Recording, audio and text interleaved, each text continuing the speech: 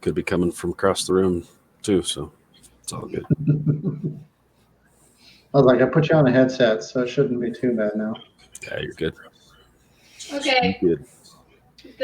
Dinger fixed it. You fixed it. Yay, we got volume back. I don't know if anybody heard anything that we said. It's okay. So go follow Red. Go follow Ava.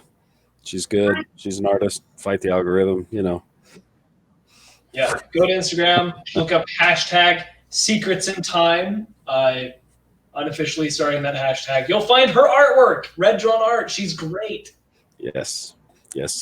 Follow DM Dingbat because he's awesome. Yeah, follow me if you want to see the best mediocre stuff out there. It's cool. Okay, so for those watching, we'll kind of do another recap that apparently we missed. It's all good. We're doing this one virtual because we got a couple of sick people that we didn't want to get everybody together and get everybody sick. So we're working through this one. Next time we'll be back to fully ready to go. So start that whole thing back over. Last we left off, the Troll Skull foreigners found themselves on the island, continent, somewhere, possibly in Schult. They had just battled a phase spider, been attacked and defeated that while they were yelling at each other, chasing each other around with eyeballs and pieces of the spider.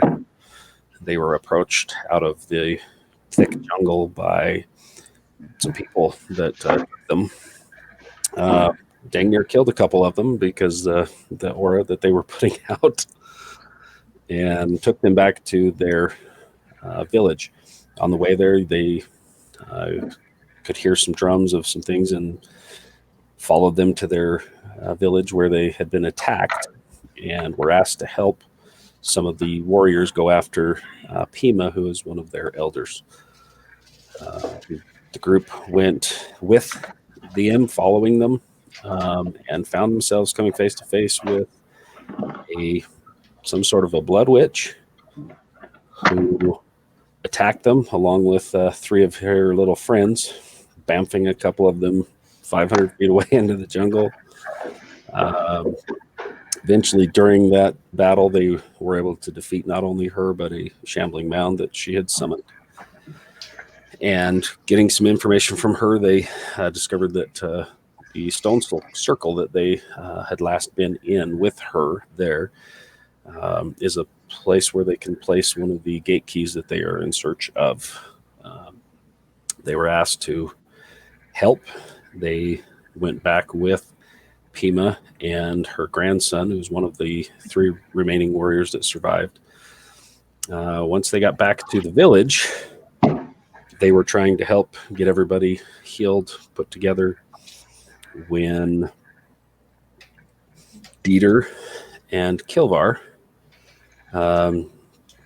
decided to take a trip. There was some reasoning behind it, but if you watched the last session, some of you probably saw that.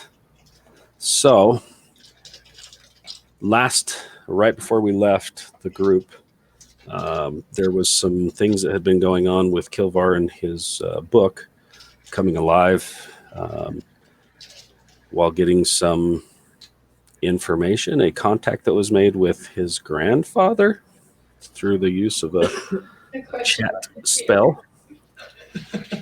And as he and Kilvar both touched and were holding this newly awakened book of Kilvar's, they both... Dieter's book. Or Dieter. Wow. What did I say?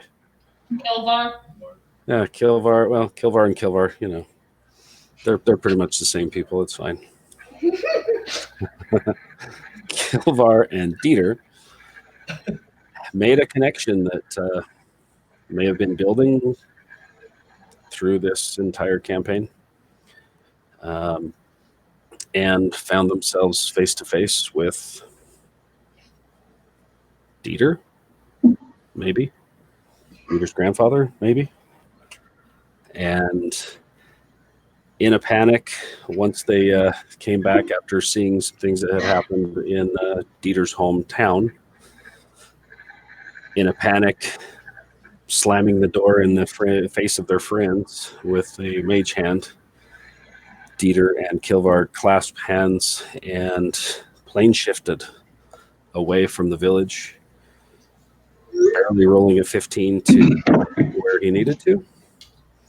That's right. In the ethereal plane, where he thinks is the right place. He did make the ethereal plane, but we'll see where we're at. So that's where we left off. The group was just barging in the door. They see them clasp hands and poof away. And that's where we left off. So we'll start with the group in the village first.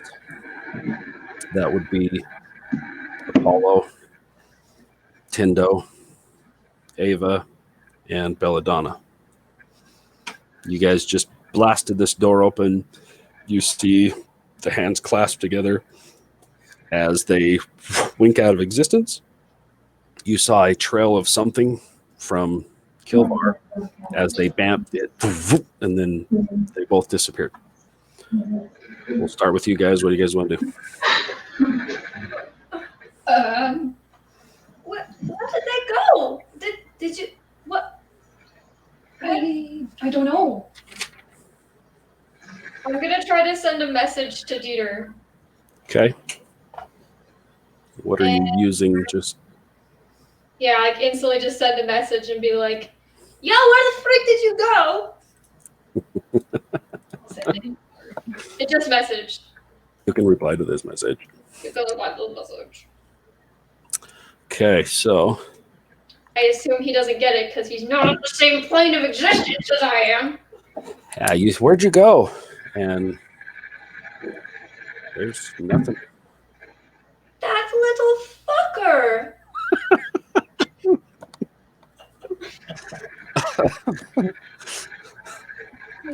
They normally leave like this without telling anyone? Well, yeah, sadly, but he promised he wouldn't do it again.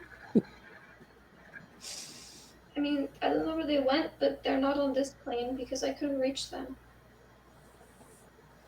The last time we did that, it didn't turn out very well. Yeah, hence why I took away the amulet. And you gave it back. Because why? Because I trusted him, okay? Leave me alone. Never make that mistake again. How long do you think they're gonna be gone? I don't know. Do you think they're ever gonna come back? If they don't, I will kill them myself. Well, Tendo, what do we do?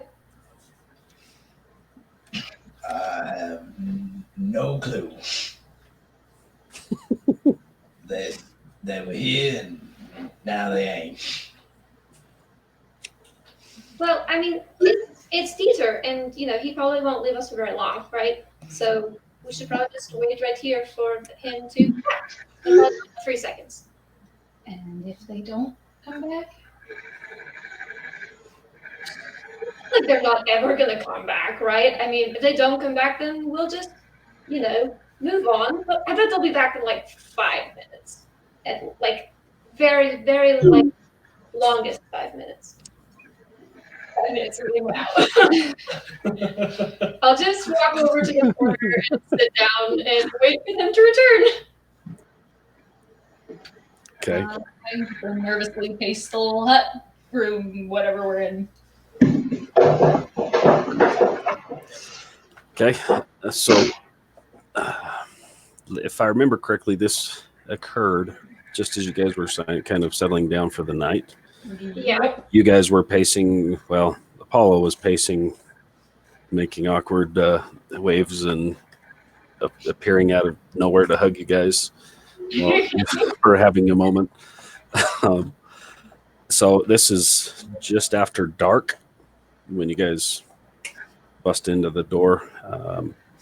There's some crackling of fires around. People are kind of getting things set for the evening when this happens. So we'll come back to you guys unless there's something you want to do right this second. Just waiting like a Yeah, sad, just- abandoned puppy. Just pacing the room anxiously. Picture the Puss in Boots with those big eyes. Yep, that David wrapped up in her cape and rocking back and forth. Yes, totally. All right. Look what you did! Kilvar and Dieter. Oh boy, oh boy. Do you want us to like leave the room? Here or- we go. I'm,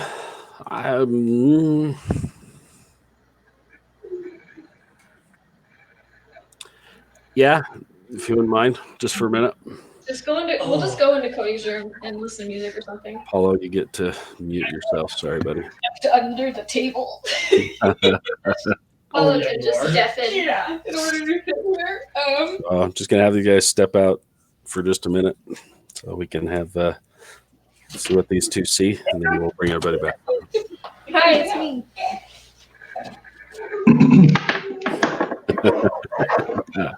I think we can go both for a second. Sure, yeah. I think we can. I think we'll probably be able to hear you in here. Okay. No, sir. If you needed to, Dieter, you could always mute the feed, mute the sound, and then you can get you on your phone. Whichever. Oh, yeah, it's okay. They're gone. Cool. All right. Just us. Just us.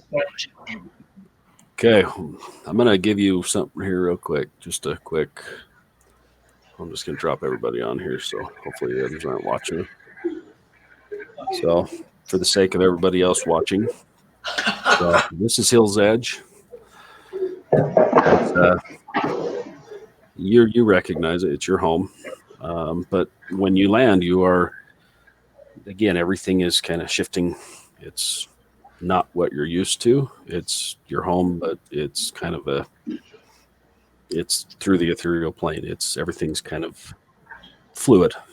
Some things are in a place where they should be, some maybe not so much. Yeah. Your home, as you land, I was assuming you were aiming for when you were doing this, you were aiming for your own. Is that right, Dieter? Sorry, I could still hear Apollo stuff, so I just muted him. What was that again? That's what I was just trying to do. All right, there we go. Got him. Okay. So I was assuming when you did your shift that you were shooting for your house, at least as close as you could get. Yeah, just home, right where Kilvar and I were before. Okay. So when you land, your home is right down here. Okay. So that's, right off the bottom of the screen. So if you pull that up a little bit. Yeah. There you go. Yeah, your home is down here, just on the outskirts of town. As you land, you're close, but you have to, it's going to take you a minute or so to run over there. You actually land on the opposite side of the river. Mm-hmm. So it takes you a second. Both of you roll a perception check for me. Okay. All right. Kilvar, here we go.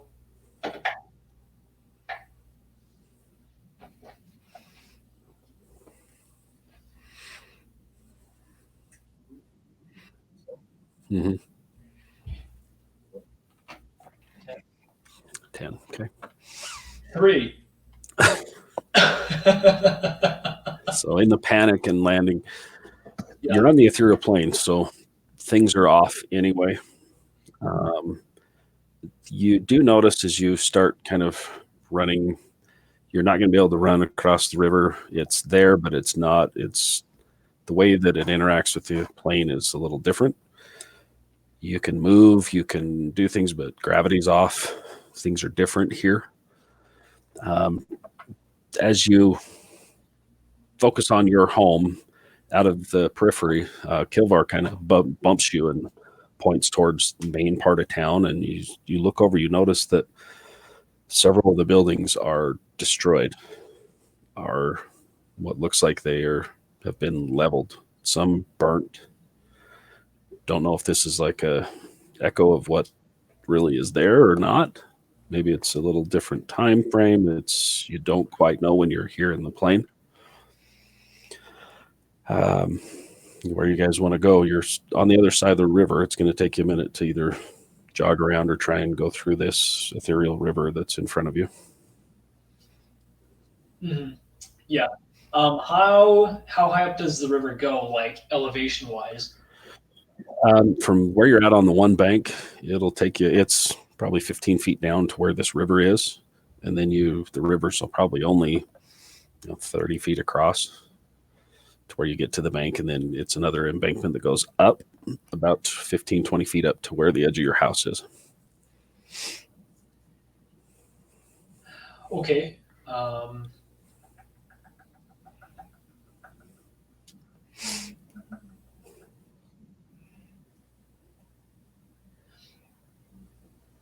Yeah. Okay, well, it's oh shit. Let's just go across the bridge, and then head up to my house. It's that one right over there, on the other side of the river. Okay. So you guys are going to make your way up here to the bridge? Yeah. And then down along the bank and down to your home? Yeah. Okay. Easy enough. As you start moving, you notice again that it's hard to say if you're in the exact right spot compared to the material plane. Ethereal plane is off. It's a transitional plane between the material plane and others, so everything in here is kind of off a little bit. But you get over towards where you think your house should be, according to what you can see. As you get a little closer, you notice that on each corner of your house, here, I'll pull you over here real quick.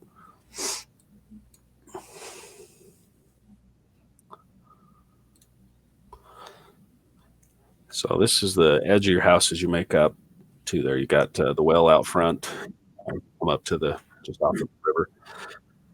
These around here are some stumps and things that have been driven into the ground around your house, probably at one time for like a fortification if needed, but they're just stumps now. Your well, you got the front door over here where you got the broken rocks that lead up to the front door. And you, dear, would know that up in this area up here is what's a barn or a place like a stable. The one little chunk here where you can bring in some horses and things. The house isn't very big, it's only a three room house, but this is your home. As you get up, you notice as you're kind of looking around that there's nothing here that you can see. It's as you get here, it's like, okay, this is my house, but it's off. Something's off. Could be the plane, could be something else, but it's something in your gut. Something is off where you're at. Okay. Yeah, I just walk right through the wall, just to go inside to where I saw the 4 Full-Strucker agents murder my father. Okay. As you walk up and you step forward, you actually, boom, collide with the wall. And you can't walk through it. Okay, I go to the door. Okay. As you kind of rub your forehead and you step to the front door, and just as you grab the door, you get the feeling that you've been here before, that you've done this before. Oh, like deja vu. Yep. All right, I turn and look back at Kilvar. Ready? I shove the door open. Okay. As you push the door open, and are you both going in? Yeah. Okay. As you guys bust through the door, You find yourself standing on the riverbank across the river, What? back over here where you first landed.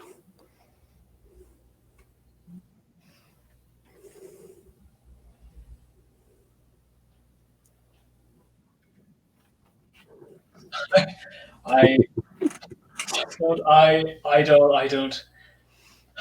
don't understand. Can we see anyone walking around like in the material plane? Like, can we see anyone? Do we hear anything else? You notice right as you're asking that, and you're like, what in the heck? You notice that when you've been here before, you've been able to see some shifting, like you said, like a passing something and then it fades. There is nothing moving. No echoes, no whatever from any plane.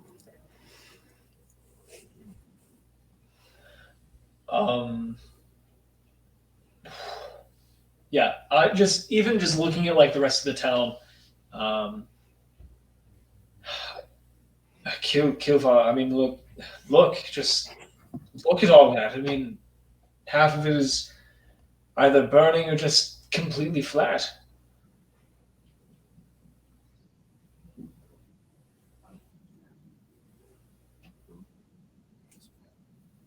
No, and I mean, the physical objects going through the wall, opening the door. Now over here on this side of the river. I mean, Kilvar, this isn't how the ethereal plane should work. I mean, I don't think so.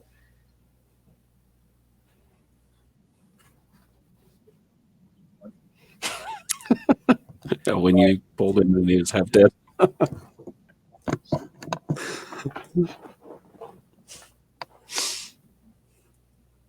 I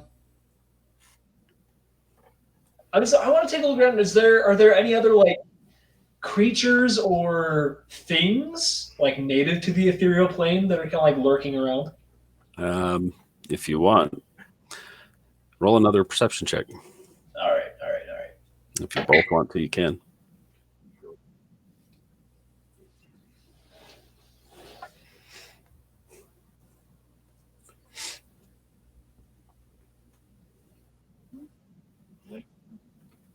Oh, that's good. I only got a 9. Okay. As you kind of start looking around again, you notice again the buildings look exactly the same as when you first landed here.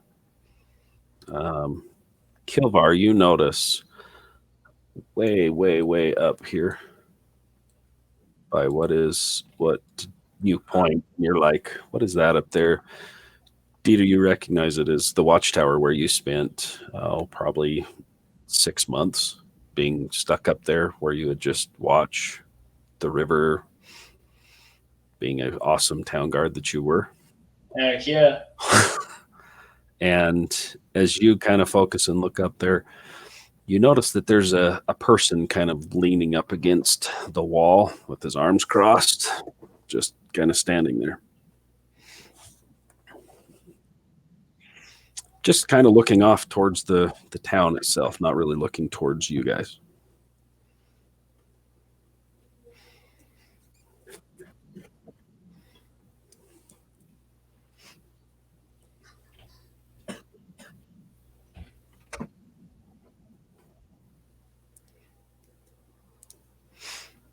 Yeah, so Kilvar sees that, but not me, right? He kind of nudges you and is like, what's Oh. up there? And you're, oh, it's the guard tower. And as you say that, he's like, no, right there. And you see what he's pointing at, the guy leaning up against, kind of with his back, arms crossed, just kind of sitting, leaning back. He's standing, just leaning back against the wall, kind of overlooking the town.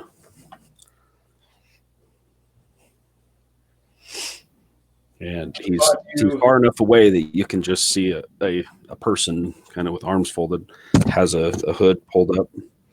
It's kind of a dark gray, just nothing real distinct, just a person kind of leaning up against this building up there.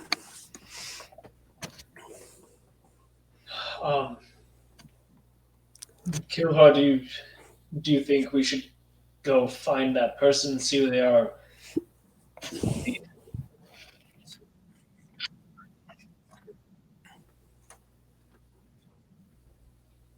Yeah. Uh, we'll I'll go across the bridge and just kind of follow the thing. No, actually, I'll just kind of like run along through town itself, just try to kind of like take in the view and like try to catch as many details as I can along the way and try to approach the watchtower. Okay. So you're just gonna go straight up on through, following the little main town road up here, going straight through. Yeah. Okay. Are you gonna go same way, Kilvar? You guys aren't gonna split up. Okay. As the two of you kind of jog through town, heading up north, it's Dieter. Things are as you remember. Some things are different. We don't know whether it's maybe from just you being gone for a few months, that there's a couple buildings that weren't there before. Some of them, like I said, are completely burnt and leveled to the ground. Looks like it's a lot of buildings may have been or are or were destroyed. Said it's weird as you're running through here, things feel a little off, but it's your town. Things look very familiar, but there are some things that you notice are a little different. A couple of the houses are either you're looking at it and you're like, that wasn't there, or wait a minute, the barn was on the other side of that house. Little things that you're kind of get are hitting you and you're like, not quite right. Nothing huge, nothing major, but there's some weird things going on. Mm-hmm. Okay, all right.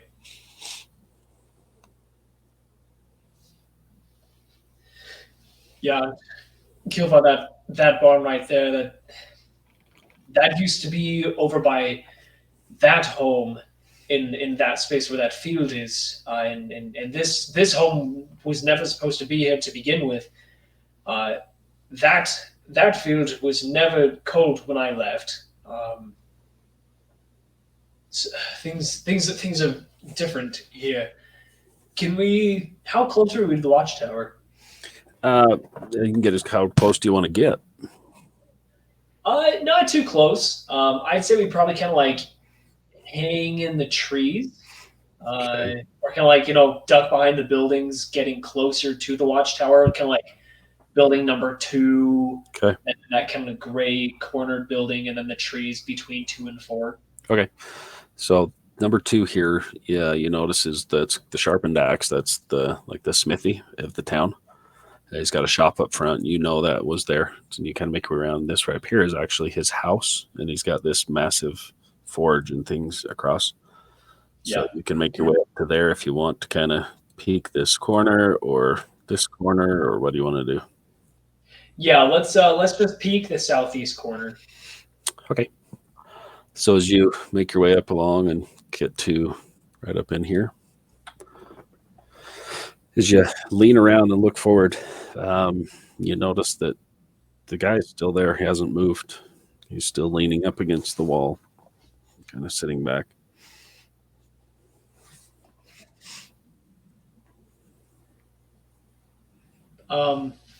Is he just kind of in the same, grayish sepia color as like everything here, or does he actually have color? Most of it is just kind of gray. He's got a really indistinct. You wouldn't even have noticed him, like I said, unless Kilvar had pointed him out that he was standing there. Okay. Does he look like one of the 4 people that burst into my home before? Could be. It's hard to tell from where you're standing, looking at him, and what you saw briefly in that vision that you had.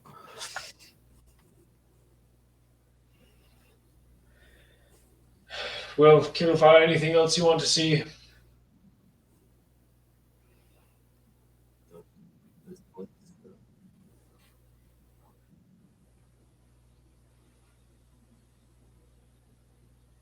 Yeah. What about Rockmount Manor? Number 1. Is that still standing? Is it destroyed?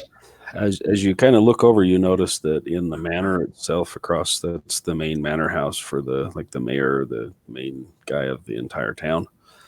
You look across and you notice that the smoke coming out of the chimney, it's weird. There's actual smoke coming out of the chimney, and you notice that a couple of the windows have light coming out of them. They were on this corner back here that you couldn't see from before. It's got a light, kind of faint light coming out of one of the windows.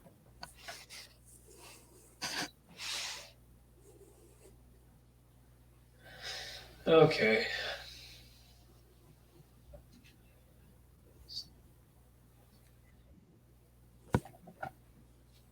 Now here's one last question. Mhm.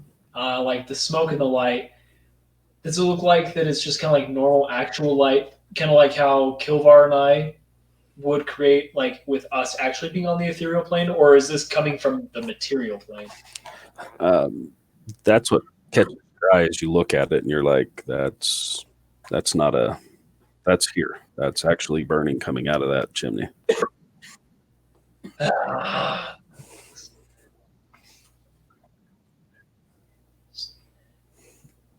Yeah, I agree. I agree. We go, we're in, we're out, we're fast. We have to get back. I mean, this. Yeah, we're en route. Let's go. So where are you going to go? How steep is that cliff face to get up to the manor? That right there is pretty dang steep. That's why the house is there. It's up on a kind of a bluff as you're looking across from where you're at. It's about a 10 or 15 foot slope down to the river, and then it's about a 30 to 40 foot cliff, and then to the edge of the building up above you. Okay. All right, Kilvar. I'm going to polymorph myself into a giant eagle and carry us right on up, and then I'm going to drop it. Okay. I cast polymorph on myself. I turn into a giant eagle. Either let Kilvar climb on, or I just grab him myself, and we just fly right up to the manor. Okay, so where are you going to head to? What part of the manor? Let's see. We are. Yeah, we're just going to drop right here. Just on this edge over here? Correct, yeah. Just Okay. right outside the window. Just enough. I would like to try to take a peek in with my eagle eyes. Okay. So you're going to fly up. How high up are you going to go? Or are you going to go like just straight beeline across from where you are to there? How are you going to? Yeah, just straight beeline across, not going up too high. Basically, just point A to point B as quick as possible. Okay. So you polymorph into an eagle. Are you going to jump on him, or are you just going to grab him by your claws and carry him? Kilvar, If Kilvar doesn't move quick, then I'm just going to grab him. All right. You grab a hold of him, and you guys start cruising across. Just as you get just above the cliff, your fade drops, and you two both begin plummeting. I need both of you to roll an acrobatics check.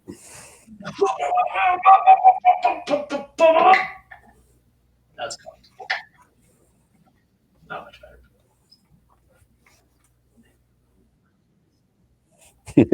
You can roll the real dice. Go for it. Yeah. How high of a drop is it that we're falling? So I'll say you guys are probably falling about 40 feet. Oh, shoot. In Not that case, terrible. I will use my reaction to cast Featherfall on Okay. Kilvar. Okay. As you try, it doesn't take, and you keep plummeting. Make one roll. Say what? Okay. Dieter, I need you to make this roll, your acrobatics with disadvantage, because you cast and you couldn't. Oh no! Oh no! Acrobatics check is a 5. Okay. Kilvar, you, just as you catch, you actually hit the edge of the cliff and grab a hold, and you see Dieter kind of bounce off the edge and continue falling. Dieter, you end up rolling all the way down and into the river, Oh shit! and you take 10 points of falling bludgeoning damage. Oh no! And when you do that, you notice, Kilvar, as you hold on and you kind of pull yourself up, you glance over, and the guy that was by the tower is no longer standing there.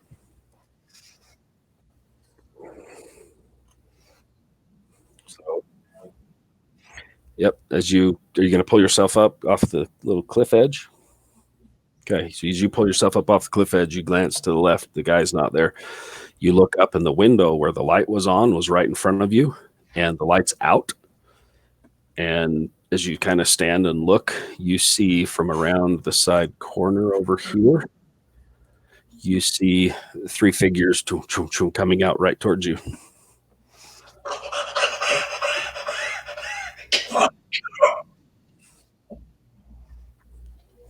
What do you want to do? You got 1 round before they're going to get to you, and we're going to have to roll an initiative. What are you going to do? Oh no!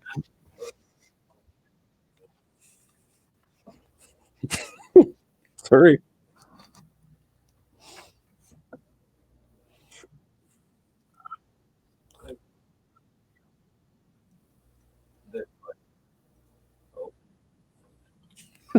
Where at? Where are you going to go? It's all good. Totally missed, Oh no! I'm so dead. totally missed where you're pointing. Oh no! Okay. That's kind of where you climbed up right here. No, the window you're looking at is right here. And the guys are around from here and heading right towards you.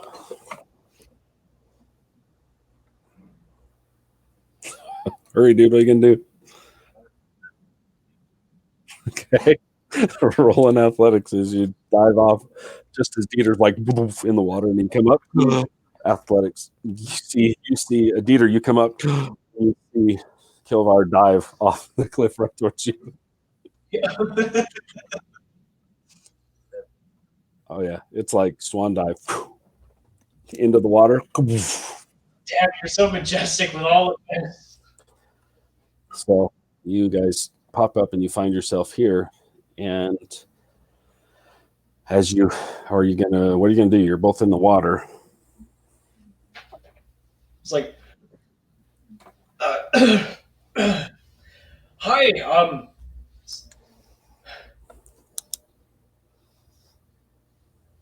I'm just still treading water. I have no idea what's going on. Okay. As Kilvar comes up out of the water, Dieter, you see and you hear some kind of a up above you. As you look up, you see 3 figures standing up on the cliff above you.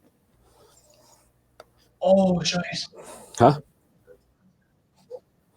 It's dark right now here, even in the misty stuff. I mean, they're hooded figures. There's 3 of them that you can see standing up there, kind of looking around.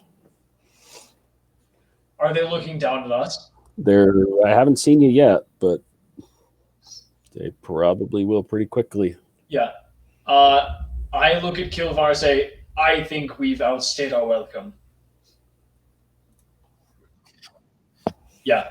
I grab onto his armor, and using the Amulet of the Plains, we plane shift back to the material plane, back to the hut for the gentleman, the gentleman's hut. Okay. As you try, the amulet doesn't kick in. Okay. At that point, I was like, if it goes again, we have to go. And I just go under the water and just start swimming downstream with the current. Okay. I say, we gotta go. Follow me. Let's go under and swim. Okay. How far are you gonna swim? So you're gonna head from basically here. You're heading south down along here. Yeah, I just want to get out of range. Okay. From the eye view or like the line of sight from the people on the top. Okay. That's my goal for now. As you round the bottom end of this cliff here, you get to about right in here. Yeah. And You feel a tug pull it from you. You guys end up right back here, standing like you just landed. Uh, You're standing on the bank like you just landed there. You're still dripping with water. yeah. And you notice a person standing up here on the hill, arms crossed, hood up, standing there looking at you guys. I still have. I'll put a hand on Kilvar's like armor, like on his breastplate. Okay. I'm gonna cast plane shift again. Okay. Gonna roll for it. Oh, all right. We're getting out of here. Enough of this. Like we ain't running no tricks with no one anymore. This is BS. We're getting out of here. Okay. Okay, so intelligence check.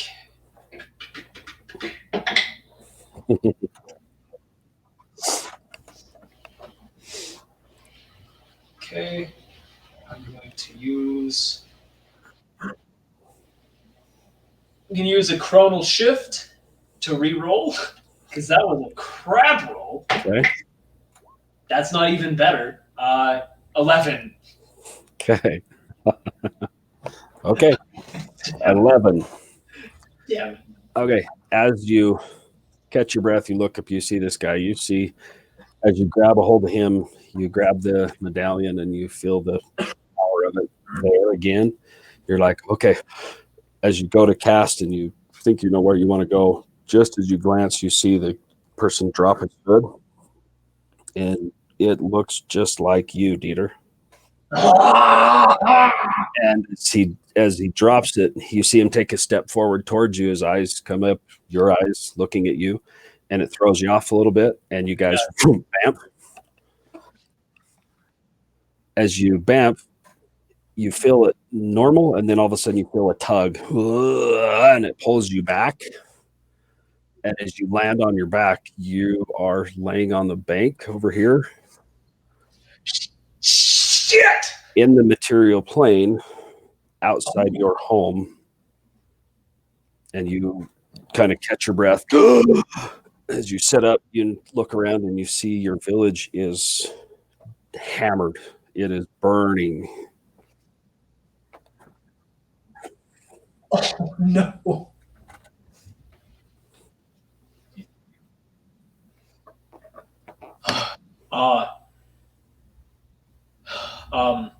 I Kilvar,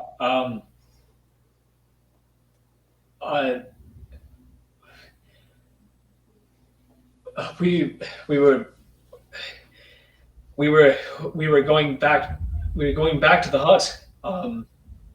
And it's something pulled us back here. It's the material plane, but we're not supposed to be here. All of this that's going on. As you guys sit up and you're kind of like, what the hell? You're having this conversation. You look across the little river over here towards your house over here, and you see 3 figures come out of the front door, and you see them put their hoods back on and start walking back towards the middle of town away from your house. I just grab Kilvar and we just get down as flat as possible, trying to stay out of sight. He's like, get down! Roll a stealth check. Oh, shiz. Yep.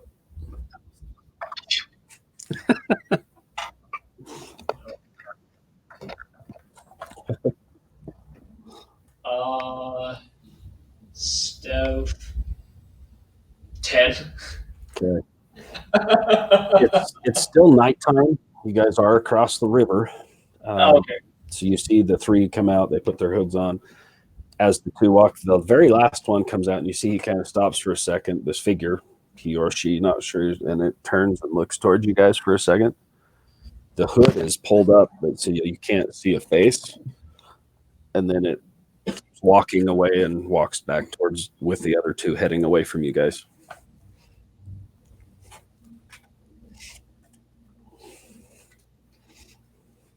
what do you guys want to do?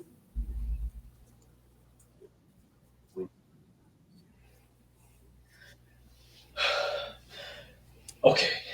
Okay. Okay. Okay. Okay. Okay. Okay. Okay. Okay. Okay.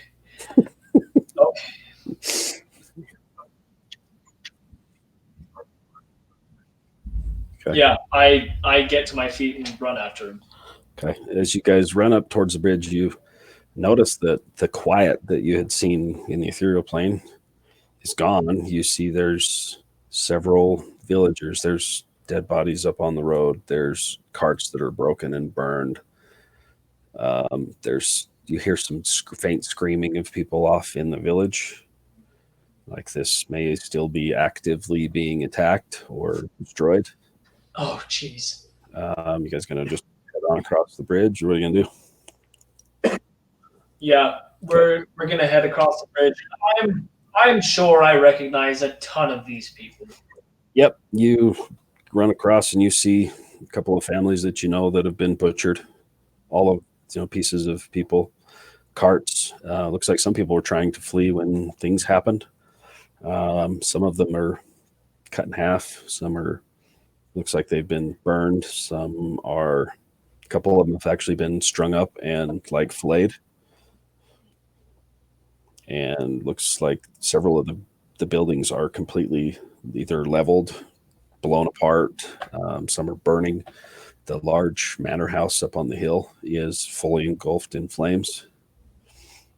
Your home down here in this corner is the only one that is either not flattened or burning. Oh my gosh. Okay. Yeah, like Kilvar said, we just make a beeline for it. Okay. As you guys make your way back to your house. Yeah. Sorry, real quick, do we see like any hostile people, like anything that's causing all of this? Not really. The three figures that you saw that had headed off back into town have either been lost in the smoke or the dark, flickering shadows. It's hard to tell from just the quick running around if there's a bunch more people. You hear some distant screams of people, but they're not super close. You hear some screams that sound like they're probably off on the other end of town. Yeah, okay. Are you looking for specifics like how these were destroyed, or is that what you're asking? Yeah, I was just kind of like curious as if we saw like any humanoids like were actively like killing people or like No, you don't see any people. Okay. The only three, the ones you've seen are those three. Everybody, other person that you've seen has either been ripped apart, cut in half. Some of them are missing like half their body's completely gone. Okay. So you guys make it back up to your house. The couple of trees that are outside are the only thing that are on fire. The house itself is still intact, and the windows looks like they're shut. The front door is shut. Okay. Yeah. I just go running up and just push the door open. Okay. As you run in and slam the door open, you find yourself in your front room, which is very familiar to you. Mm-hmm. If it'll work here. Why that didn't open up. Hang on. Find the right thing here. Sorry, I'm trying to get the right thing to open up. There you go. So your front room that you come in and open up, you notice this is your front room that you're used to seeing. You find as you guys step through the door, both of you going in? Yeah. Okay. As you guys step through the door, you see where's it at? Sorry, I had it here. Now I lost it.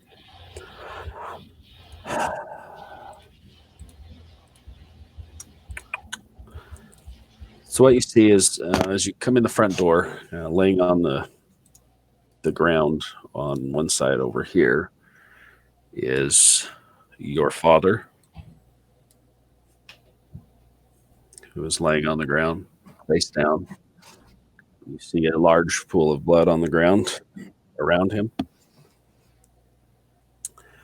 And as you step through the front door, you kind of glance around. You see that the bookshelves and some of whatever was on his tables has been, like, his tables are disheveled. Everything that's in this bookshelf over here has been either ripped out and thrown on the floor. The writings and some of the things that he had over on this bookshelf are scattered throughout this area up here.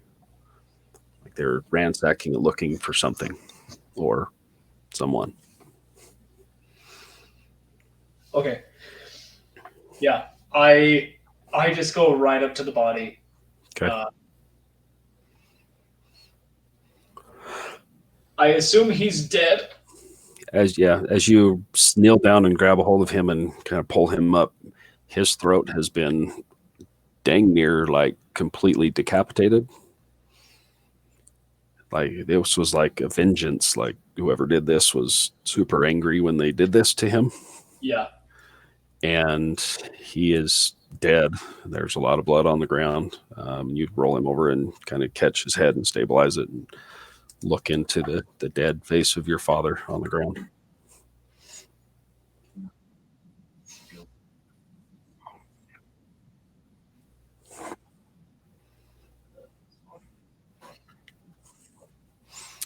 That would have been in another room. Where you guys kind of came in was in a room back here. And you heard the scuffling and you guys came out this door up here into the room and saw the people barge in. Okay. So, Dieter, you're there with your father? Yeah. Oh, man.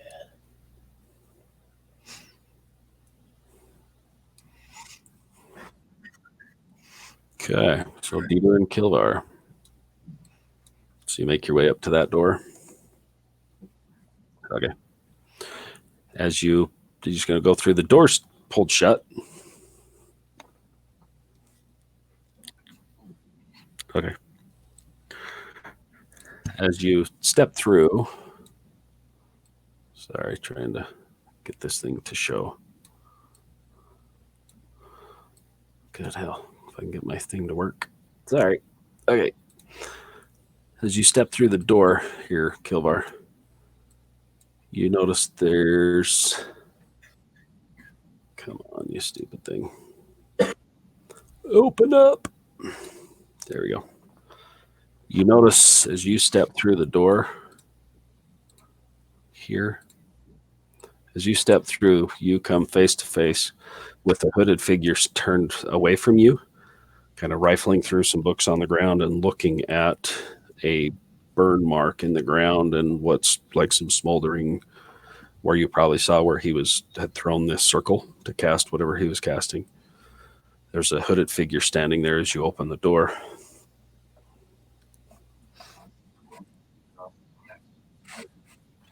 Okay.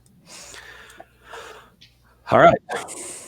As you turn and see him, his head turns towards you slightly, and you catch just the side of a face that actually has a slightly feline face on just the side.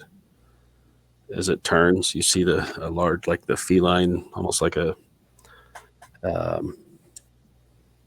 tabaxi type face, just the side of it. And the face turns and looks at you, and the eye gets extremely big, and you see it grab its chest as it turns towards you, and you see it yank something off of its chest. You got one chance. Roll a d20 to see if you can grab him. Ooh, come on, Kilvar. Nope.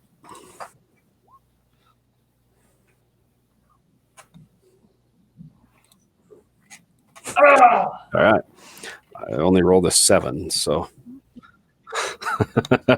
So you hear Kilvar, hey, Dieter, and he bolts into this room, and as you reach out and try to grab a hold of this person, it bamps just like you and Dieter have done several times before, shifting planes. And as you grab a hold of it, you disappear with it. No! Okay. Hold on. Roll a d20.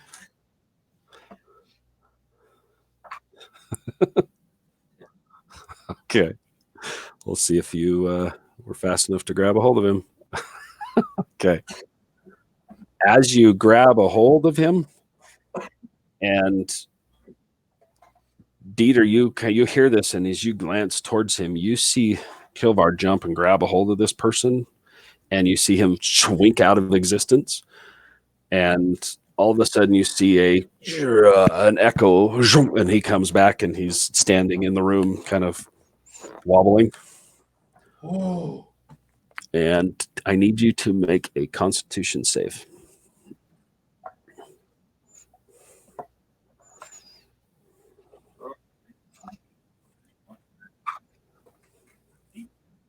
All right.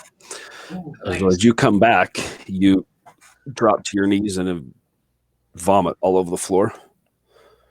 And you would have taken 25 radiant damage. So it's halved because you saved it. 12 radiant damage because it's like radiation that hits you. It makes you nauseous. You hit the ground and barf. And you're like trying to figure out, your vision swims where you're like trying to figure out where the hell you are. And then it takes you a second to come back. But you find yourself on your hands looking at the ground, looking at this kind of whatever, this burn that's in the ground. And as you catch your breath, you guys hear from outside footsteps running back towards the house.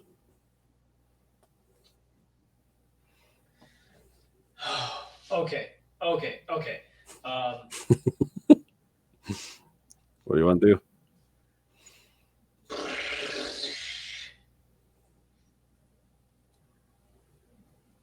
You know what? Why not?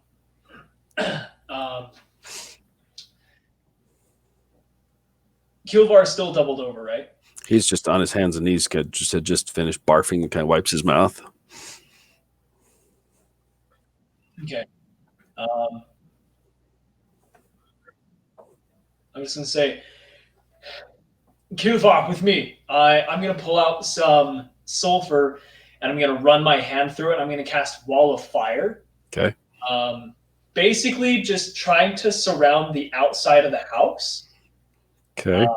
To hopefully buy us a few seconds and deter whoever's trying to run to the house. Okay. It has to be a spot that you can see. So you're going to run to a window and look out the door. It's all just... The door's open. I'll say that. So you could put it outside here along the front. Yeah. Sure. Or boof. No, boof. Oh, golly bolly boof.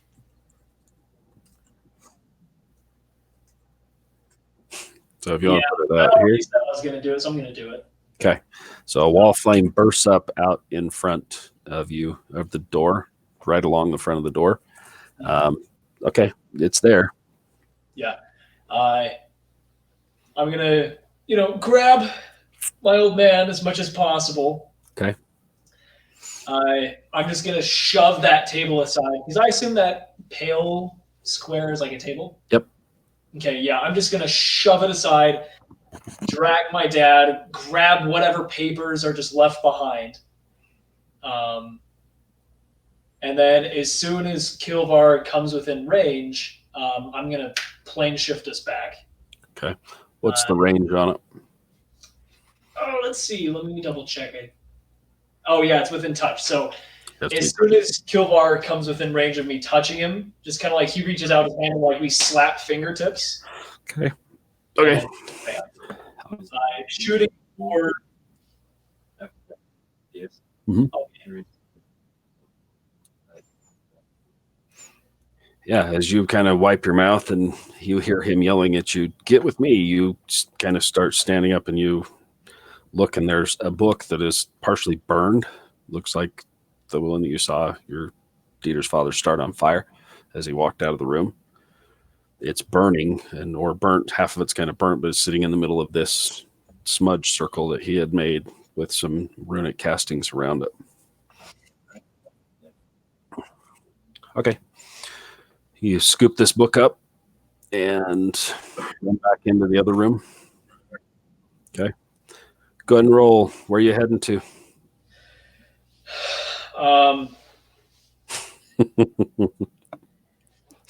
You know what? Fuck it. I read of some pretty great positive planes of existence like Mount Celestia. Okay. So yeah, we're honestly aiming just for the shores of Mount Celestia. All right. As you run and you slap hands, go ahead and roll for it. 15. You and your 15s. All right. As you hit it and it starts to charge up, you notice, Dieter, right out of the corner of your eye, the room that he had come running out of, that there's the markings on the ground. As you start to cast this and you reach up, and just as you guys touch hands, you look past Kilvar and you see the runic lining of, you can just catch the corner of this that your father had cast. You see it flare up like it's charged with energy. It comes to life as you guys slap hands. Ooh, interesting. Okay. And it pulls you. Are you taking all three of you? Mm-hmm. Okay. Yep. Taking my old man's body with us. Okay. As you rip through where you're heading to Mount Celestia, it takes longer for some reason. You guys feel like you're being pulled and stretched, and something is off as you're going. You feel your hands being pulled away from your father, and then you slam back together, and then you're separated. You join back together again. And as you land, boom, all of you, your father just bounces. I need both of you to do a Constitution save. Ooh.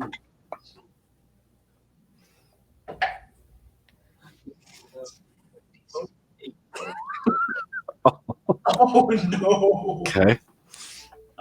14. Okay. You both hit the ground extremely hard, knocking the wind out of both of you.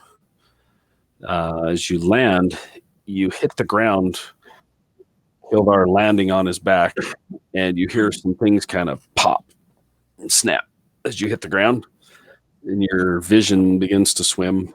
Dieter, you bounce off the ground, you lose grip of your father.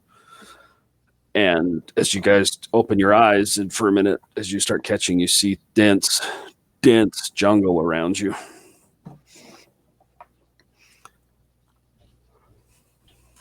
Okay, yeah, like I don't even care about the jungle. I'm looking for Kilvar and then for my father. Yeah, as you kind of sit up and take a look around, Kilvar's just a few feet from you, laying on his back, like, oh. And your father is 5-10 feet away from you, kind of just crumpled up on the ground where you guys hit the ground and bounce. Yeah. So you find yourself again, dense jungle. It's dark. As you kind of sit up and look around, you scramble over to where your father is, and you grab a hold of him, and you hear not too far away some voices, and it sounds like people talking. Yeah. I look over at Kilvar and I just put a finger to my mouth. And I point in the direction that we hear the stuff coming from. Like, can we hear what the voices are saying? It's common. It just sounds like people talking about Yeah, can you believe that? And then it kind of fades out. And yeah, I know there's weird, strange people. And then it fades out. They're not too far away from you guys.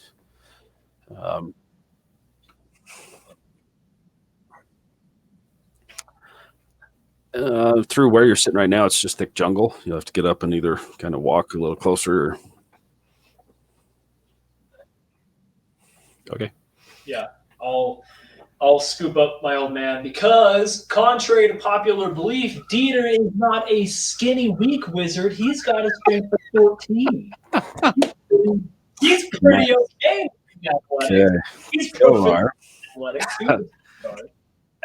as you stand up, Kilvar, and you go to take a step forward, something in your body feels broken, like it's not connected right. You take a breath for a minute, and Dieter, as you're like, yeah, go check it out, you grab your father and you turn and you see Kilvar kind of, he takes a step and his back catches and he's like, oh, oh, oh, and you see his form separate. Is it and back together as he catches his breath? You take another step and it breaks apart again. And you hold it for a minute and then it slams back together and you catch your breath. Your eyes are swimming as you're trying to catch yourself, steady yourself. You feel your something coming apart, back together. I've got my old man over one shoulder. I'll go over and just kind of like support Kilvar with my other. Okay. As you guys come walking up, you make your way slowly through, and as you guys step a little bit closer, you kind of look through and you see the out village that you guys had left before. And you look across from the people that are closest to you. There's two other homes, and you glance to your left and you notice, oh, that's the gentleman hut where you guys had set up. And you see your friends running to the door, try to push the door open. You see it get slammed back in their face. You see them kind of looking at each other like, what the hell? You hear Ava like, Dieter, open the door. And she turns and looks at Belladonna and says, open the door. You see Belladonna take a step back and black kind of visage comes out of her and she steps up, boom, hits the door as it slams open. You guys see a flash inside. And you guys are standing about 30 feet behind. Let's grab everybody and bring them back. No, oh my god.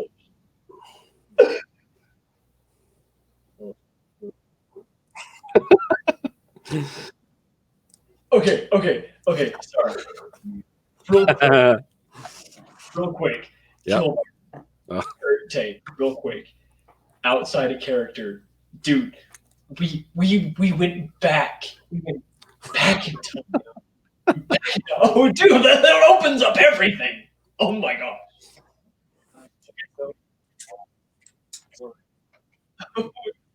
Oh, dude, oh my god. Okay, all right, I'll go make sure the hooligans know to Send them a message, so they should be back. What's up, little man? That was like an hour. Are you alive? Yeah, we were up there pretty much sleeping on the floor. It's been an hour. Sorry. I'm so sorry. Had some spicy stuff going. It's not. I'm so sorry. Please come play some D&D. It's okay. I guess Seriously, you guys should. You're about to find out. You have a chance.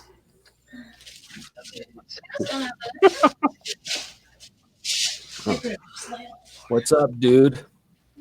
Oh, look, a house. And a dead man. Oh, yeah. I should probably move that so you guys can't see it, huh? Oh, well. Too late. You're back there. It's all good. All right. So as you guys are kind of trying to figure out what the hell happened, where they went, you guys are step out. You start pacing around the outside. Belladonna, roll a perception check for me. Oh, geez. Okay. Can I ever just use my passive? See. 15. All right. As you step out, you hear Ava like cursing under her breath, little asshole. And you step out and you look up and you look past and you see coming from the jungle edge, you see Dieter scooped up underneath Kilvar as he's kind of stepping, and you can see his form is like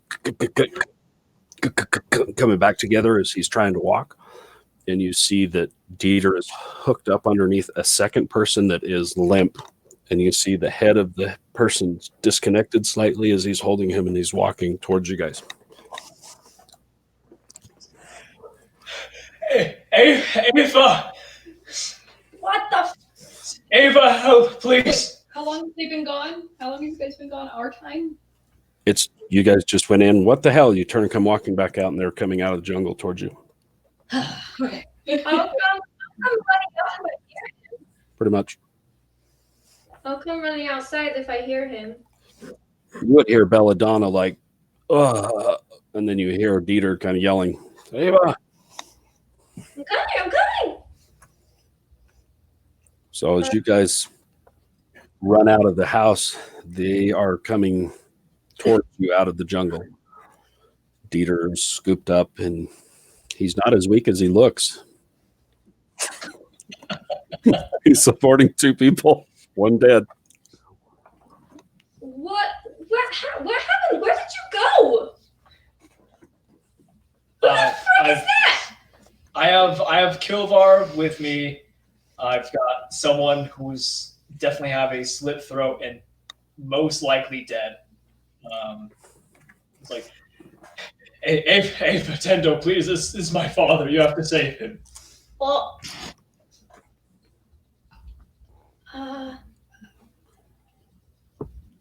I cast Gentle Repose on the body. Okay. You guys would have seen, I don't know if Apollo was with you guys in the little hut, but Apollo, you come behind them and you heard the whatever it was in the bushes.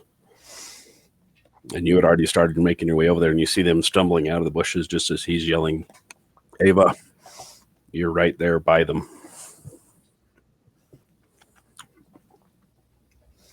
Sorry, I think I muted you.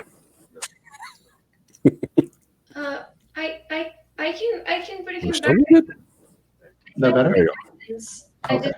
I don't have the spells right now. I'm super. Where did you guys go? Yeah, we're still soaking wet, right? Oh, yeah. You guys, yeah.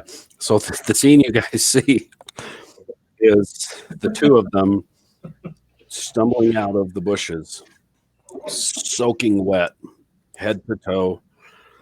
Peter is, like I said, holding on to looks like his dead father's body with one arm, hooked up underneath the side of Kilvar as Kilvar is kind of dragging his arms, and he's trying to walk, but he's in pain, and you can see his body is like separating, like the form of it's like back together, like it shifts, like something's coming apart from him and then back as he takes a breath, as it's like a glitch, like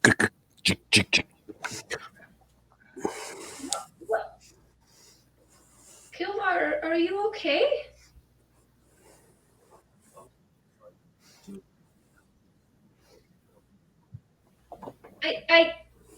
Well, set him down somewhere. I'll have to do it in the morning. I don't have the spells right now, but I cast the spell so we can do it in the morning. Are you 2 okay?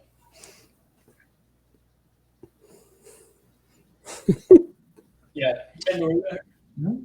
Yeah. If you come close, it's like, Tendo, please. And I'll just kind of like give my dad to you.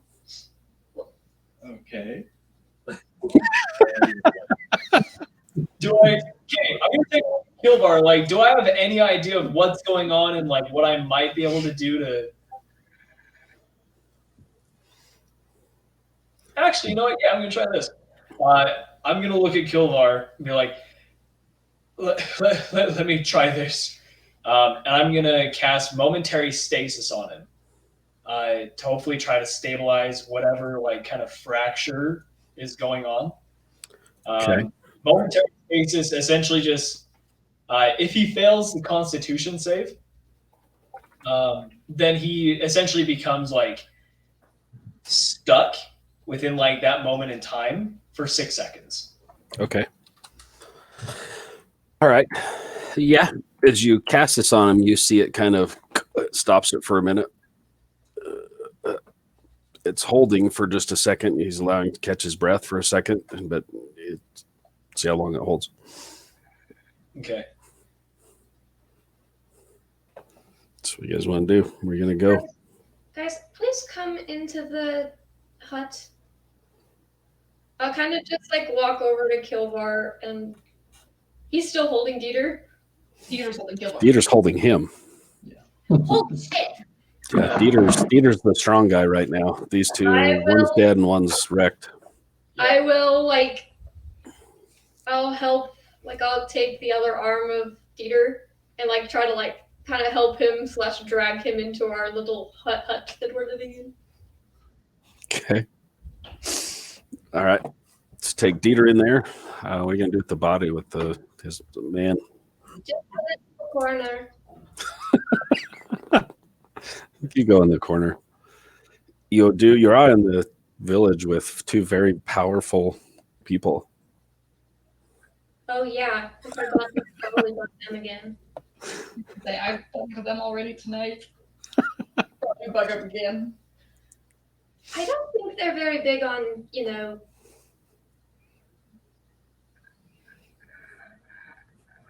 well, I guess it's just bringing him back to life, right? I don't know if they're big on that.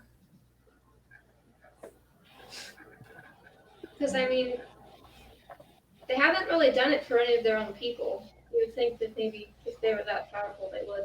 But just saying. Could it hurt to ask? Well, They don't like me. I don't think I should be the one asking. they could turn his body into grass, but other than that, I really don't know. I'm sorry. Are we going to just pretend like everything's like this is normal? Until they're in one piece, and then I'm gonna kill them. We have to deal with one thing at a time.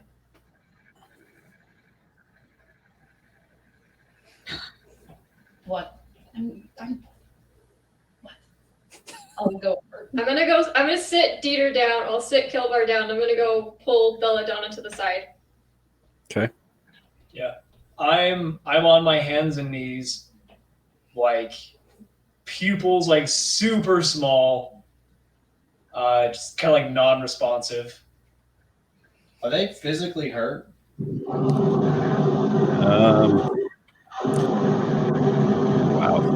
That's really loud. All right. I don't know why it's doing that. It's all right. From what you look at, you're not seeing a whole lot of injuries on them, but like physically that you can see. Other than Kilvar can barely walk, you can tell he's in a lot of pain. But it's like his physical form is like fracturing and comes back together, but it's kind of like glitching. Dieter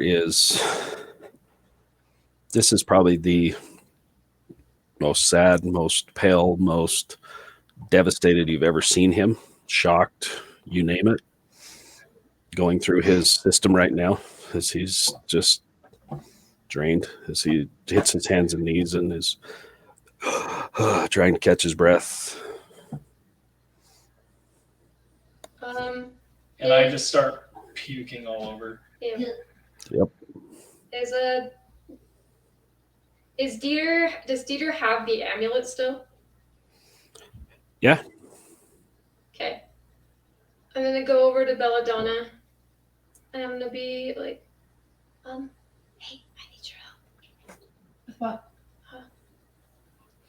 I'm gonna take care of these two. Can you maybe just try and take the amulet from Dieter when you get a moment? I don't dare, but I think you're sneaky enough, and if he catches you, you can just punch him. All right. I can't pretend this is normal. I know. This is not okay. It's fine. Everything's And I'm fine. not being quiet. So if either of you are paying attention, you can hear me. This is not okay. And I'm just gonna turn and look at Dieter. What were you thinking? Why did you do? Let's have a. No, we would have helped. Look, I know I might not be very important to all of you yet, but you're all already important to me. And I have lost enough people for 3 lifetimes, and what if you had run into him again? Huh? I couldn't have helped you. None of us could have helped you. You were gone. And you didn't even think to invite us. I think maybe we should talk about this in the morning, Bella. They don't exactly look good. The last time we brought a demon back, and look at Kilvar this time. I don't think we should be using it. I'm glad you're both alive and okay, and we're gonna do what we can to help your father. But I thought we were supposed to be a team. I'm just gonna walk over to Dieter. And I'm gonna try to take the amulet from him. You stop me. No, I'm completely unresponsive. Like I'm Yeah. just on my hands and knees, just like staring at the ground, like basically staring at my own vomit, just muttering to myself over. He's pretty catatonic, like whatever these guys just went through. That completely overloaded his system as he's standing there. He probably didn't even hear you yelling at him. Like I didn't show any signs of just responding or acknowledging you guys. Like I just keep muttering the same stuff under my breath over and over. If he doesn't say anything and she's able to get the amulet, I'm just gonna stick my hand out and see if she'll give it to me. I'll toss it to her. And I'm gonna just grab it and turn around and I'm going to our hut. I don't want to be angry, but I think if I stay here longer, I'm going to be. And I'm gonna leave. Go ahead.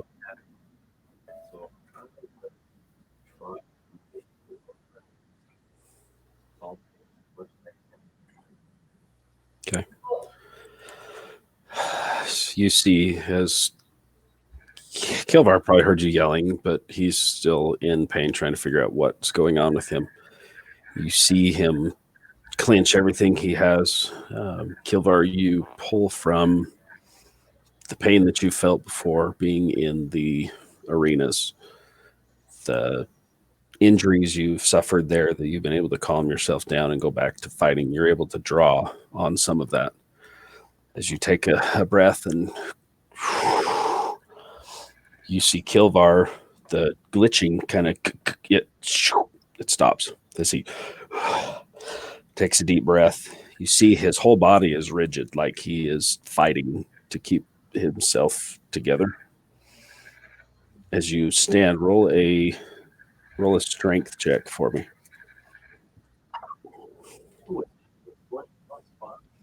Oh, Nice. So you see him he leans forward and you see him stand up, and it takes him a second, but as he stands, you take a breath, and as you breathe it out, you calm yourself, and you see him clench his teeth, and you see an echo of himself standing next to him pop out.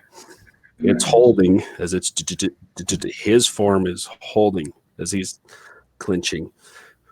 Take a deep breath. You open your eyes and you see this figure standing next to him open its eyes.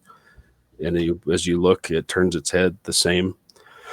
As you exhale, it comes back together, and you catch yourself right and look around, and you start to feel a little more normal, but you feel that there's that break, but it's to a point right where you can hold it right now. oh cool.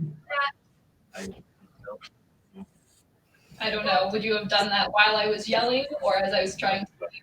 Probably right while you were yelling and screaming at Dieter on the ground. He's catatonic. As you grab the amulet and you turn, you see Kilvar stand up, so you kind of have to stop and kind of either back up or sidestep him as you see this separation as he holds it, and then it goes back together as he's standing kind of by the door. looking at you.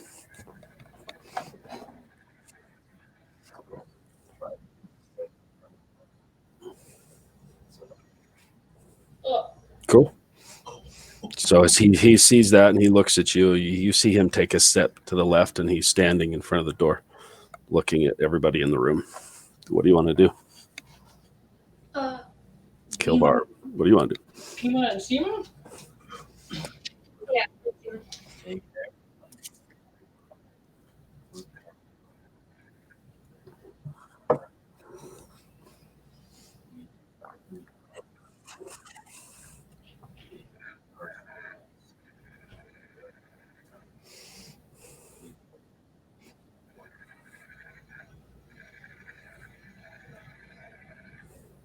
I still don't see why you couldn't have invited us. It doesn't make any sense.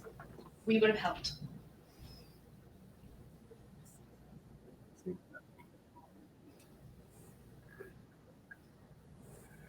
For the thing happening at the Kilvar.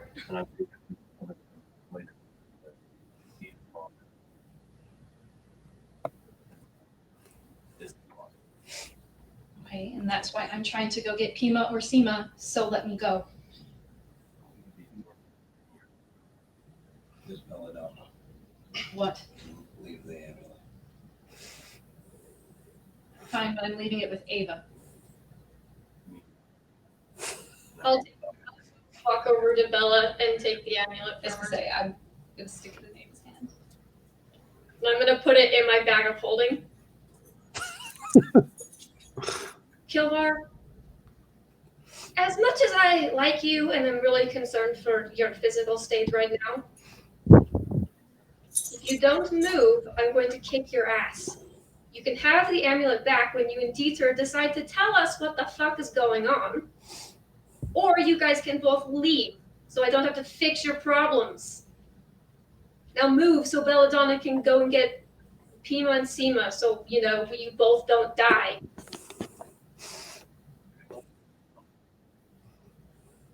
I'll go back to Dieter. Tendo, as you saw Kilbar stand and what happened to him, you recognize what happened as what looks like there are some special military forces among your people that specialize in what you just saw, but you have never seen it from anybody other than your race and those special forces. You've never seen it. So when you saw that, you don't know if anybody saw you, but that would have absolutely shocked you to see what you just saw happen. That's probably the reason why he looked at you, Belladonna, and said, give him back the amulet. I'm just not going to say anything, and I'm gonna go see if Pima and Sima are still awake. Okay. So Kilbar steps aside and lets you walk out the door. They're still in there as you go bang on the door. I don't know what you're going to tell them or what you're going to. That's a real good question. I guess I'll knock on their invisible door, whatever it is, and Pima, Sima, I know I already owe you a lot, but my friends could use some help. As you're kind of saying this right at the front door, as you're leaning towards them, you hear two voices behind you, and they're both like, "We know, come show us." And you're like, "Ugh!" And you turn, they're standing behind you outside. Okay. So it's going to take her a minute to get back. Is there anything you guys want to do before Pima and Sima get there? I was just gonna go back to Dieter and try to get him to like calm down, like sit him back against a wall.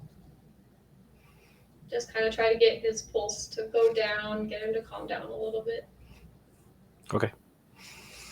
A minute or so later, Belladonna comes back in, followed by the very small, shriveled woman. Yeah, I would like to do something. go for it. I don't say anything, and I leave the hut. Okay. And As I you went, where I was whenever Ava came and found me earlier. All right. Ava's over kind of tending to Dieter. Kilvar, you see Tendo stand up and walk right past you and go out. Do you say anything as you go out or just walk out? I just leave. Okay. Oh, He steps up. I'm also gonna be bossy and tell Kilvar to sit down.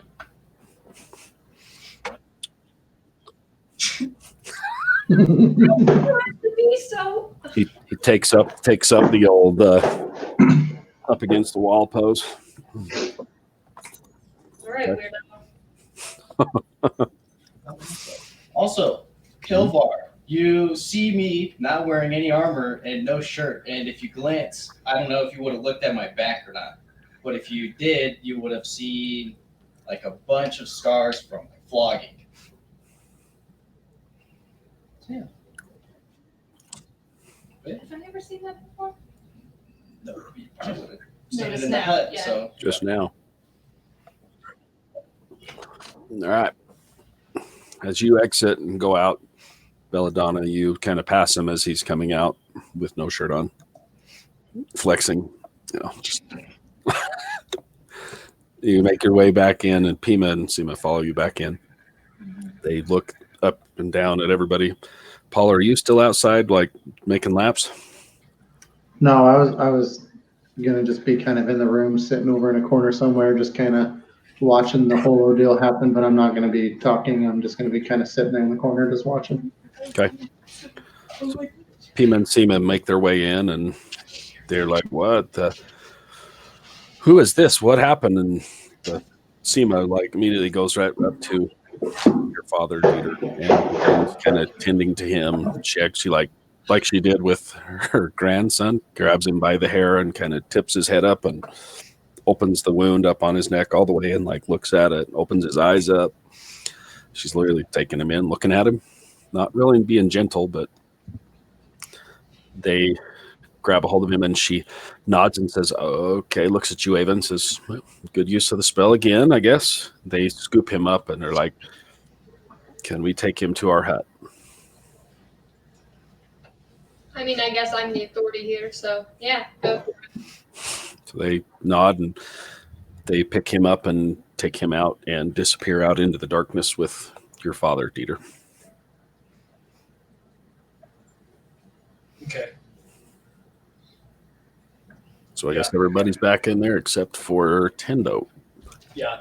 And while I've just been like muttering to myself the entire time, I've just been saying things like, I wasn't fast enough. There's so much. Just I could I was not fast enough. What's that?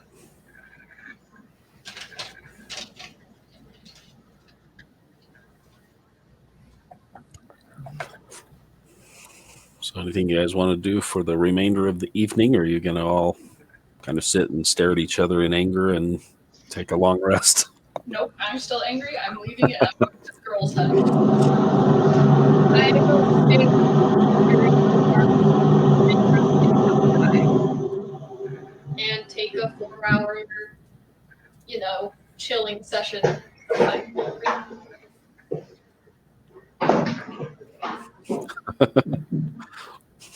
Your little Bluetooth is going really loud. Why? It's all good, man.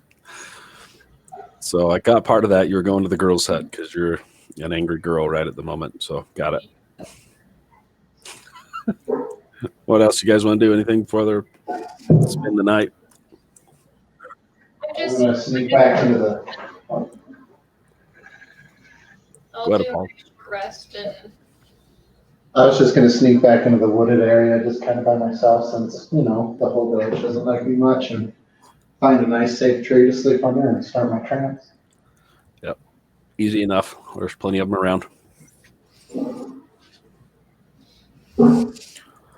I grabbed some of the papers that were at place. Okay. Is there anything legible? Anything interesting? A lot of the papers that you grabbed immediately where he was when you started grabbing what you could right there. Yeah. most of them look like a couple of them are like bills, like orders for stuff, for supplies for your horses, just mundane stuff. There is one letter in there that looks like it was either written to your father or your father was writing it to somebody. There's no signature on it, so it's kind of hard to tell which way or who it was to or from. But it's kind of vague as you kind of read it. It's asking like questions about the goings on in Waterdeep, some rumors that have been floating around the countryside, and right at the very bottom, you notice that there's a short little entry in that letter of something referring to the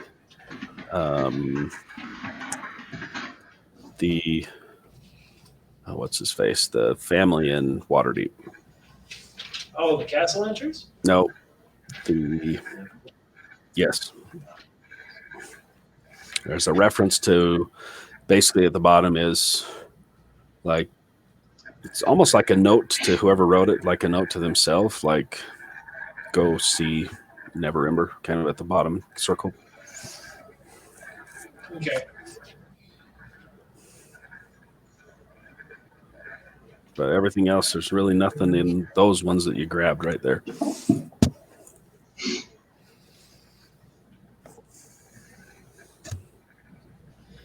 Okay. I look at Kilvar. I assume Ava's in her trance at this point. If you want me to be, I would have waited until she was asleep. But I probably wouldn't have gone to sleep until she was sure you guys were sleeping and not dying. Not running away. Yeah. Anyway, you'll probably be awake. I'll look at Kilvar.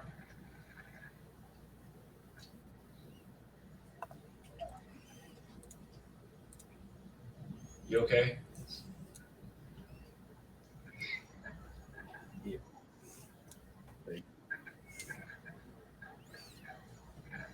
I don't know.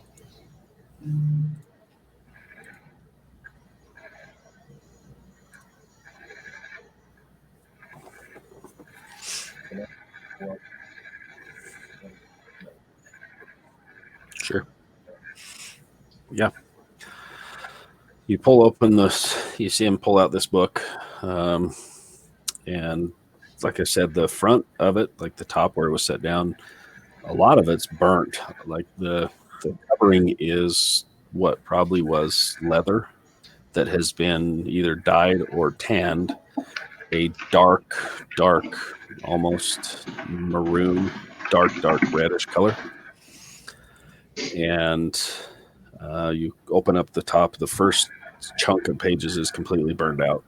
So as you start kind of flipping through it, it looks like it's either a journal or a combination of like a journal, and there's kind of some arcane writings in there that you kind of glance through as you look through. How in depth do you want to, or how much time do you want to spend going through it?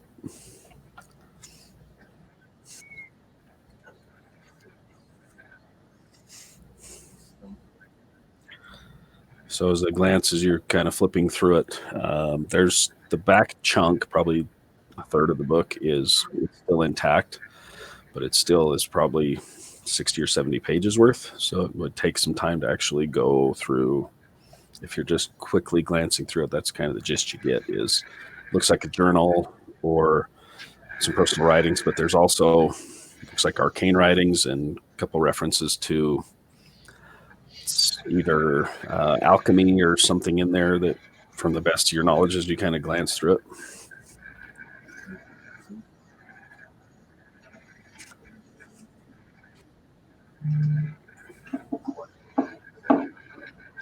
Okay. No problem. So Dieter hands you a half-burnt book that you had seen your father remove from a small cubby hole or something behind one of the walls that you don't ever remember seeing as a kid.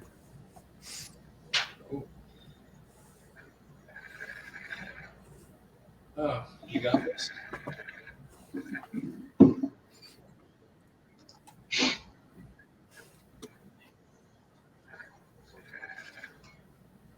Yeah.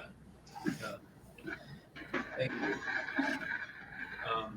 I'll take a look through the book and see if there's anything interesting we can discover about it. How much time do you want to take? I'll take plenty of time. Got all night. Even if you're exhausted in the morning, it's fine. As you kind of flip through it, you take some time, lean back as you're kind of going through it page by page. Like I said, the first about 2/3 of whatever this book was is completely torched and burned. Yeah. So actually, real quick, Mike. Yeah. Given everything that has happened, I don't think Dieter is going to last that long. Yeah. So honestly, he'd probably just kind of start flipping through it and then knock out. Okay. You hand the book over, Kilvar. You kind of lean back against the wall and take a breath, and you see Dieter starts flipping. And about the 4th or 5th page into it, he's like, head nods, and you see them both start sleeping. So basically what you saw with the first few pages you saw is what you recognize as your father's handwriting. Yeah. At least on the first couple pages. And it's, like I said, it looks like a journal. Like, today this happened, and then it's burnt off. So the next page you go, he talks about the first entry you really notice is, Dieter is getting bigger. He's going to be a town guard. And then it flips to the next page, and then you fall asleep. Okay. Yeah. Hey, Mike. Yeah. When they're both asleep, I'm gonna kind of go and kind of cuddle up next to Peter, make sure he's comfortable. Okay. And I'm going to try my best to very sneakily search the man. Search what? I'm searching Dieter. Okay. I want his book. I want the book I gave him. Pick in my pockets. Yep. So we're going after which book? The book that I stole from the Red Wizard that I gave to him and is now causing very many problems. Okay. As you kind of snuggle up to him, it doesn't take him very long. He's snoring loudly. You see he starts snoring loudly. As you start kind of moving things around, he jumps and kind of looks at you and nods back off. He's not sleeping super soundly. So if you're going to try, No, I'm not sleeping. he's not sleeping soundly at all. So you can roll a sleight of hand check. I'm going to try. Okay, go for it.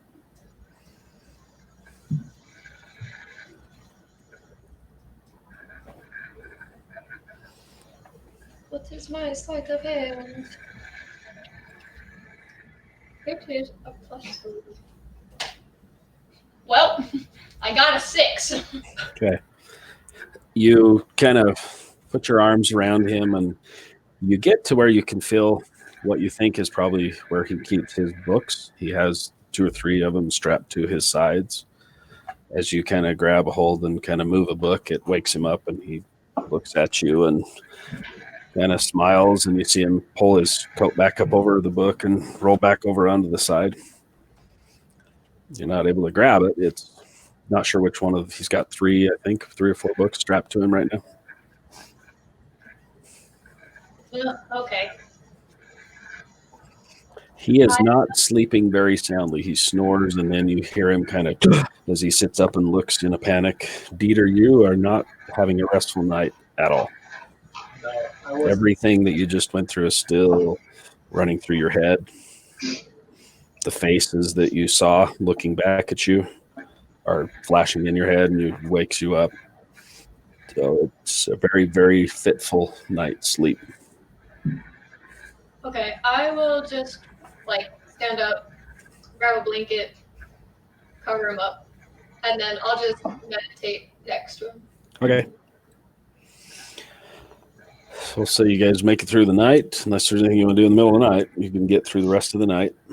The morning comes. Is there anything you want to do first thing in the morning? I go to bed. Dieter, Apollo, you went out and did your little trance for a bit, and you would have been up watching. You could see Tendo was still awake. Where you went, did you go somewhere, Tendo, and pace around, or you just go find a hut and sit in it?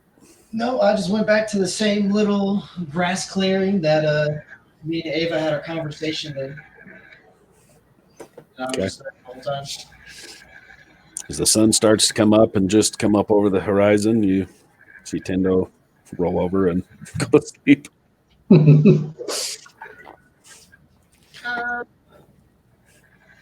I'll probably stay in the hut until both Peter and Kilvar wake up, just to make sure that they wake up. Okay. Kilvar is the same way. Kilvar, you had a very, very fitful night. Neither of you slept real well at all. So as you both awaken, you are still extremely troubled with what had happened. We'll say everybody did complete a long rest. However, the two of you are still very, very affected with what you went through. I will go and get them some food. Yeah, easy enough. There's several people outside already with cook fires going. Okay, I make sure to get everything vegan. No meat. She comes back in with two little baskets full of fruit and some vegetables. Okay, here you two go. Make sure to eat lots and stay in bed. Do you guys need any water? Okay, I'll run and grab you some. I'll get them water. Yep, easy enough. There's rain buckets outside that they capture the rainwater, and it's, no problem. Grab a couple of big pitchers full of water for them. Anything you guys want to do in the morning? The day is yours. It's up to you what you guys want to do now. Dieter, Kilvar, do you guys need anything?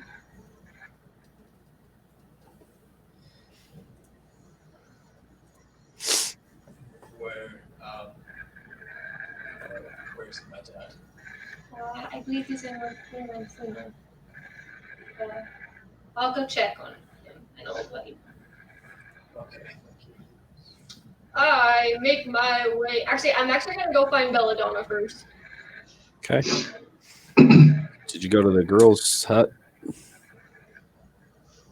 I'll knock on the door. Belladonna? Yeah? Oh, good, you're here. Yeah, I'm afraid if I see them, I'll get angry again.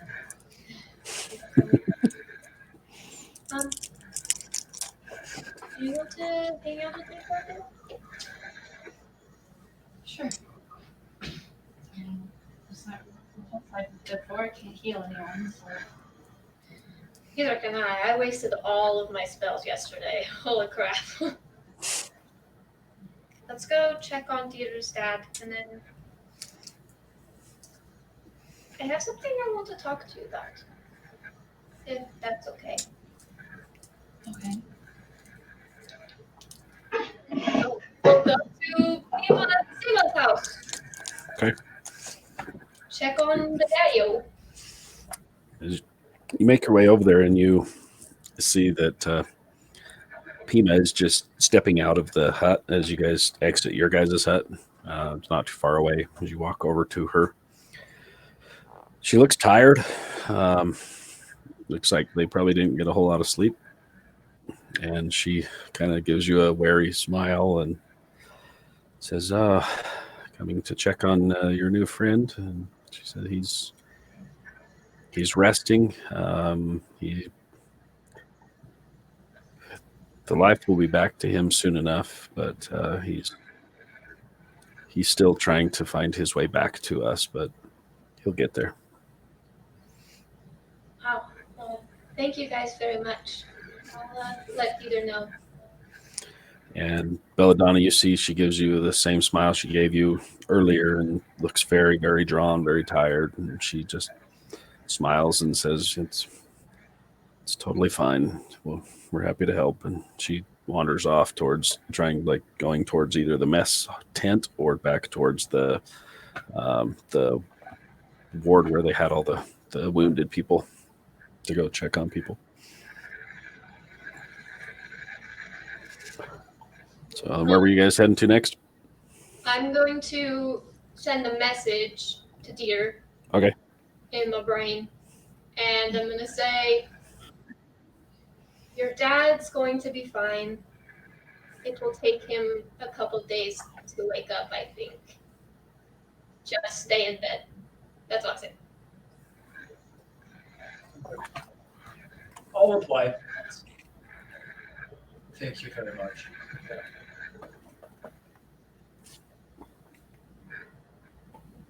Okay, cool. Well, they're still alive. Too many FEMA are pushing themselves too hard, I think, to help us, or at least me. They've been very helpful. That's kind of what I wanted to talk to you about. Okay. Last night I was talking to them and they can get us into Mezro. Like the actual place. They know the way there. And I think there's a guy there named the War Keeper. I don't know, weird name. But I think he knows where some of my family is. So, I was wondering if you would come with me. Isn't Mezro where we were going to potentially run into the sleepers? Yeah. So I think maybe my dad will be there. A good portion of us are out of commission right now. Yeah. But I don't think I have very much time. And I'll go by myself if I have to.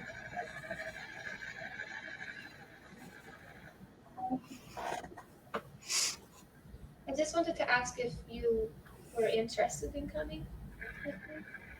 You can totally stay here. I do not blame you. I don't want to stay here. I'm definitely not going to be by yourself. Thanks. Do we want to maybe wait and see? I don't know, how long does Mr. Tendo sleep? He'll be about 4 hours, but then I'll ask him. And I'll ask Apollo. I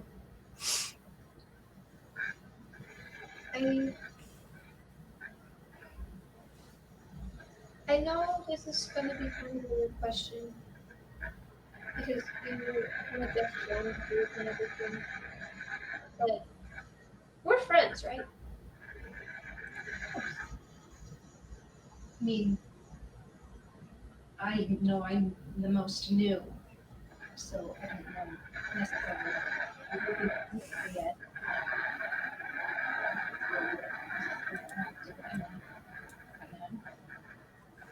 And I know it's weird. I don't know you all very well yet, but I don't really have much of anyone. And it's kind of nice to be in, and I think that's part of why I was throwing at them. I'll look very awkward and very nervous, and I'll just very awkwardly approach and just give you a hug, like the worst kind of awkward hug you've ever had. Are you gonna hug her back? Is because I also awkwardly just because I just wing scars. So I just try to avoid the wing scars, and so I'm just The only one that would have seen the world's most awkward hug is Apollo, who is standing kind of up in the bushes and All right. He's even like proud of that one. Is like, okay, that's what it looks like. All right. Some family content. Now Apollo's like, right there. Yep. Right there. Right there. That's how you give hugs. Got it. Oh my god! Oh no. Well, Roman, sorry. I think of you as a friend and probably family right now. I mean, this group is all I really have, besides the ever-looming fact that the rest of my family is probably dying as we speak. But You have a family, and we're gonna get them back. Okay. I sure hope so. I'm gonna try.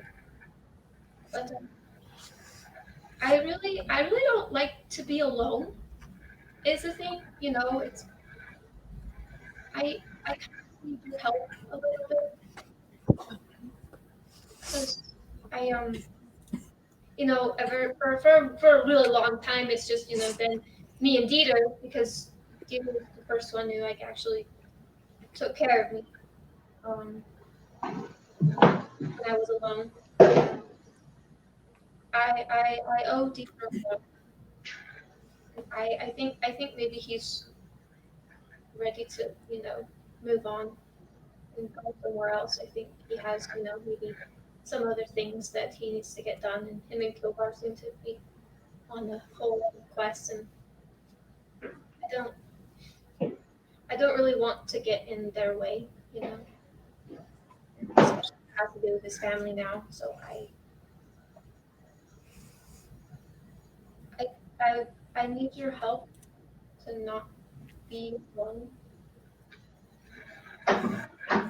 just until I figure out how to do it, if that's okay. I guess if you at the same time will teach me how not to be alone. Okay, deal. We just won't leave each other's side. Deal. No promises, but I'll try. That's fair. Me too. Um, Can I have your permission, I guess? I'm just gonna give the amulet back. If they want to go, I'm not gonna stop them, even if they don't come back.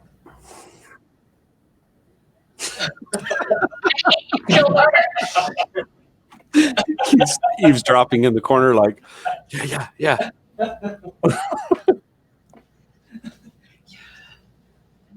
If it's, I'm new. I guess I don't really have a say.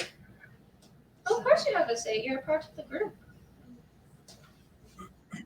You're probably one of the few that feel like I'm part of the group at this point. It's been a little bit. Well, we're not really much of a group anymore. Ever since Apollo died, things have been weird. And Why are we blaming this on me? listen, it's not Apollo. Another awkward, like, hey guys, why are you blaming this on me? Still here. Camera died. I know. Tendo's really great and all. He just And you are hiding in the shadows really, really good, Apollo. That is impressive. he's completely gone. Sorry, go, Ava. Sorry. Tendo's awesome. And he's kind of been the one holding us together. But, Dieter and Kilvar, they're off doing their thing. And I really don't think they want our help. So, the group might just be you, me, Tendo, and Apollo. If Apollo wants to join. And hey, me and Tendo obviously like you as part of the group, so that's, 50% of the group. That's a majority. Yeah. I still don't think Peter likes me after last night. Kilvar probably likes me even less than I really thought. I don't think Kilvar likes anyone. Either, I thought Theodore liked me, but I don't know. Do you want to help me pack? I think he does. Just family makes you do weird things. Yeah, oh my god. We should probably get some provisions because apparently it's a trek through the jungle. So I'm gonna do that. You want to help? Sure. And then we can maybe talk with the Paulo and Tendo. I guess Paulo's probably awake. And talk to Tendo. $5 a follow spy right now. Paulo. Sometimes. Just hear a chuckle from the woods. It's fine. He's not going to give up his position. You never know. Sometimes he just wants to be. Yeah. I don't think of anything, but I also don't really want to take anything with these people. After we can find it ourselves. Yeah. Go hunting or something. Yeah, well, we pretend to be something. Yeah, that sounds like a good one. Alright. All right, cool. So me and Belladonna will just go gather provisions. Okay. While you guys are off getting that done, Tendo, Yes. as you went out early in the morning, sat down, kind of curl up. As the light comes up, you start to nod off in your trance. Your normal peaceful kind of state where you've got yourself to is kind of troubled. Your 4 hours is not the normal calm state of trance that you're used to, especially lately. With what you just saw from Kilvar, especially, memories begin flooding back to you of what you went through in war, some of the things that you had to do, some of the visions that you had, some of the fighting that you did, the people that you killed. Faces start coming back to you. And at the end of what you think is your trance, you're beginning to feel overwhelmed. Everything is piling up, and you suddenly take a breath and you see the face of your beautiful wife smiling at you. And it was the feeling that hits you is exactly like what you felt when you first met her, and the care that she provided to you as you were trying to rebuild yourself. You feel it all over again. All of your emotions come rushing back to you of everything that you've lost, everything that you had with her. It's all rushing back to you as you are trying to sleep, as you're trying to gain the rest that you need to get your thoughts together. As you catch yourself beginning to weep. As you open your eyes in the jungle, the sounds come back to the jungles, but you're kind of hunched over, weeping to yourself after you're feeling all of this come back to you that you thought you had pushed far enough down to stay where you were, to be kind of stable where you were. As you are weeping and you look down, and in your hands you have what you don't remember pulling it off of your neck, but you open your eyes and you look in your hand, and there's a small shard in your hand that has a chain that somewhere you remember pulling it off of either your neck or her neck, or you're not quite sure. But you take a kind of blink for a second, look at your hand, and you're holding this necklace in your hand that you remember vividly from years ago, that you had either given to her or she had given it to you. You remember it, but that part of, was it mine or was it hers? Was I wearing it? Have I been wearing it? It's off a little bit in how you're trying to figure out how you have this thing sitting in your hand, but it's almost like where you have been weeping. The tears have been running into your hands. Your hands are full of tears. And in the puddle of the tears in your hands is this amulet sitting there with the chain that's hanging down off of your hands, broken at the end in two pieces of the chain as you're holding this amulet in your hand. And it isn't a locket, correct? It has what looks like a locket part on it, but it's thick. Like the part that pops open on the front is a locket, but there's a chunk on the back that is quite large that's kind of embedded on the backside of this locket that opens up. And what does it look like? It is, it sits in the palm of your hand. It's about 1.5 inches tall, and it's kind of a teardrop, almost exactly in shape. And the front, as you kind of grasp a hold of there's a dark kind of stone as you turn it over in your hand. The back side of it is like a dark stone that you recognize, and you're like, okay. You open it, and it's on the front side of it. It's lined with what looks like a silver medal of some sort that has two pieces and a small clasp. As you pop it open, inside of it, there is a small picture that has been painted of your wife. And as you open on the front, on the other side, there are a picture of 2 small children.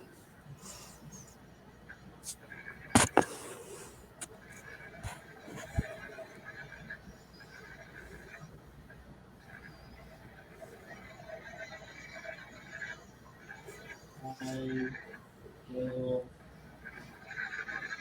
put the locket in my pocket. Okay.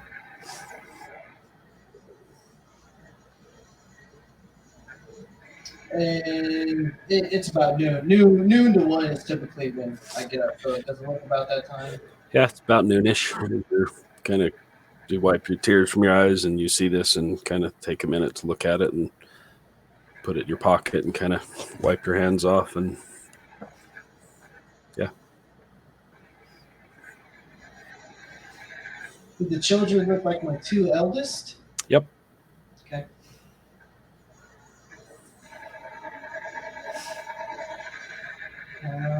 How close am I to the woods?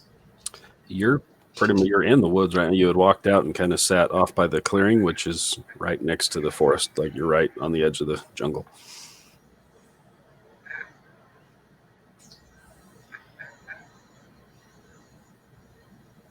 I am going to go into the woods. Okay.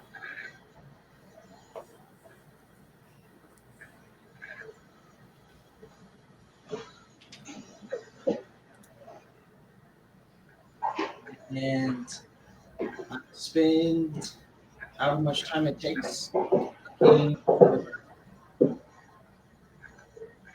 just like a stick, a tree branch, one that's like thick and heavy.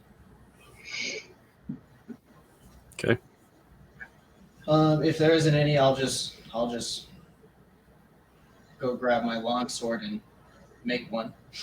Okay. Easy enough. There's plenty of fallen timber and vines and all sorts of stuff around that's easy enough to find. And whenever I find it, I will just sit down on my knees and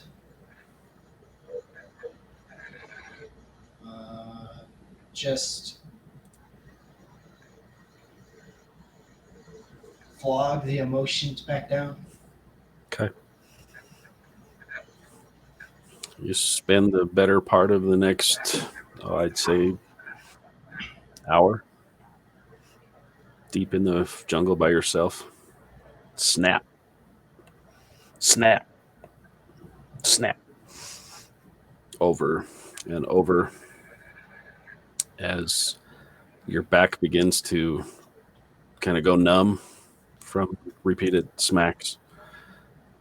Some of the tears are gone. The emotions there as you hit. And just as you get to where you think you've had enough and you take one more smack on your back, you see a quick flash of your wife's face with just a smile. It's very calm, very peaceful. Like you remember her being to you. And as you stop and place down what would have been probably the fourth or fifth of these 2 to 3 inch around by 2 feet long pieces of wood, that you look at the ground and there's 3 of them that are completely torn apart and bloodied. And this fourth one that you set down is starting to fray and is completely bloody. As you set it down and sit back and take a breath, you feel the warmth of that amulet in your pocket.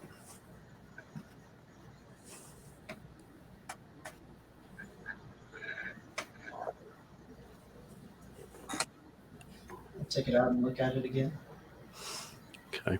As you flip it out, you open the picture, and the picture that you saw of the smiling face looks a lot like what you had just seen of her smiling at you, very calm. The smiling faces of your 2 eldest children are there. You feel the thought of your youngest that is not pictured. It hits you for a moment, and you close the locket,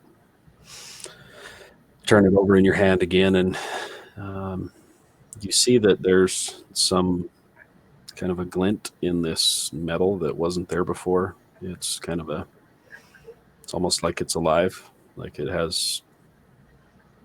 pulsates slightly.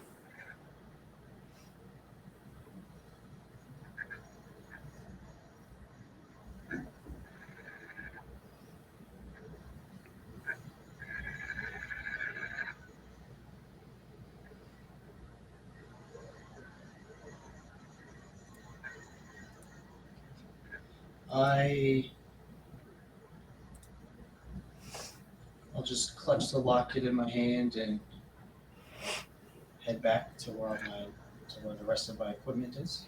Okay. So you close your hand around it and take a breath and stand up. Not only does you saw the pulsating, you feel like it's a thrumming in your hand, like it's alive. And you open your palm and look at it. And what you see is, it shocks you, because the only time you've ever seen something similar to this was when you had a experience where you walked into a command tent in the military. And as you stepped into command to pass some word from the front line, you saw a couple of higher up military folks holding what you know of is the Luxon beacon in their hands. And it hits you that what you're holding in your hand, this crystal, looks like a small piece of one of those dodecahedrons that you remember from lore, and it shocks you for a moment that you're holding a piece of one of those in your hand.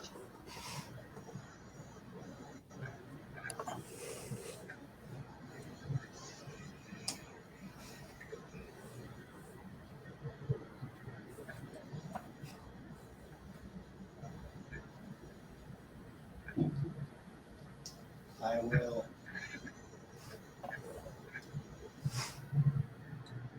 And I will send you exactly what you're holding in your hand. One sec. Okay.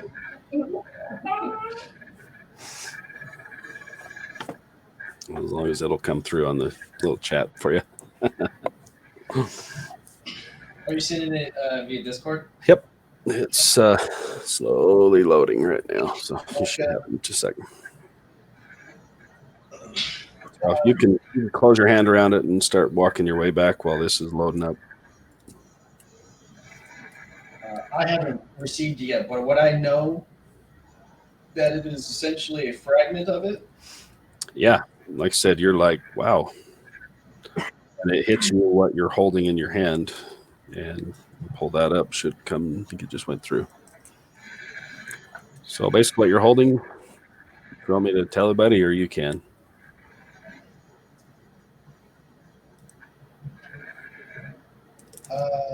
I'll try and share it to your other part too.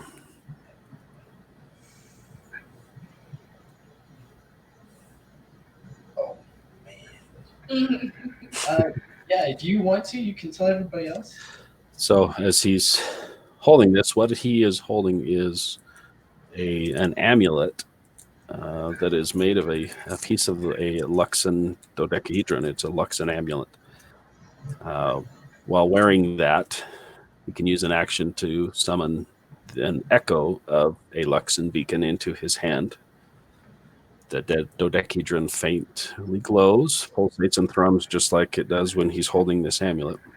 He now can create a fragment of possibility. He has also a opportunity for a soul snare. It has to be a follower of the Luxon, so one of his own kind. If they die within 100 miles of one of the beacons, he can help get them back to the beacon and can get them, if they're injured or dying and have less than 9 points of health, they can surrender their life to the beacon.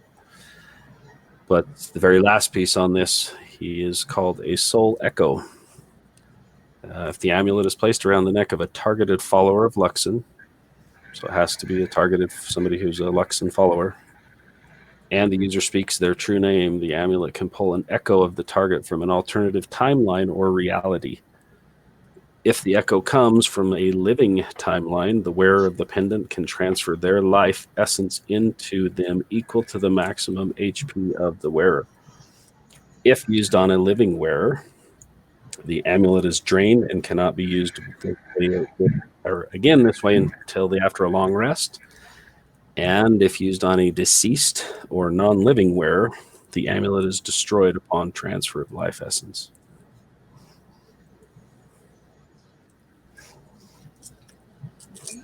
My quick question. Yep. Just backstory stuff. Would me and my wife have gotten intoxicated since we were both in the war? I would say, I don't know. You tell me. That's a good question.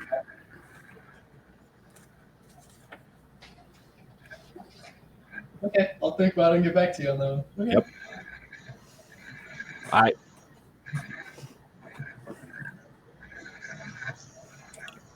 Okay. Make your way out of the jungle, all bloodied up, but more calm and back to the way you usually are of pretty even kill. So it's about noonish, 1 o'clock or so. What do you guys want to do? I'll look at Kilvar. I'm just gonna say, hey, thank you for coming with me.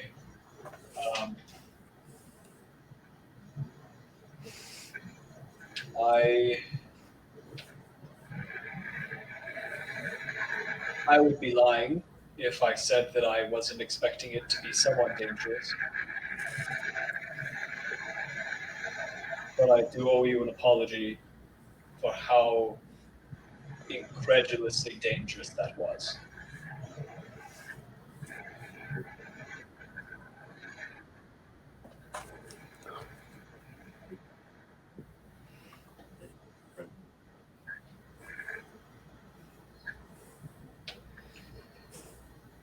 And likewise.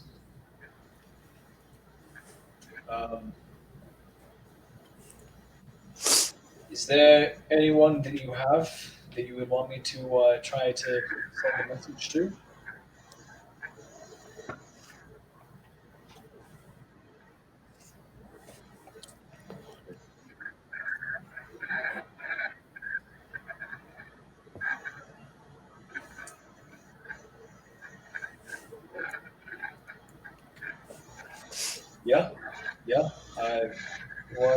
What would you like to say?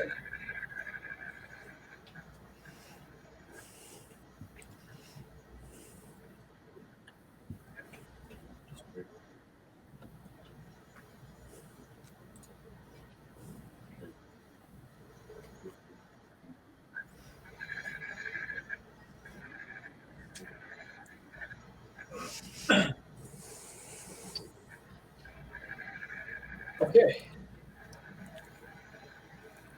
Okay.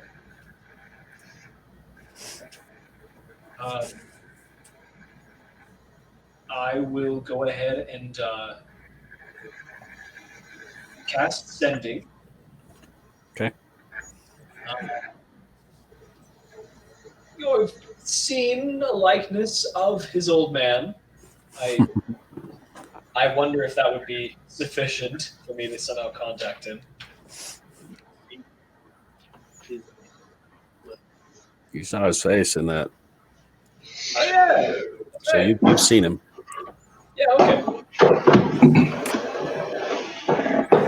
And my message to him will be as thus. Hello, sir. My name is Dieter. I'm with your son, Kilvar.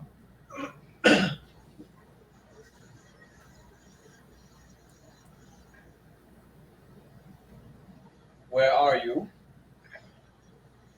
And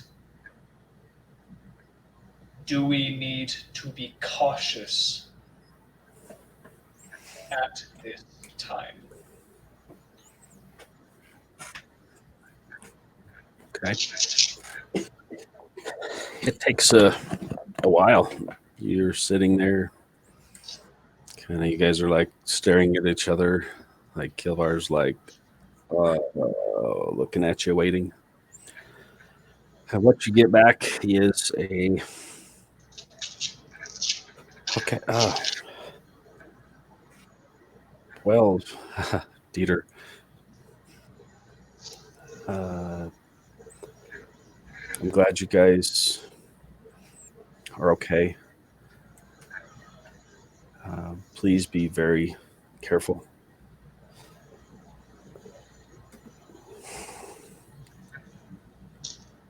I've heard about my brother.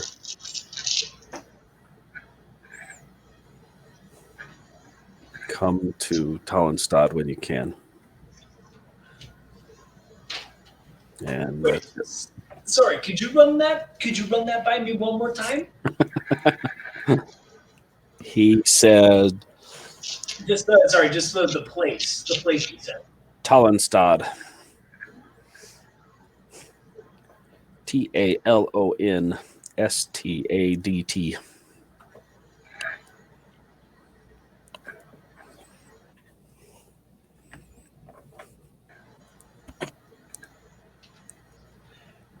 Okay.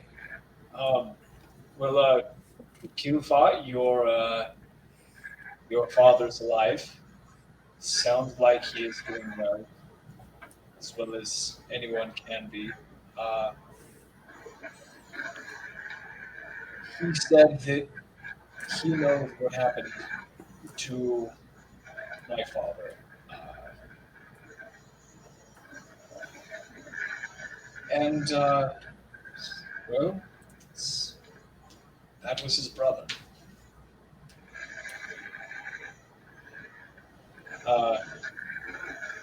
The old man also said that, when possible, we should be cautious, but he also said that we ought to go to Tallenstad. I don't know where that is.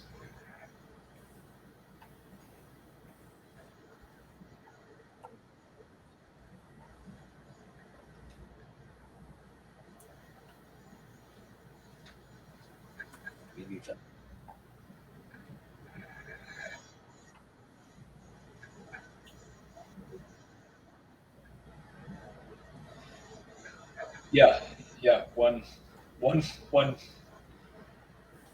One adventure at a time, yeah.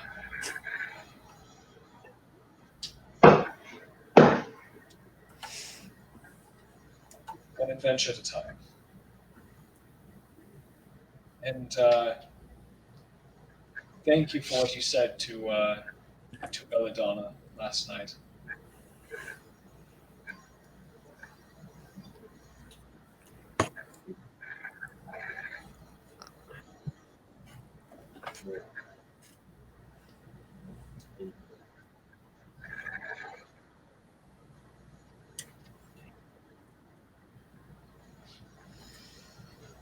Yeah, well, sometimes I wonder, to be honest.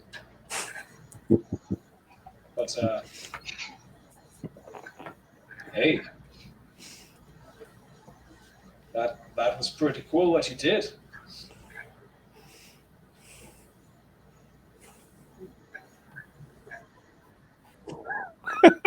What? It's like, yeah, I know. Yeah. The whole thing of that secondary echo of yourself.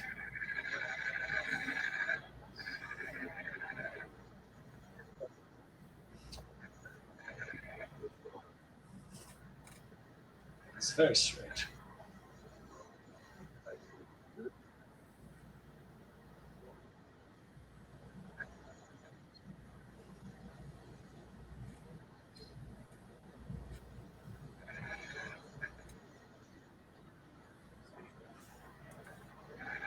So,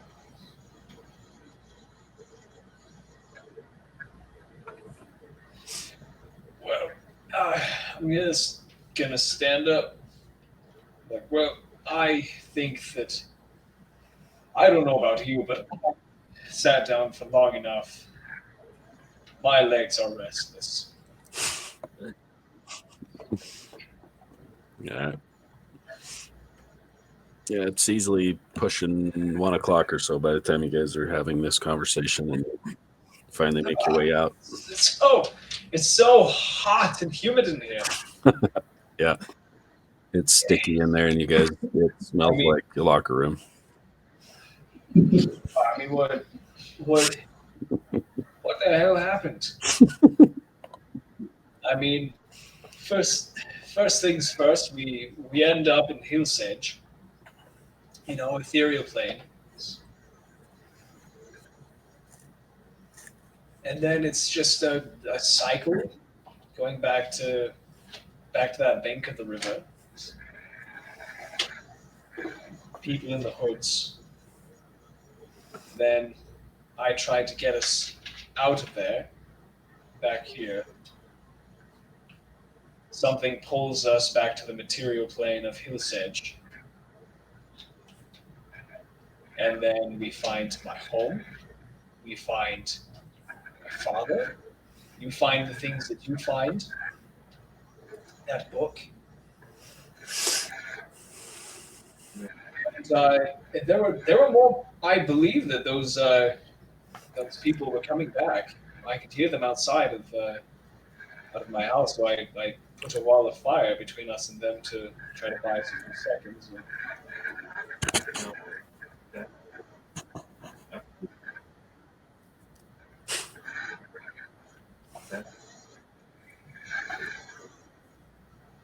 Yeah.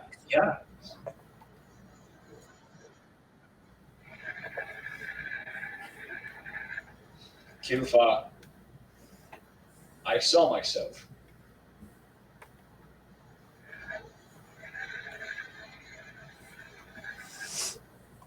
Okay, this whole grandfather Opa nonsense, I don't buy it for a moment. Okay.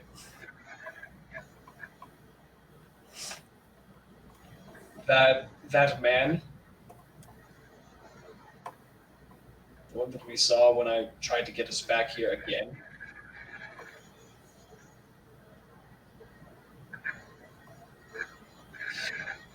It wasn't any grandfather. I was looking at myself.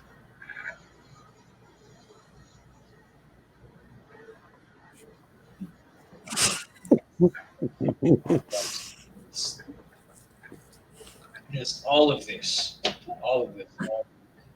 I don't know. Maybe you have the same predisposition as I do on the subject, but honestly, Kilva, I really miss the way life was before all of this.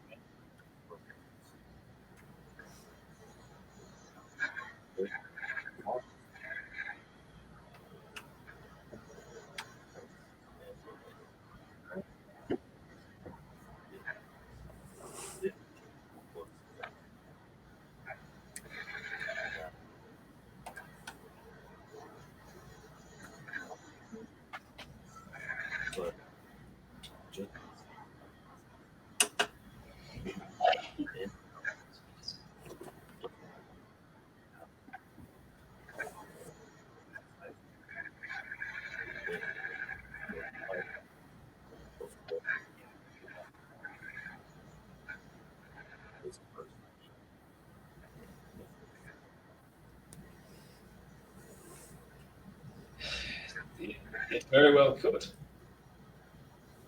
I've Kilva, I've had thoughts of that, potentiality myself.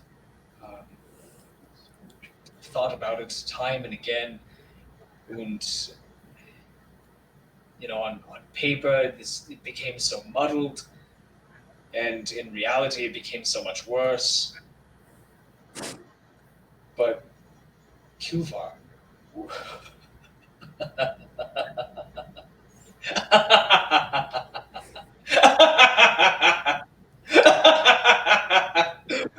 we did it, Kilvar, we did it. We we somehow we somehow went beyond against the flow of time, the linear flow of time. We somehow went against it.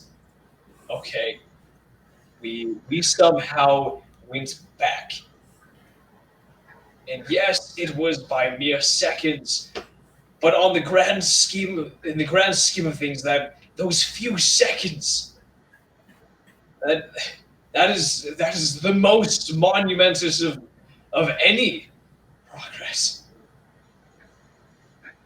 But at the same time, it opens up so many more horrifying possibilities.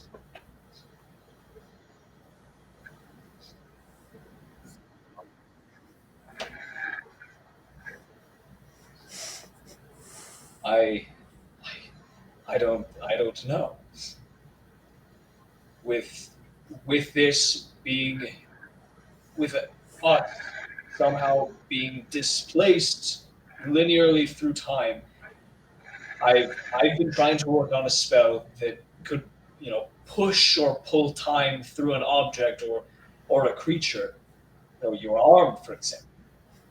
Pull time backwards through your arm to the point that encountering that lich thing in the cathedral never happened. Pulling time back through Apollo to the point where he never died. Pulling time back through Ava's wings to the point that they were never removed. Right? What you and I experienced, it proves that the mechanics are somehow possible. But with everything, with other realities, other timelines, world lines, potential lines that may exist and are dying, or coming into a new birth. There's so much more than I want to do. But I guess that's why curiosity always kills the cat every time. Maybe that's why they call it Schrodinger's cat. Because no matter what happens, the cat is always curious. And it's always in a state of existing peacefully, dying a horrible, terrible death.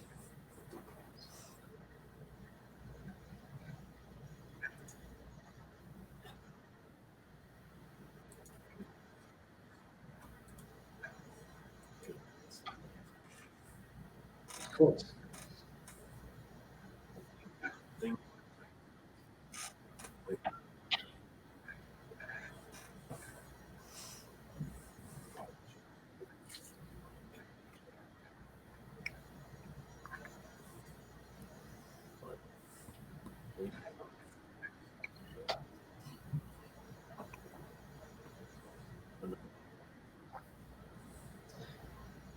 Right.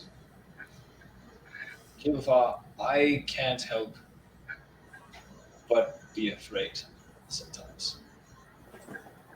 I mean, everything is getting more complicated and more muddy. Things are unraveling faster and faster. And I really just hope that me being here with you all isn't bringing that mess to you.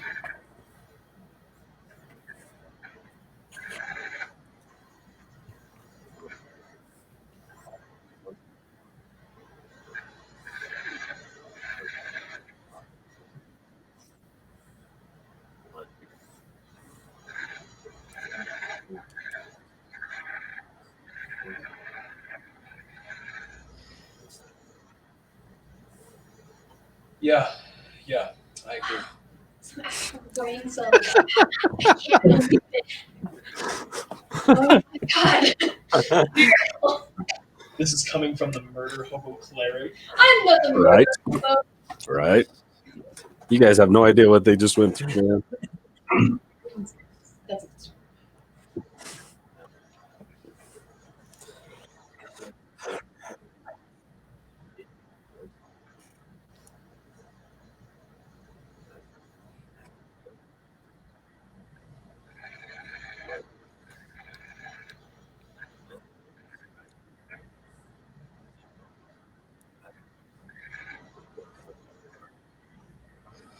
Yeah.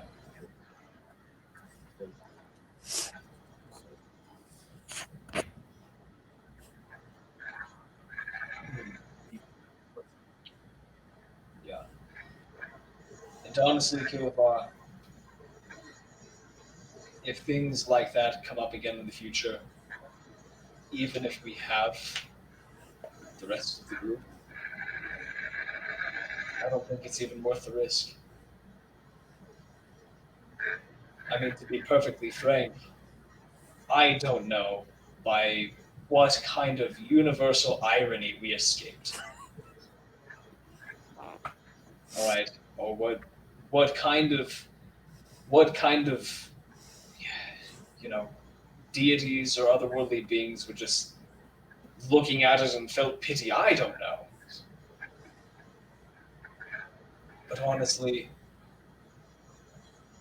even if we had the rest of the group, I don't think I would even consider going.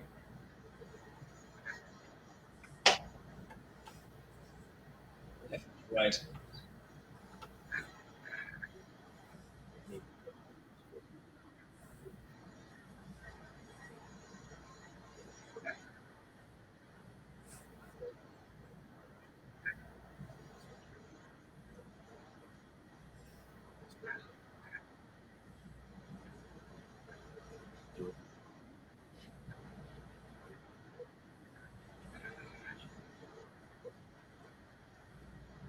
Yeah.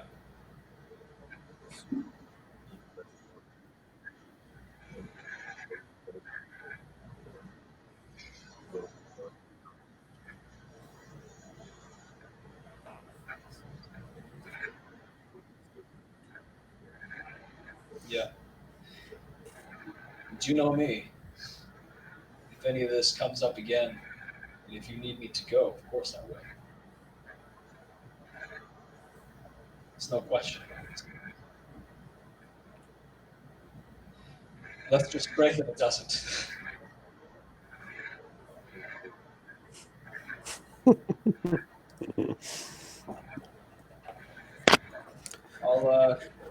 I'll cast a message to Ava. Okay.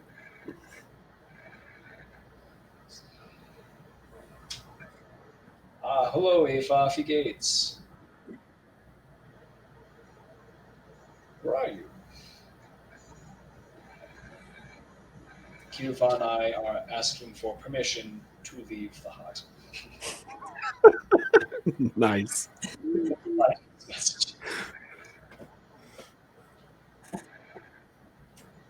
Hello, Deeper.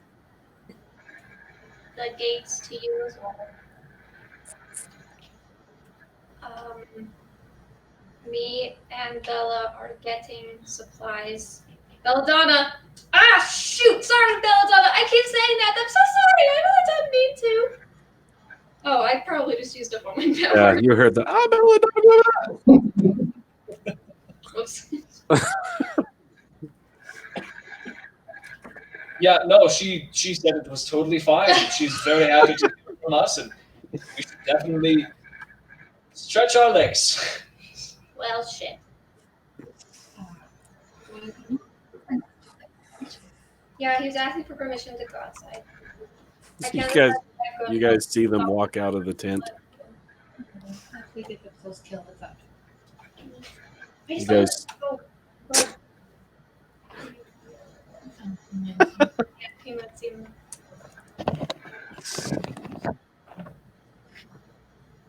I mean, if you want to go stop them, you can. I'll stay with you. Sorry, Kilvar, what were we saying?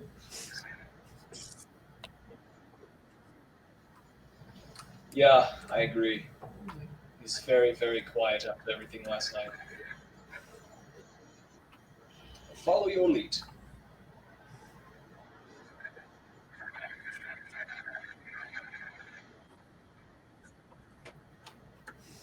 so where you at, Tendo? Yeah. I would have made my way back to my unit. Okay. Before you guys have your chat, let's take a break. Okay. 10 minutes. We'll be back.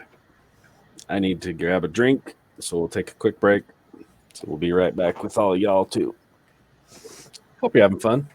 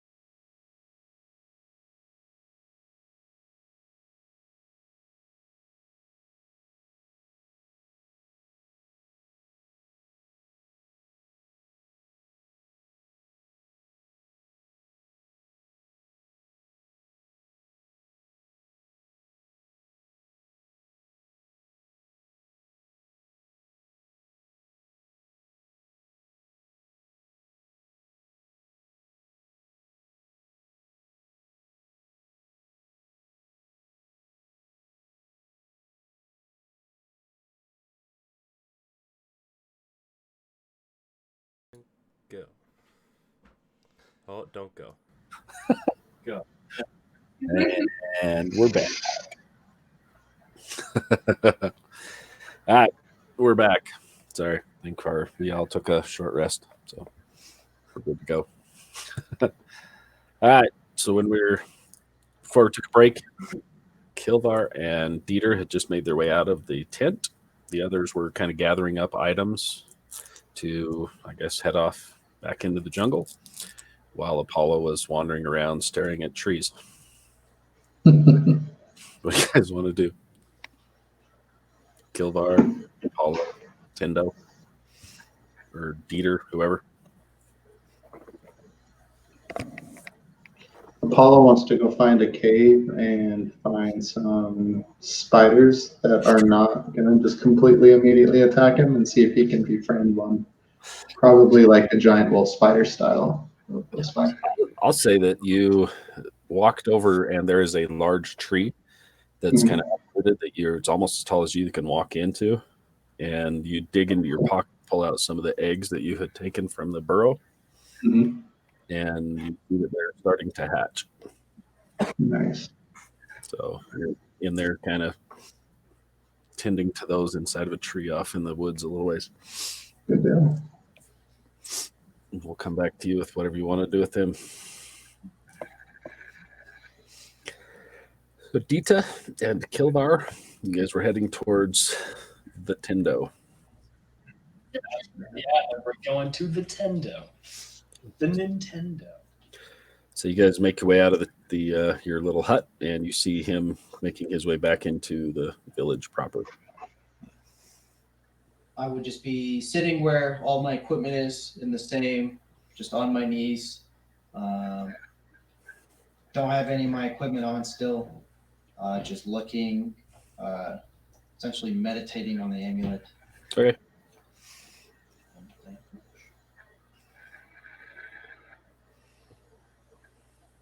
So you guys see fresh blood puddles on the ground Oh yeah, his back looks like hamburger.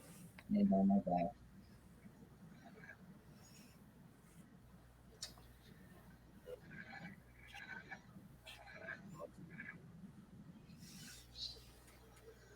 Instant regret. Instant. They're like, never mind. I'm just sitting there on my knees though, with my eyes closed. Looks like he's nice, peacefully meditating, holding something in his hand, and blood streaming down his back onto the ground. Do you know, Kilvar? I really don't know.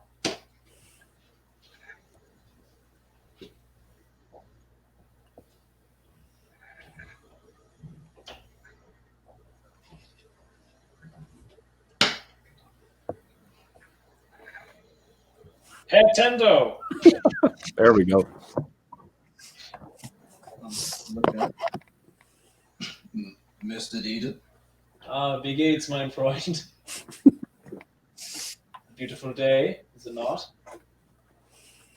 Yep. Would you like some water? It's a little hot and muggy out here. Yeah, it's kind of bright too. Yeah. Here, I brought you one because I found the hut.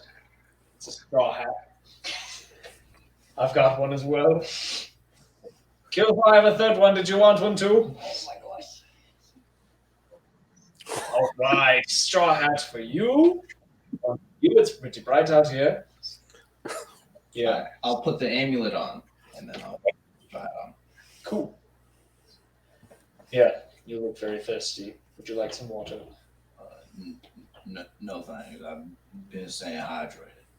That's good because I didn't really want to share anyway. And I take a big drink. Okay. So, it was pretty crazy last night. It seems you guys had quite an adventure. Tendo, I'll be honest. I'm tired of these kind of adventures. Right? I'm tired of things popping up. Long story short, Kilvar and I somehow won. a couple of intruders break into my father's home and slit his throat. Next thing I know, while I'm watching my own father choke on his own blood and suffocate through a gaping hole in his neck, I found myself gasping on the air in our own little hut here in the jungle. So that's why. That's why I left. That doesn't sound very good. No, it's not very good.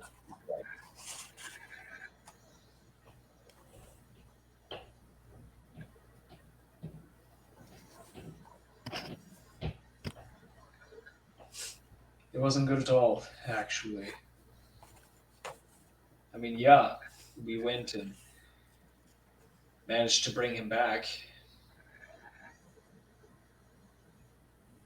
But I mean, I nearly got Kilvar and I killed or trapped along the way.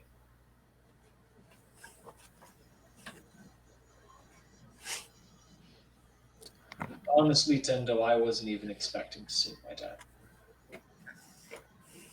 I just didn't want to leave his body there.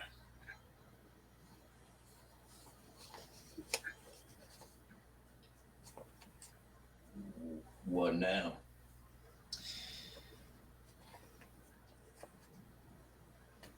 Keep my head down. Keep my head out of whatever dunamancy clouds are floating around. Keep my focus here with you, Fafa, Belladonna. Like Kilvar said, taking it one adventure, or more like one day and one step at a time.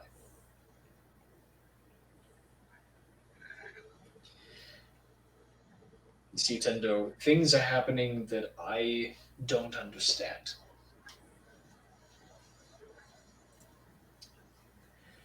Have you ever heard of a town called Tallenstadt? Have I? Absolutely. Yes, sir. Apparently, Kilvar's father is privy to the entire situation. And what situation is that? Of my father being killed. Apparently, my father's some kind of arcane magic user of some kind. Um, I cast sending to my old man last night, and I was like, "Hey, father, this is your son Dieter. How are you?" Coming across really aggressive, like, "Hey, I mean." Um, I was like, I have questions about my grandfather, my opa, you know? And he was like, oh, well, yeah, we need to talk. Why don't you come on back home? And I was like, well, that's really weird. I didn't even know if my grandfather's still alive. Apparently, I mean, you know, everything. And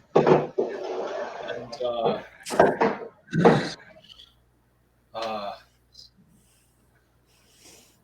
so sent a cast sending to my grandfather. I thought he was dead this entire time. But apparently he answered and he was like, oh, Dieter, it's so good to hear from you again. I have so much I want to tell you and talk about. I'd like my book back. And I was like, whoa, that's not okay. It's very, very unsettling. And then we're like, oh, good heavens. And he was like, oh, I'm really glad you could contact me your own way. His We have voice so wasn't much like that, to for the record. What's that? His voice wasn't even close to that, for the record. It's because it was. Oh, yeah, he didn't sound like that at all. Yeah, this is But yeah, go ahead. Just like you burned the lady and won everything. It's cool. That's exactly right. Sorry. I think again. Did you steal his book? Well, that's the thing. There was this red wizard that that we killed over in Waterdeep. We stole the book from the corpse because it's a corpse and not going to be needing a spell book anymore. And apparently, that it was his. So, long story short, um, we we somehow get pulled into like the ethereal plane, uh, and and we see my old man, and he casts a spell, and he talks to Kilvar's dad, which apparently they're brothers, and I didn't even know, and neither did Kilvar. This is so everything is happening all at the same time. Mr. Dita, one question. Why don't you just give the book back? That's a really good question. Uh, I don't want whoever this man is to have the book back. But isn't it your grandfather? To be honest, I have no idea. Because sometimes it looks like it could be my grandfather. Sometimes he looks identical to me in every way. All right, there's something very malicious about him, And very unsettling. your grandfather doesn't look like you? I mean, yeah, he kind of does, but like sometimes it looks like literally like an exact copy of me. And Tendo, they were both Strucker agents who went in and killed. Oh, sorry, I don't know what Volstrucker agents are. You had the one experience, and you described it to him before. Yeah. He kind of told you, "Yeah, I know who they are." He told you what a Volstrucker was Oh, you did? Oh, back in Waterdeep. that's right. Tendo, they were both Strucker agents that came back. He told you to stay away from him and run. Let me be clear. Agents, sir, or just a singular one? There were more than just one. There were, I believe, 4. Kilvar, do you remember how many? I want to say 4. Mr. Dita, There's 4 that came in originally when you first saw your father's throat getting slit. Then you saw 3 and another and 3 and another. So there's at least 4 different, maybe more. At least 3 or 4. That's fine. Mr. Dita, I got some terrible news for you. Your father's probably gonna die again. Yeah, I think I came to that realization earlier today too, but I didn't want it to be a possibility. But I think you're right. One is already bad enough, and if there's 3 to 4,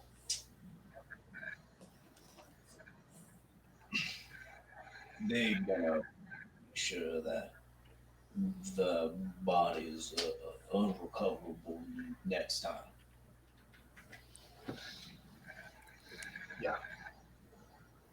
That makes sense.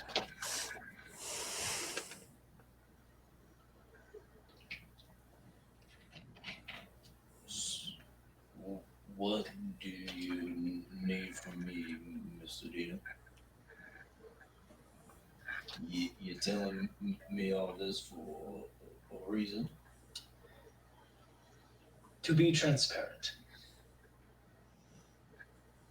Because you told me what your experiences were with war, with them, and everything. Well, you alluded to everything you went through, and I feel that it is only fair for me to let you know that they might be a little bit closer than any of us want.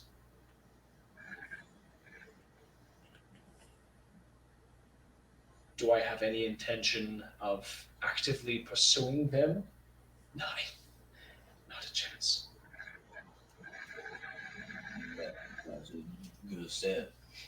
To be perfectly frank, and Kilvar, let me know what you think. I don't know. I don't want anything to do with any full structure agents. I don't know what on earth that my dad got into that dad is worried about. That Volstruckers would send multiple to take care of one person.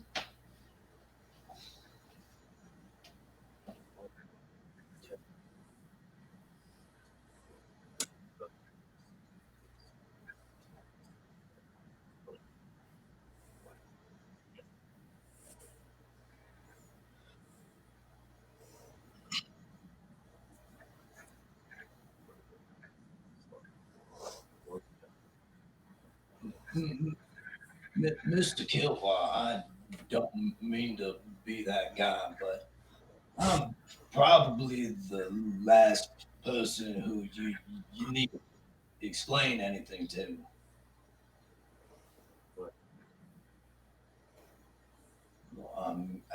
As you can tell, Miss Ava and Miss Belladonna are clearly upset. I mean, I understand things things happen and you need to go deal with them. I'm sure at some point everybody in this group is gonna feel that way.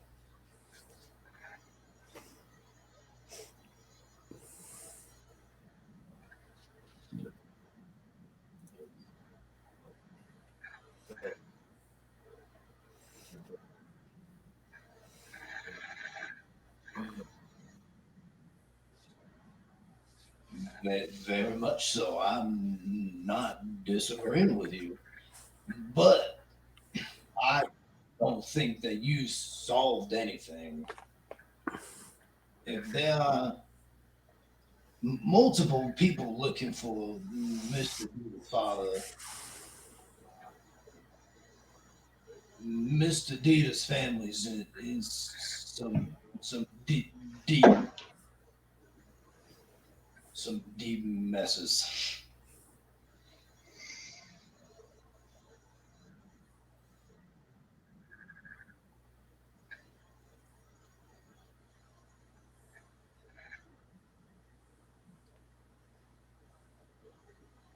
Are you two able to head out tomorrow?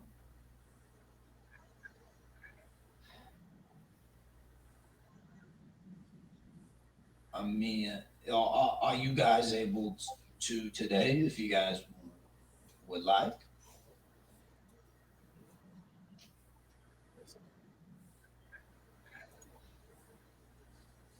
Miss Ava's clearly on a timetable, and I don't know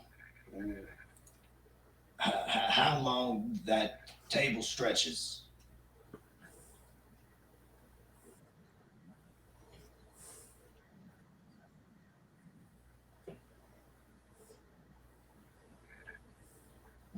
I'll put all of my equipment together if you want to go wrangle up the rest of the lot.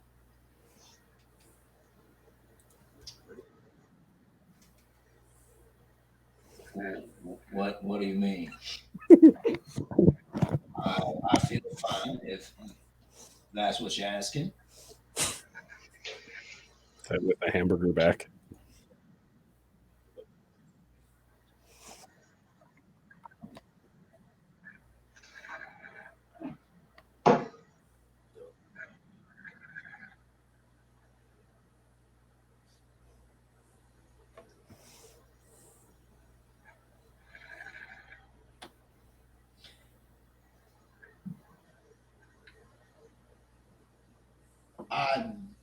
do this to myself so I don't do it to the people that I care about.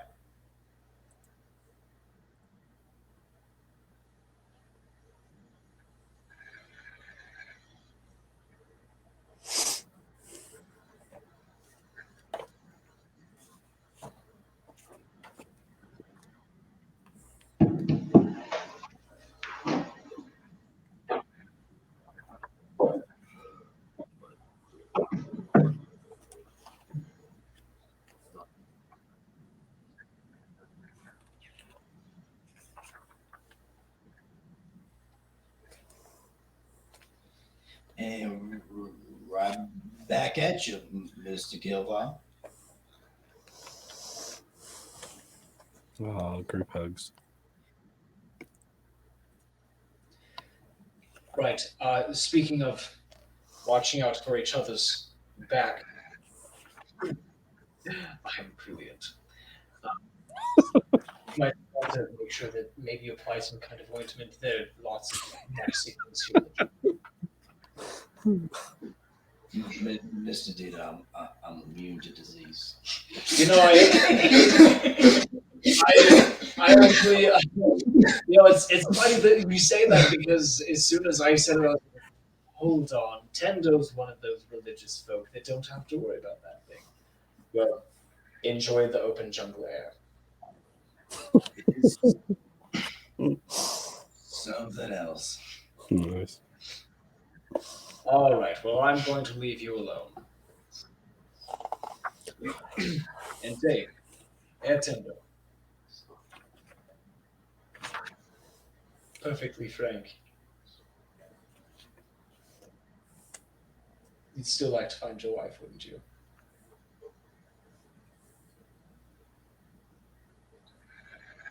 What are you trying to say, Mr. Dita?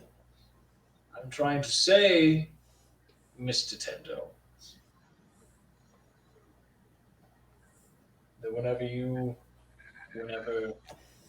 would like to put in all of the focus and all of the intention into trying to find her, I'm right there with you. We'll see when the time comes.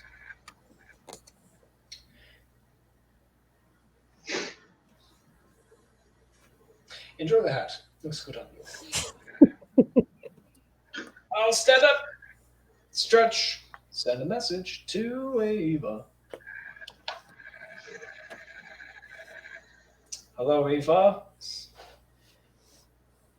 Tendo and Kilvar and I are ready to head out whenever you and Belladonna are. You can reply to this message. Huh. Where are you going? Question mark. It's like I'm talking to Siri. Oh my god. Me and Bella are still getting supplies.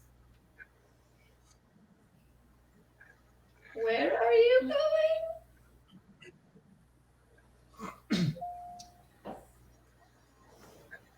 We're going with you and Belladonna to find the city of Mezro. To find your family. You're getting supplies. That sounds great. Any other things that we need before we head out? Question mark. Oh wait, hold on. I witness. Okay. And I know you don't mean to, but if you could try to not call me Bella. Sorry, it's just such a long. Sure. Just not Bella. Dawn. Done. Donna. Okay. Me and Donna. She's going to murder every one of you while in your sleep. Meeting you at the hut.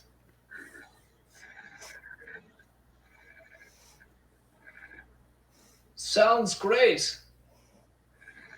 Which hut specifically? The hut. It's a valid question, not. One that we stayed in last night. Sounds great. We will see you there. How many spell slots are you wasting right now? Oh wait, how far away are you? I wasn't using the message cantrip. Yeah, buddy. I forget you have that. Yeah, I do. All right. So you think it's best to just not bring my old man back? What? Oh. I'm whether or not to pull the plug. Sorry, never mind. Ignore that. What? What? I think they're gonna try to murder his dad. No. I mean, think of it. Really, think of it. The Volstruckers sent multiple people after him.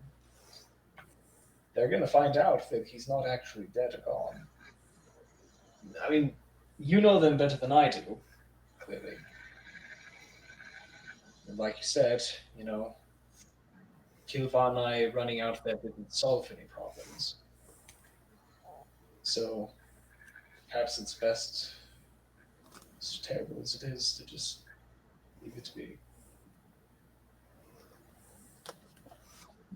Listen, Nina, I firmly believe that when we finally pass, it is our time. I am sent by my God to be a harbinger, make sure that the people that don't need to pass too early don't.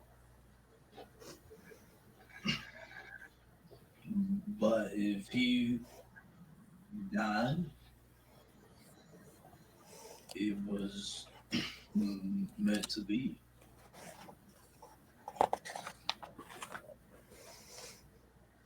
I also firmly believe that about myself too. While I'm alive, I'm gonna do everything in my power to keep all of you up. But if that time comes, then I think it was meant to be. I see. Well, thank you.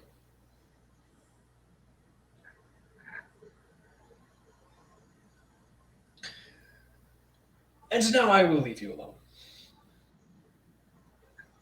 Do you get to respond to that message and ask him why he wants to kill his dad? No, he said the message. Want to use his spells. Okay. Why do you I have said to kill that him? we meet them at their hut. Um, I'm sensing maybe a dramatic shift in their current narrative. So I think maybe I'll hold on to the amulet a little longer. yeah, do you want to go meet them and I'll let P-Mines know that we're. Yeah, probably a good idea. Hey, wait a minute. Do you want to hold on to the amulet? Because I mean, you have the hiding thing. It's like, So if someone's tracking them through the amulet, I mean, they can't track you because you have the amulet of hiding. I think you saw how that went last night. Well, they think I have it, so just hide it. Put it like in your boobs or something. They're not gonna find it. Just that grimace. I'm good. You can turn to something if it's stuck in your boobs. I read it online. I don't. online? Online? Can't I just Listen. can't Tell me. Yeah, that in the weaves. I think you have to be wearing it, but I mean, Why would back I would never use that, but I'll hold it if you want me to hold it. Okay, yeah, we're gonna pretend like I still have it, just in case they like try to steal it from us. But you actually have it, okay? Okay. Because you have the hiding necklace, so if there's any weird, spooky things they're trying to find anything to the amulet, they can't find it because you have it. Okay. Oh, give it to Belladonna. All right. Well, don't let them know I have it. It did not go over well last night. Yeah, that's the plan, is that they don't know. I will put it in the bag at the very bottom of my bag and put other stuff on top of it. All right. You guys are gathering your gear up. While they're gathering everything together, Paula, what did you want to do? You're playing with your spiders. Oh, I was just trying to make one friendly towards me. Well, Okay. I'll say that roll an animal handling check. Well, You should be good.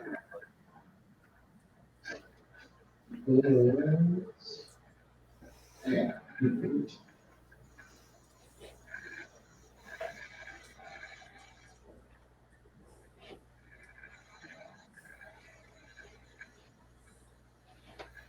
Oh, sorry. That's not right.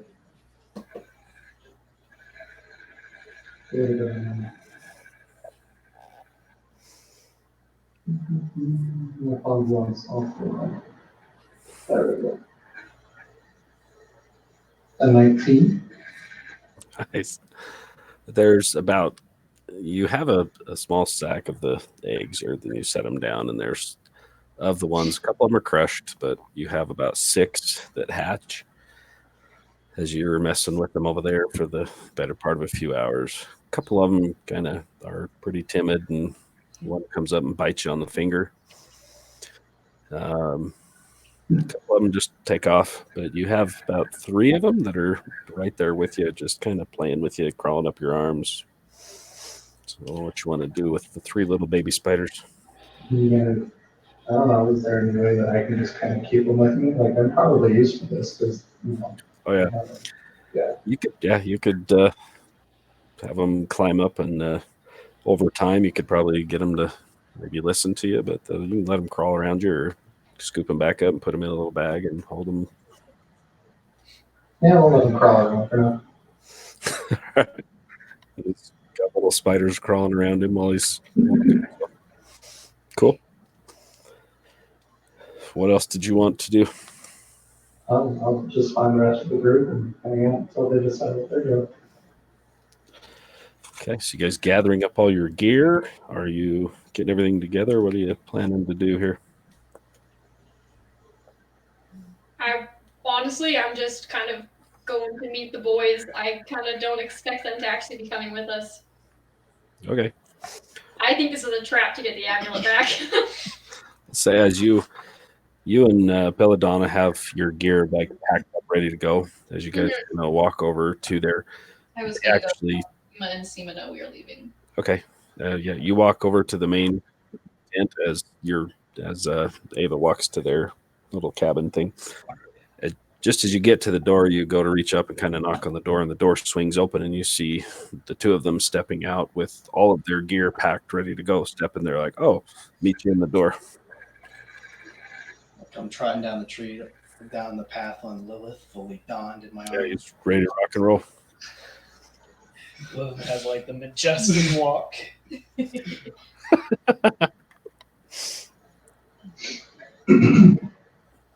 Right? So obviously they seem to know we're going. I will just walk towards the hut, but keep a distance. So yeah, you meet up with them right as you are getting to their door, and they're walking out and meet up with you, fully ready to go. Belladonna makes your way over to Pima and Seema, and for once, as you kind of knock and you pull the thing aside, you can actually walk right into their little. You don't bang your head on any invisible blockages. Yay.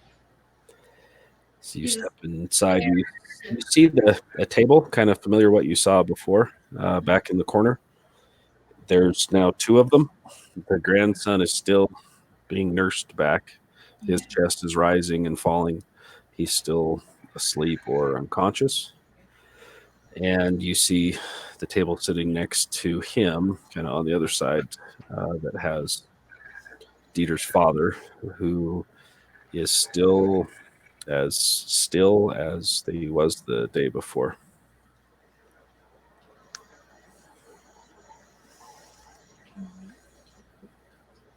So are they just packing up their things then? The old ladies? Yeah. Oh no, they're not going anywhere. Okay. But they're still in there trying to. Good. They're kind of eating some afternoon food, just kind of relaxing. And they see you come in, and so come in. So I think we are leaving today to head to Mezro. Pima says, "Oh, okay, yeah, that's probably a good idea to don't want to let them get too far ahead of you guys. We do appreciate all the help. I will get our other grandson to kind of show you the trail south to where the entrance is to get into where Mezro is."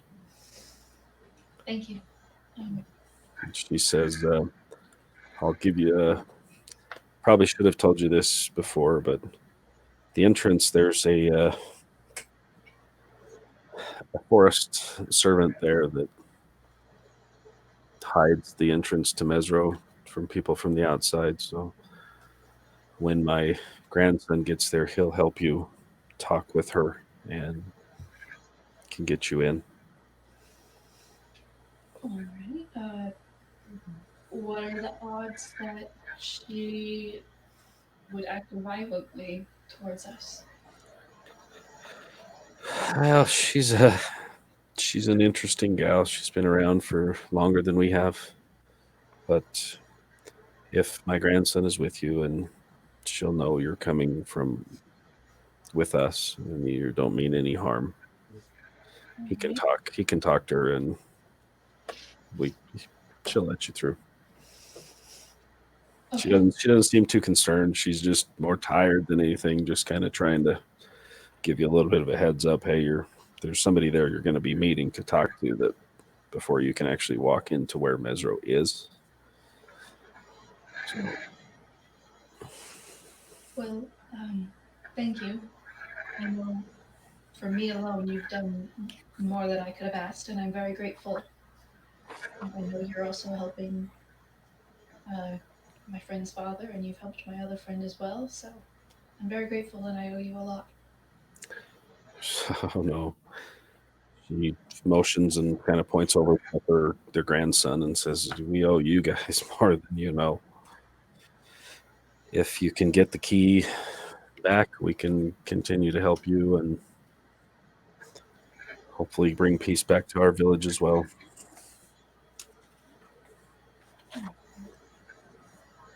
Please don't push yourself too hard. You've done a lot for us, and hopefully we will see you very soon.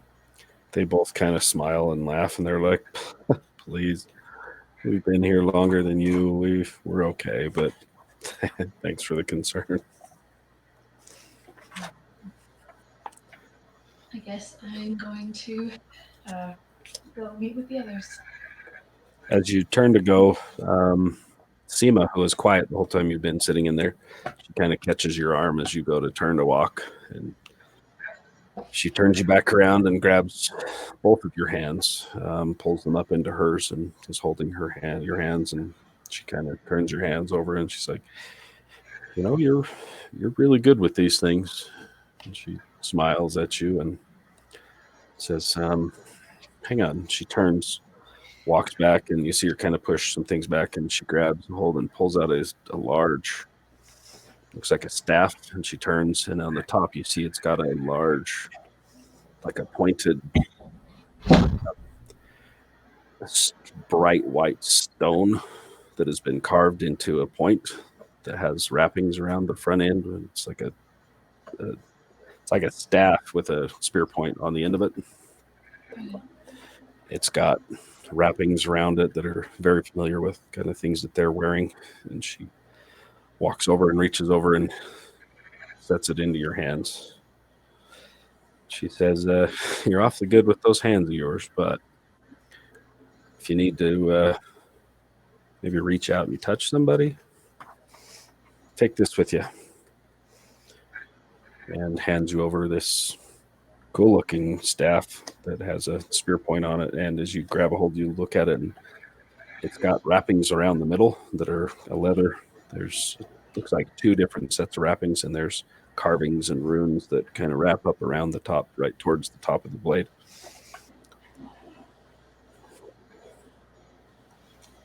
Thank you.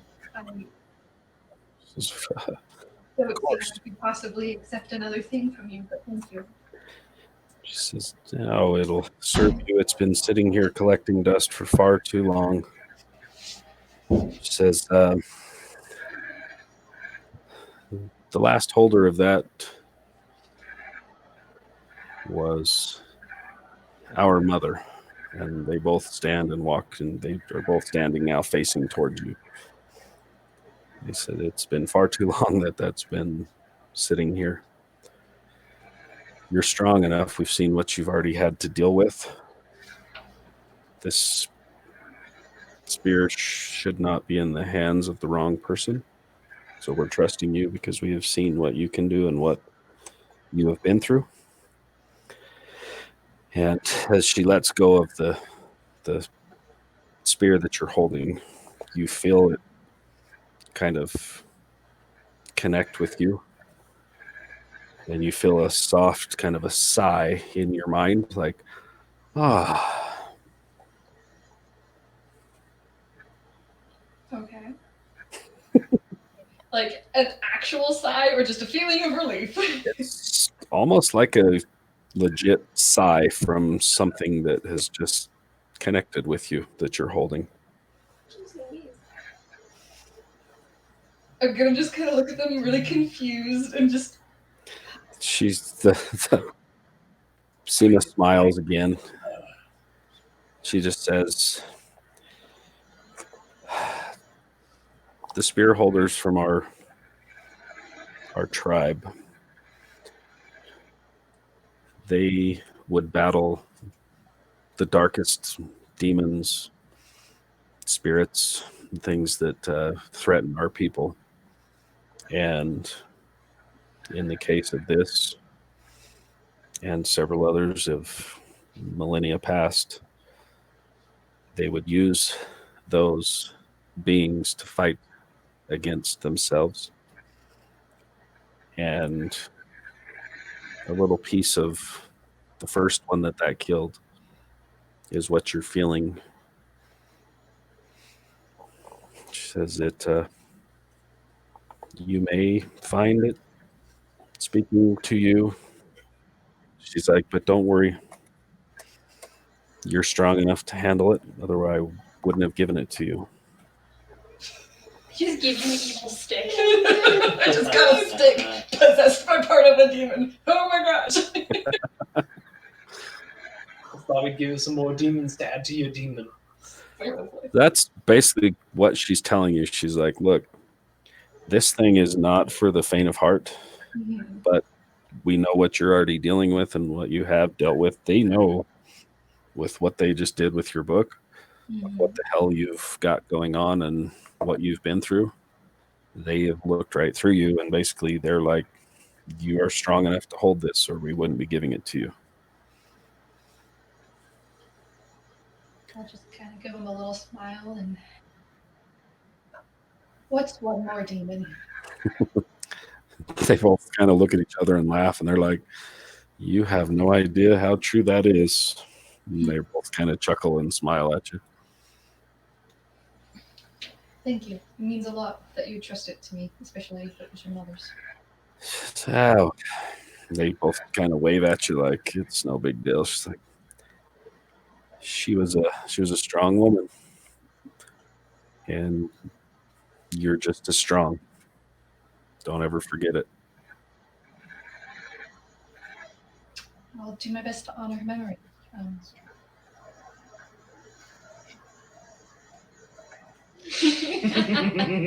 They're just kind of like, have a rueful smile and just kind of like, "Yeah, got this." So I guess, do you want us to meet your grandson here. Awkwardly trying to move past really touchy gift. As you say that, you hear the kind of the thing kind of open, and the dark-haired Oh, younger male kind of pokes his head in and says, "Oh, my apologies, grandmother." And he steps back out, and it's like, "Oh, he's already here. He's out front waiting. If you want to check your inventory, you see what they just gave you." yay! I'm Whoa. so excited. Okay. So I guess I will just kind of turn and give them a little bow, and then I will walk towards the hut with strange new kid I just met. Awkward, dead silent.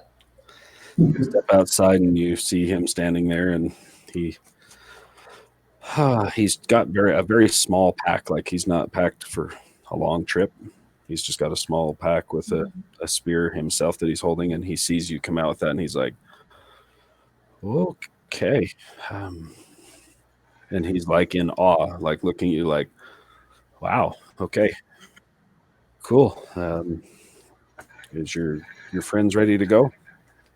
I'm not sure, but they should be. Okay. He turns and kind of is like, "Holy shit." I'm just gonna kind of awkwardly walk with him towards the hut, and I'll kind of keep my distance from it when we get there, because I got some things to mull over now. You guys are chatting, getting ready, meeting at the door. You see a dark-skinned younger male come jogging over to you, and behind him you see Belladonna holding this staff kind of away from her body, like as she's walking with it, looking at it. He runs up to you guys, and he's like, "All right, off to Mezro, huh?"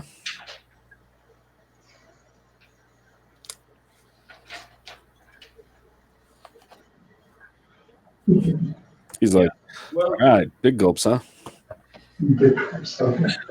just a minute. I'm gonna head over to the hut for Pima and Sima. Okay. Do I see like any posts or logs of wood that I can like knock on before entering? Yeah, the frame is all wood posts. As you walk up, it's got a Okay. skin hanging where the door would be. Yeah, I'll knock on that. Okay. You knock on the door, and you hear from inside, and, "Come on in, Dieter."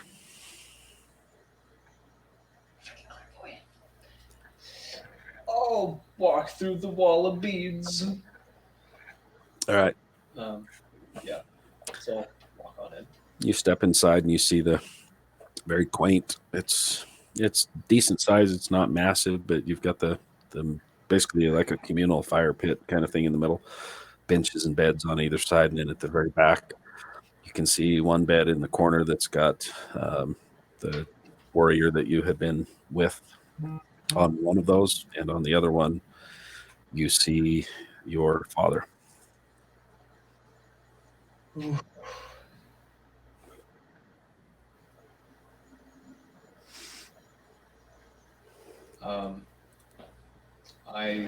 I would I'd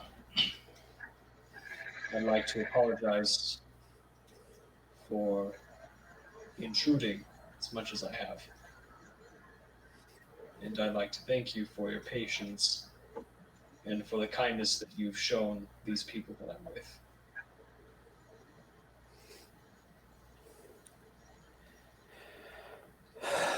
Both of them kind of look towards you, and they're like, "Come." And they wave you over to them, and they walk over towards where your father is laying.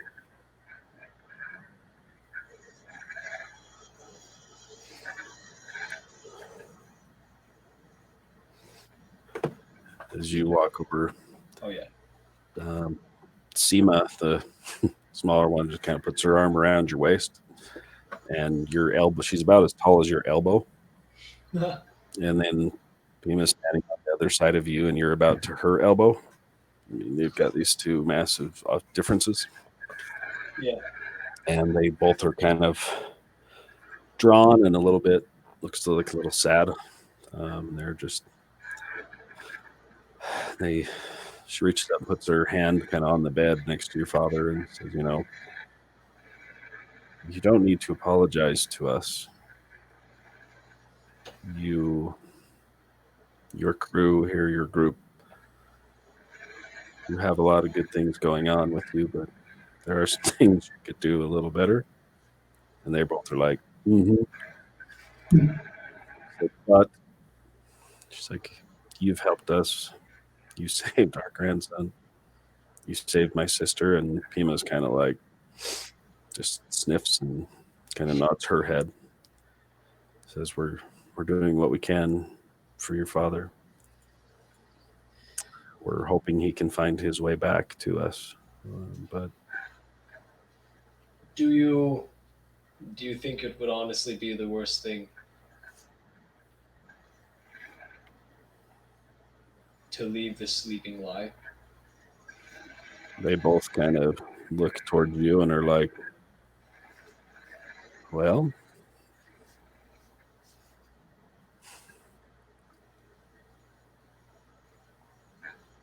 I know you two have been putting in so much time and energy and resources into trying to do what you can for him. And for that I'm eternally grateful. But perhaps I was a bit too hasty to try to bring him back."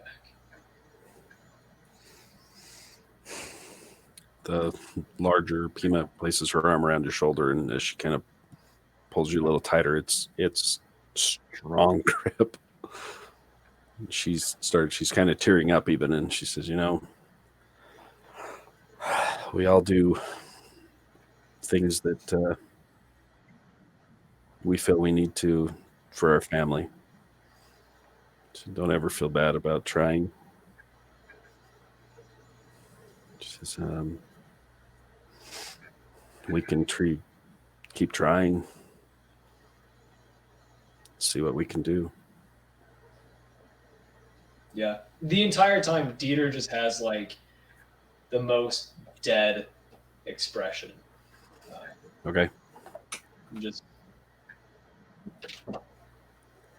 They both kind of say, "Well, why don't you take a moment with him? You decide."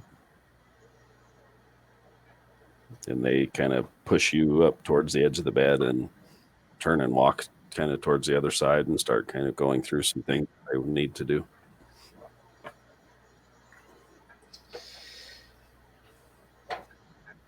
I'd like to cast sending to my mother. Okay.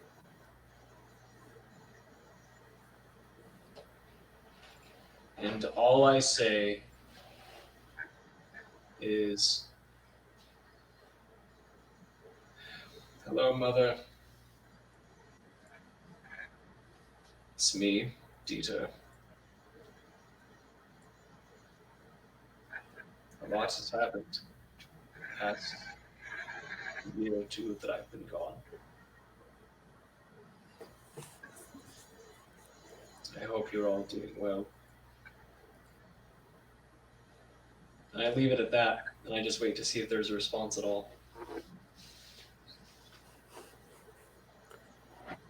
You finish and you don't hear anything back.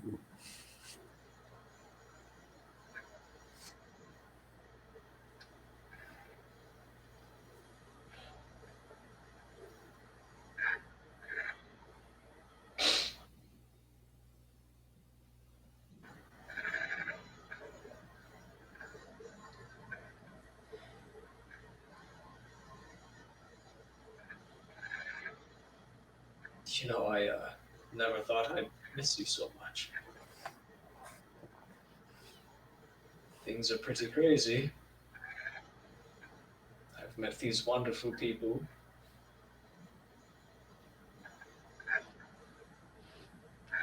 I'm sure you and sure you and Da would be very intrigued to know what I can do these days. Not more than just lugging around a crossbow, wearing some crappy guard uniform out with the gate. I hope all the little ones at home are doing well.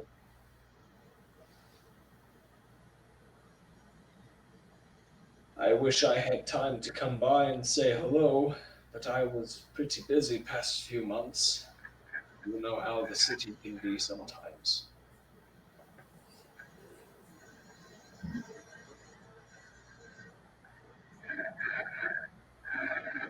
Say hello to Frau Schultz for me. You know how much I hate her.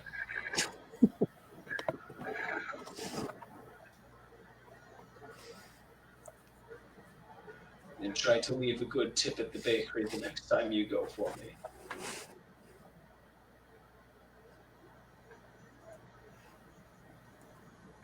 I'll be sure that Dad gets home safely. I'll turn and look at Pima and Seema and just shake my head. They're standing just across the kind of the communal fire area in the middle, just standing both kind of. They look at you and they nod back to you and look sad, but at the same time, this isn't new to them. This is kind of what they do is send people off, and they're like, okay. If you two wouldn't mind, I would just like to introduce my father to the rest of the group before we leave. It said, would you like us to help him move on? That would be greatly appreciated. They work their way around the side of the fire and scoop him up, and you see them both carrying him, and they start heading towards the door. Yeah, when we leave, I'll just call out to everyone in the group.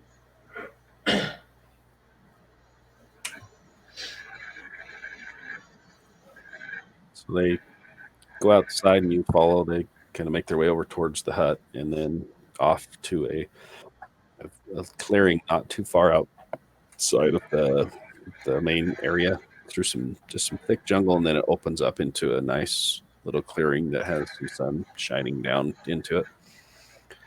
It's full of grasses. They walk and they turn to you and like, will this work? Yeah, this would be perfect. So they lay your father down. He's wrapped in a kind of a blanket, so just his head is out and everything else is kind of wrapped up. They lay him down and they back away for a minute and kind of wait for you. Yeah, so before we kind of like prepped him, I checked to see if he has any belongings on him. Sure. Roll and what do you do? An investigation check? Sure, okay. With advantage. He's a dead body. Yeah. Sorry, old man. I'm your son, I inherit whatever you want. No, that was BS on both of them. 13 was the highest. Okay. You kind of dig through his pockets and things. You actually do pull out a key that is to your home. You recognize his small keyring that he has. Mm-hmm. There's a key and a key to the little. There's a storage, kind of a shed thing in the back that has a key to it. Mm-hmm. And then, but there's a third key on there too that you're like, I'm not sure what that one's to, but you know what the other two are for. Yeah. In his other pocket, there is what looks like a small stone that has some runes carved into it.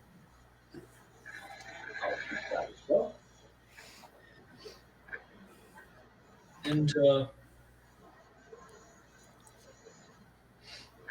is he wearing like a jacket or like an outer shirt or anything like that? He just had on just a shirt that was kind of a button down that was torn and it's covered in blood, and then he just had a pair of like work pants. Mm-hmm. So that's really all he was wearing. He wasn't. He was not really dressed up to go anywhere. Okay. I'll cast prestidigitation, clean him up a bit. Yep.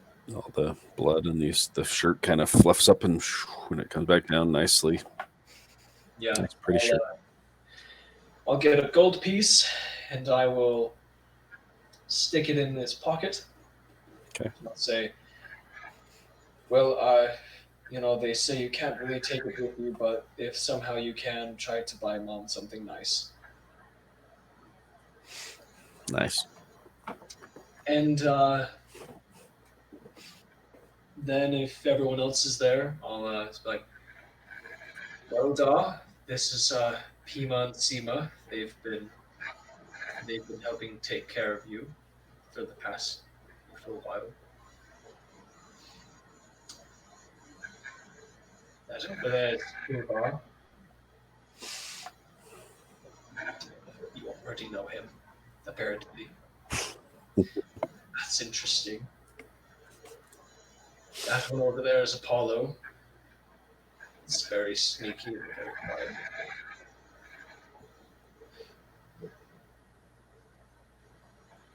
The tiefling girl is Belladonna. She's very good at punching ghosts. She's really great to watch her back. This one right here is Cantendo.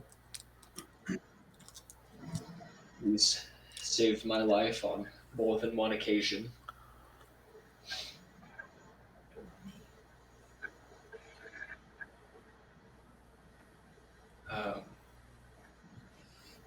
This right here is Miss Ava.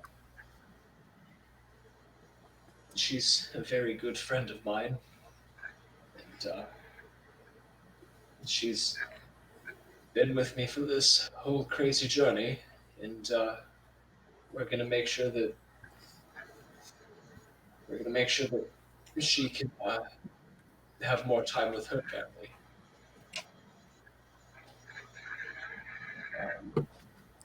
And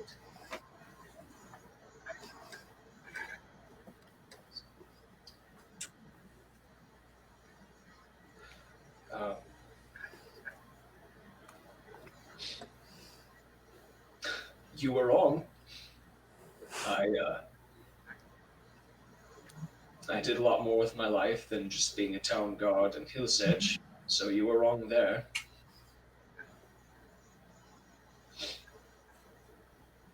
Sometimes I wonder if you were just trying to protect me from something now.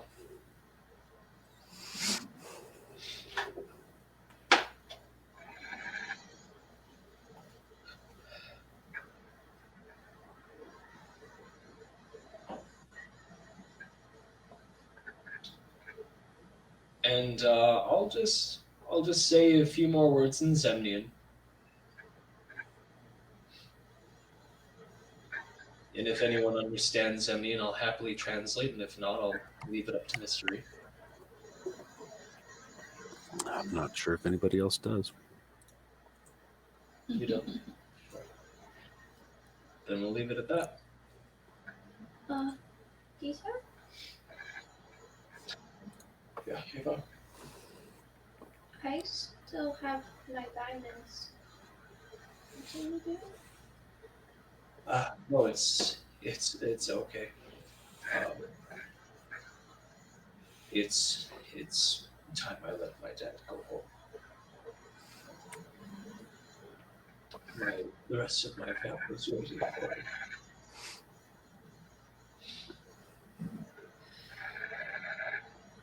Go on, you old man. You have nothing left to give. Go on your way. Be happy already. Pima and Sima kind of look to you, and they are waiting for when you're ready. Yeah, I'll give them an eye. They nod back, and they take place on either side of him, and both kneel down, place their hands on him reverently, and just take a minute, and they both look at you again and kind of give you a smile, turn their head and bow their heads, and you see their hands kind of pulse, and you see energy coming from them down, and you see the wrappings start to turn green. You see the grass around him start to grow. You see some roots start coming up out of the ground that start to kind of wrap up around him. And a few flowers come up around him, beautiful flowers that weren't there before. And after a few moments, they take a breath and step back away from him, and you see the ground continue to wrap.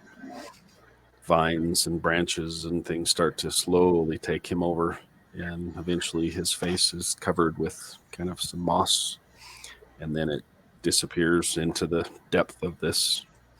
Now there is what is a mound of freshly grown, beautiful flowers, some grass, a small tree that starts to bloom and grow.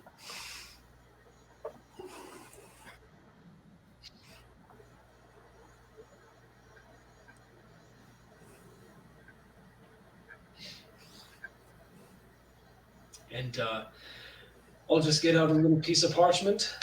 And I'll just write something down in Zemnian real quick. And I'll set it on the mound. Okay.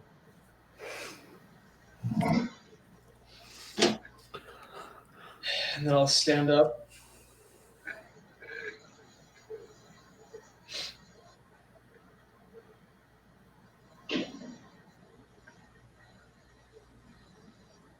Just kind of keep staring at the grave.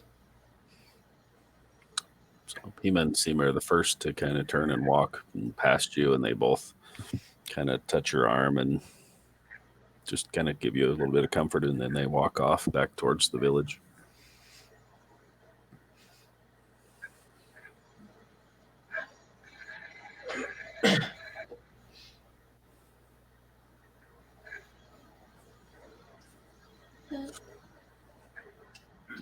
Are you okay?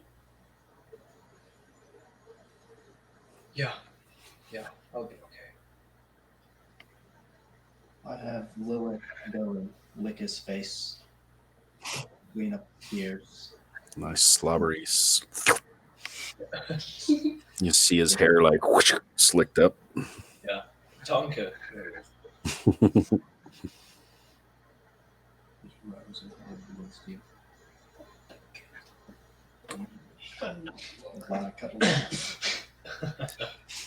Nice.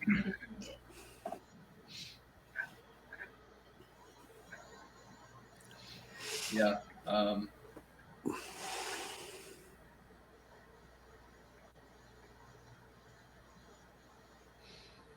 Yeah. Even like with everyone still there, I'll just keep looking at the grave and just say in Zemnian, ich verspreche, dich stolz zu machen, ich werde diesen Ort finden und in sich die Seite überschreitet. Ich schwöre dir, dass du und ich unwiedersehen werden.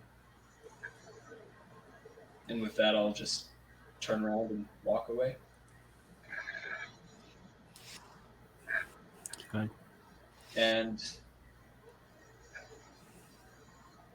as I walk, I'll use prestidigitation to temporarily change the color of my coat from a kind of like a yellowish gold amber color to more of like a white color with some gold amber accents. Cool. Easy enough. You guys all make your way from the clearing back into the village. You see the gentleman standing there kind of waiting, just sees you come back, and he kind of nods, and he's just waiting whenever you guys are ready to go. So this is Pima's grandson. He's gonna guide us to the entrance to Mezro. If you guys are ready to go. Well, glad to have you with us. What's your name, young man? He's like, oh, well, I don't know if you'd be able to pronounce my name, but everybody just calls me Thomas. It's okay. He's it. And you see, Pima and Seema are like, yeah, there's truth to that. His name is like super long with all sorts of weird things. He's like, just call me Thomas. It's fine.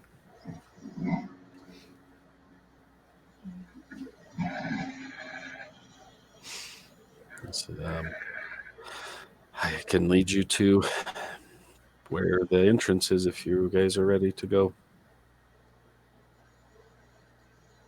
Ready to go get your dad, Ava?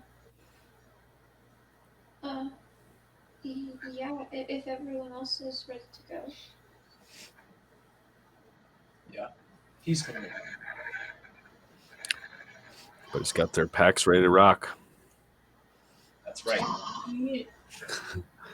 It's pushing at about 4 or so in the afternoon. Your guide Thomas, he says, we'll be there by nightfall if we hustle. Okay. So, and then as long as you're with Apollo and with Thomas, it's not difficult terrain for you guys at all. So you guys can hustle through there. So you head out of the village, and you see, Pima and Seema and a few of the other villagers are they come out to wave off to you and say, come back safely. Wish you luck as you head off. The trail continues south, and with the help of Thomas and Apollo picks up on the trail really quickly as well. It's a dense jungle. Trail continues south and kind of turns south and further to the east. But you guys cruise through there. About an hour into you guys kind of trucking along, Thomas stops for a minute and he puts his hand up for you guys to stop. You guys can hear off ahead of you some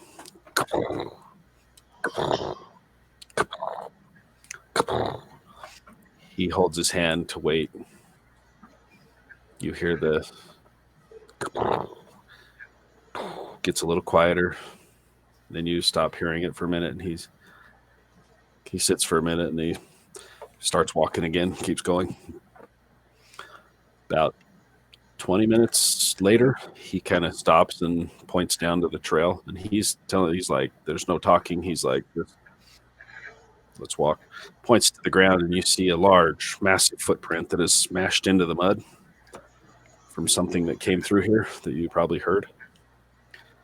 He's just like points down to it, and he points to his ears, and he keeps walking.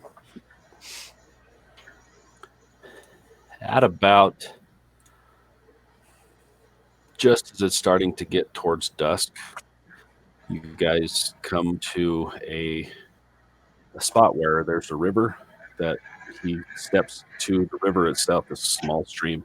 He starts following the stream up, and just as you get to where the stream starts to, looks like you can see it's where it's going to split, you start to catch glimpses of walls that are, some of them are crumbled. Looks like some sort of a stone building. And he kind of looks towards you and says, all right, we're here. Just let me talk to her first. I'll let her know that you're here and why. And as you guys walk a little bit closer, you catch the glimpse of some ruins up ahead of you where the stream goes up and splits. There's a statue in the middle of this area. If you scroll down there on the main screen, or scroll out and scroll down. So you guys are down at the bottom of this, kind of where it's just starting to split. And you kind of look around. It looks like some ruins. And then there's a couple of pedestals that step up to a circular structure up in the front that has what looks like a tree, but it's kind of glowing a little bit.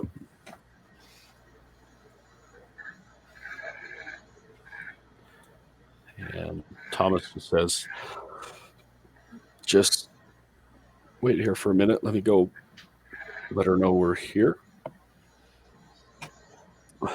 And Thomas walks forward. He gets up just across to about right here behind the statue. Oh, sorry. And each of you, it sounds like somebody's standing right next to you. You hear a voice. Oh, more of you have come to destroy us. It sounds kind of a pissed off voice. You see Thomas stop, and he's like, no. We just want to talk. I'm from the village, my grandmother's. We're just here to talk. We have questions. And as he's saying this, you guys notice over here and here and up here, you see what looks like bodies that have been torn apart, laying in the bushes and on the ground.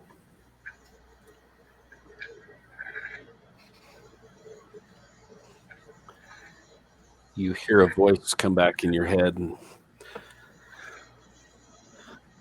I do know you, but these others that have come look like the last ones that came through and attacked me.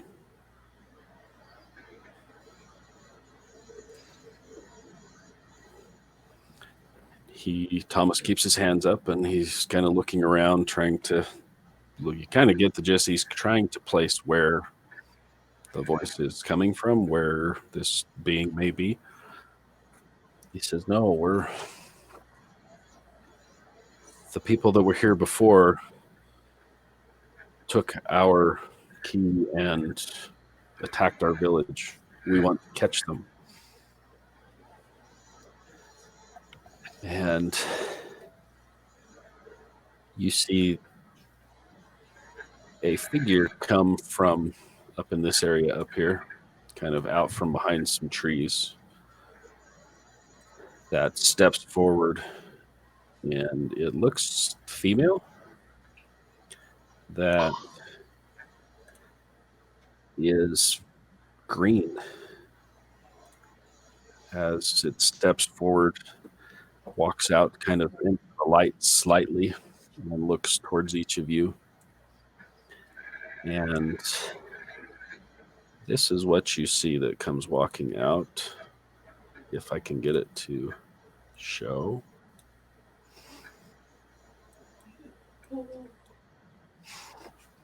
You see a figure come walking out, and you see large vines kind of swirling off of its head. With a long dress that looks like made of leaves, as she walks forward to about right up here and stops. And you hear her speaking, but she's not, like her lips aren't moving. She says,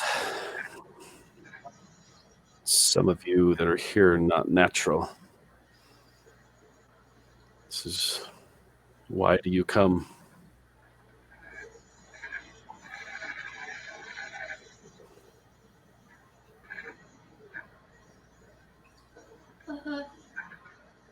We're trying to get to Mezro. Because there's some evil people who stole their key and locked my sister to a portal and stole my dad. and now I'm trying to find the lore keeper.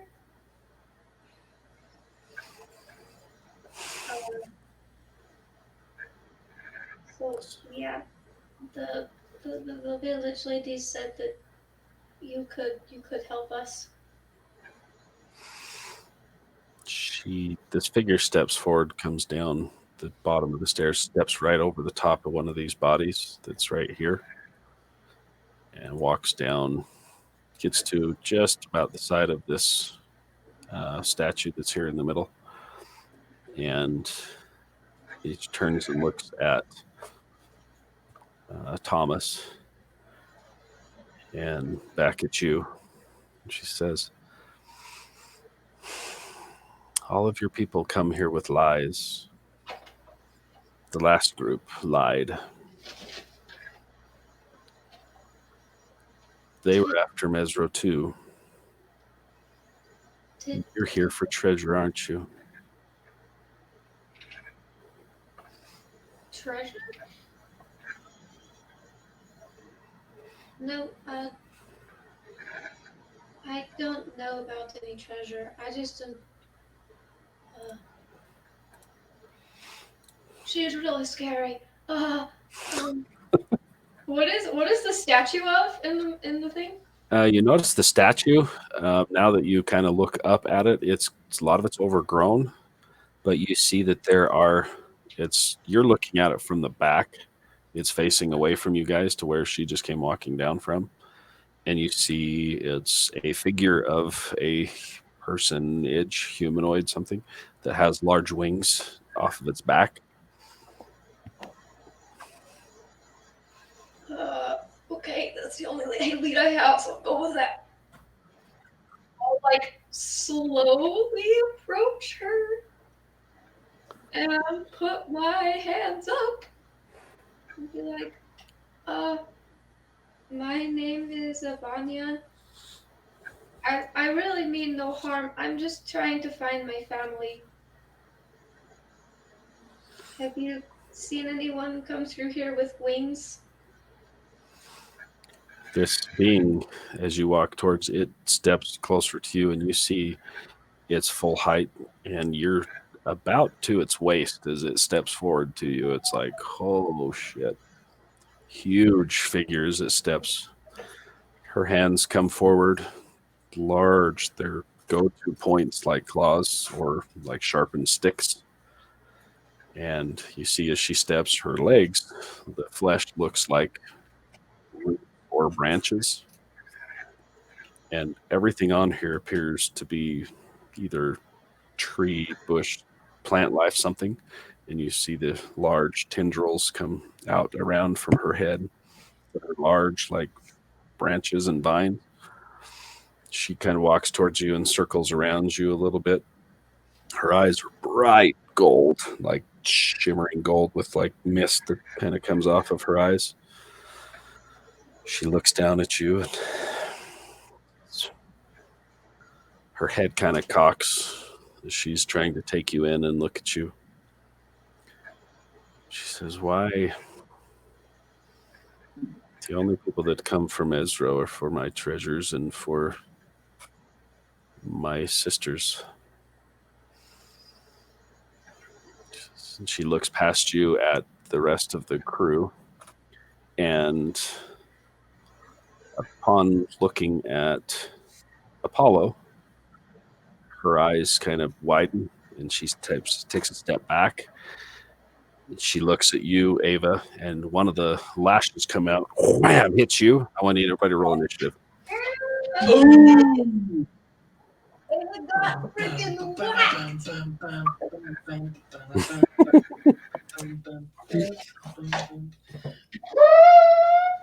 Da-na-na. Question mark. Yep. Am I attuned to that spear? Not yet. You just barely got it handed to you. You haven't spent any time. Yeah, I didn't think so. I just was wondering because you said there was a connection. Yeah. Yep. Oh man. It's all good. It's all good. All right. Who is 25 to 20? Is it possible to attune while you're walking? I need to roll initiative. No. Not the speed you guys were going. I know. 22, by the way. Plus 22. Okay. 25. So Peter, Where's initiative? Bella, Oh, Donna. 21. What was that? 21. Nice. Belladonna, were you 20 or 21? 22. Sweet. Okay. Also, I just have to say about Spear. Holy shit, Mike. I'm so excited. That's so cool. Yeah, it'll be fun. Yeah, I'm so excited. It's dormant right now, but it'll be fun. Huh? You'll be all right. You'll be all right. All right. 15 to 20. You got your axe. You still have one. 15 to 20. Yeah, nobody? Wow. 4 or 10 to 15. All right. That's good. What did Apollo roll? Apollo, did you fall asleep? Maybe. Apollo. Maybe. Or he had to run to take care of a kid or something. Dieter, what'd you get? 5. 5? Tendo? 25. Oh, you got 25. Tendo, what'd you get? 9. All right. Sorry? So, Kilvar's last. I'm just messing with you. All right. Where's Apollo? He's going to have like 84 initiative. Come on, man. We'll see if he's alive. Give him a call. He's probably slaying on the thing. Yeah, she didn't like the look of him.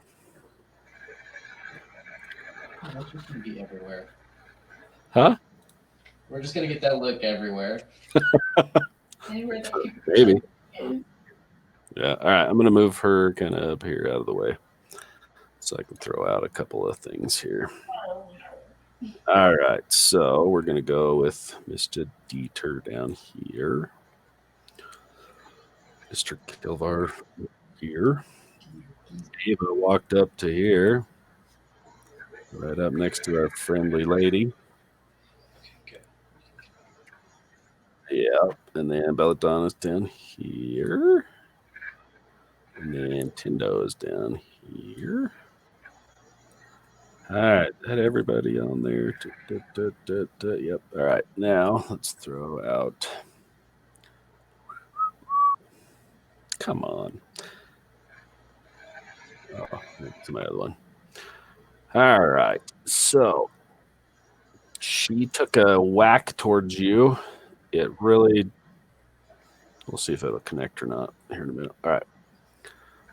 So this is going to be her marker here. So I'm going to go like this. Like this, a little bigger. There we go. So she came down to here and smacks Ava with one of her little tendrils.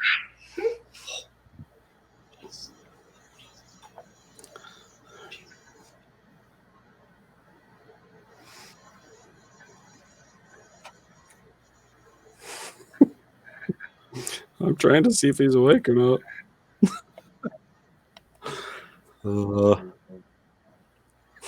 I'll hear it. Ring. Okay. We'll get him in the initiative. He's going to have like an 80 initiative, but it's all good. Okay. We're going to go top the order with Dieter. Wait, did I take any damage from that swing? Let me see. Did it even hit me? I don't know. Some, I'm dead. Instantly. nope.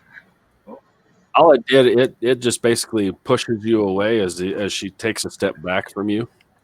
Oh, excuse me. She's not real happy. So, Dieter, you're up. You see this large creature kind of smack her, and it takes a step back. And you see the tendrils kind of come to life. You see some of the plant life around her start to like comes up a little bit to life. Oh boy. Do we even want to try to kill this? Yeah, I don't know. You see Thomas. Thomas is like trying to back. Like, oh no. He doesn't want to do this, but she's not real happy. 5, 10, 15, 20. Either way, she's already attacked you, so we're in the middle of initiative. So do what you're gonna do. Okay. 5, 10, 15, 20, 25, 30. Yeah, I'll just come up here. Oh, she already attacked Ava. Oh boy. Oh boy, oh boy, oh boy. That's me ringing him. Nice.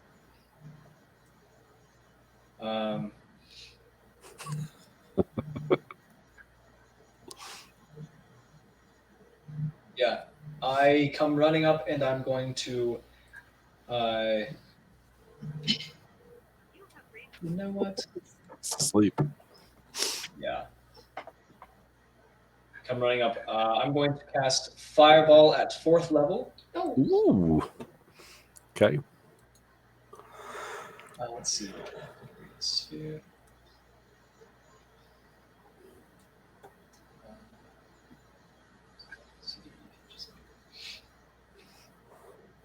How deep is the water? Hey, Mike, how deep is the water? It's about knee deep. It's just a creek. It's not really a river. Okay. Yeah, so I'll cast it centered right here, so that the 20-foot radius will catch Plant Lady but leave Ava below. Okay. So, yep, she just needs to make a dexterity saving throw, and she needs to beat 17.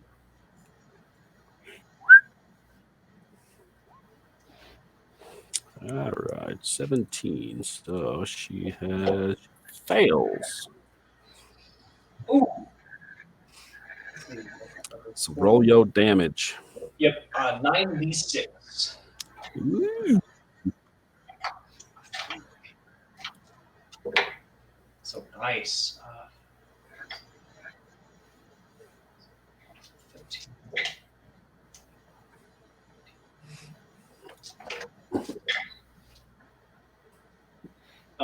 33 points of fire damage. Nice. You see this massive boom, fire explodes and it burns a circle around and it catches the side of this creature. You see some of the tendrils kind of slither back away. That was 33.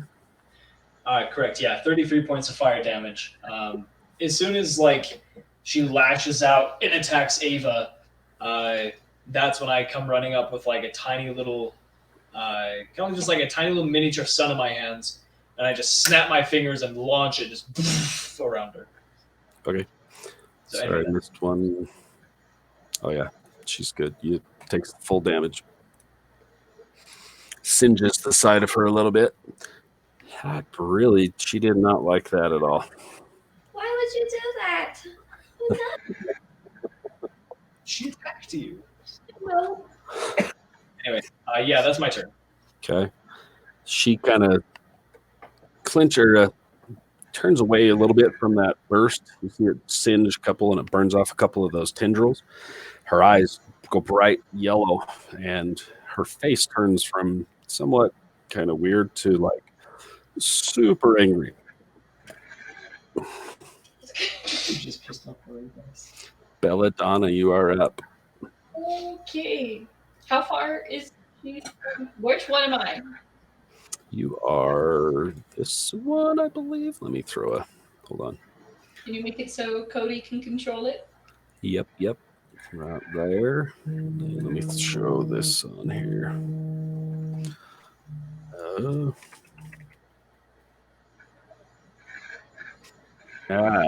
should be able to now. Yeah. Okay, Dieter should be good to go. Okay. 45 feet over.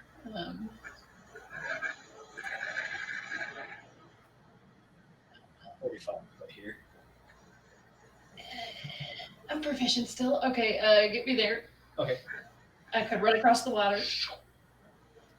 And even though I am not attuned, because I got nothing, I'm going to Ruin's Wake at her. All right. You huck it at her. Go ahead and roll for it. It could have been a better roll. 18. 18 will hit. Oh, good. When you throw a spear, it's the 1d6, correct? Yep. Okay. 10 points of piercing damage. All right. It sticks in the side of what sounds like it hits a tree, like it chucked it into a tree trunk. Does it thunk? Sticks in. She turns and looks at you. You see her hand come down. She swats at it. And as it hits, it goes flying off into the dirt behind her. Okay, second attack. I'm going to throw a dart because I'm not near her. So, I'm guessing that a 27 hits. Oh, yeah. And that is another 7 points of damage. Okay. All right. Nice. So 50 points so far. Cool. All right. Ava, what would you like to I'm do? gonna straight up panic because all of my friends are attacking the freaking god. I'm going to kind of yell like, "Wait, guys! Don't attack! What are you doing?" And I'm going to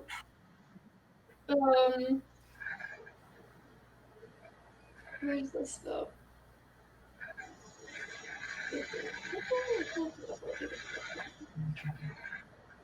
I'm gonna cast Guardian of Faith.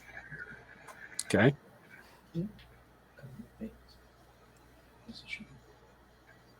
Yeah, it's I'm gonna cast Guardian of Faith.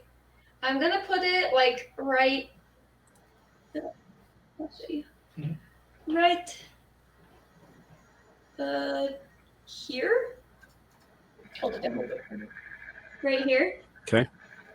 And it has a range of 30 feet around us. And it's just like a giant it's a giant statue, kind of. It's like a celestial light statue thing of a giant lady with wings and a shield, and she just stands there, and if it attacks anyone within it, they have to wait. Hold on, let me take a look. It's a guardian. Any creature hostile to us moves within a space within 30 feet of the guardian. First time, take a turn on a dexterity saving throw, or the creature takes 20 radiant damage, or half as much on a successful save. That's any time that it gets within 30 feet? Yeah. Okay. And it lasts for 8 hours. Sweet. It just chills there for. It's just a giant statue lady, and if we're in it, it has to make a dex saving throw. So I'm sticking there. Okay. All right. As you do that, whoa, don't do this. It's now her turn. Yeah, sure, why not? All right. She, after being singed, she turns. She didn't like that at all. You see her hand come up, and she looks right towards you, Dieter, and right next to you on the ground. The ground erupts. Boom! It hits the ground. And I'm going to need Belladonna, Dieter, and let's see, 5, 10. Yep. Ava, Belladonna, Dieter, and your statue. every one of those are going to need to make a dexterity saving throw. That's what I'm good at. Oh, 26. 26. My dex proficiency. Nice. Oh, thank you. Save this plus 3. 19. 19. Okay. 19. Oh, wait, sorry, hold on. And a 13 for the statue. 13 for the statue. Okay. Yeah, if it takes 80 damage. So 13. What were the other two? 19, 18. There should be one more. Oh, mine was 20. No, what did I say? 26? Okay.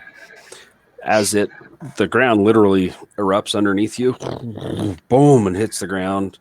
Roll it right now. Can I use evasion so I don't take any damage? That's going to be a 28 points of damage.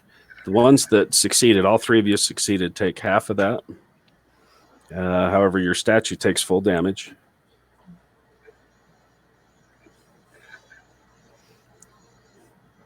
So that's 14 points of damage, right? Yep.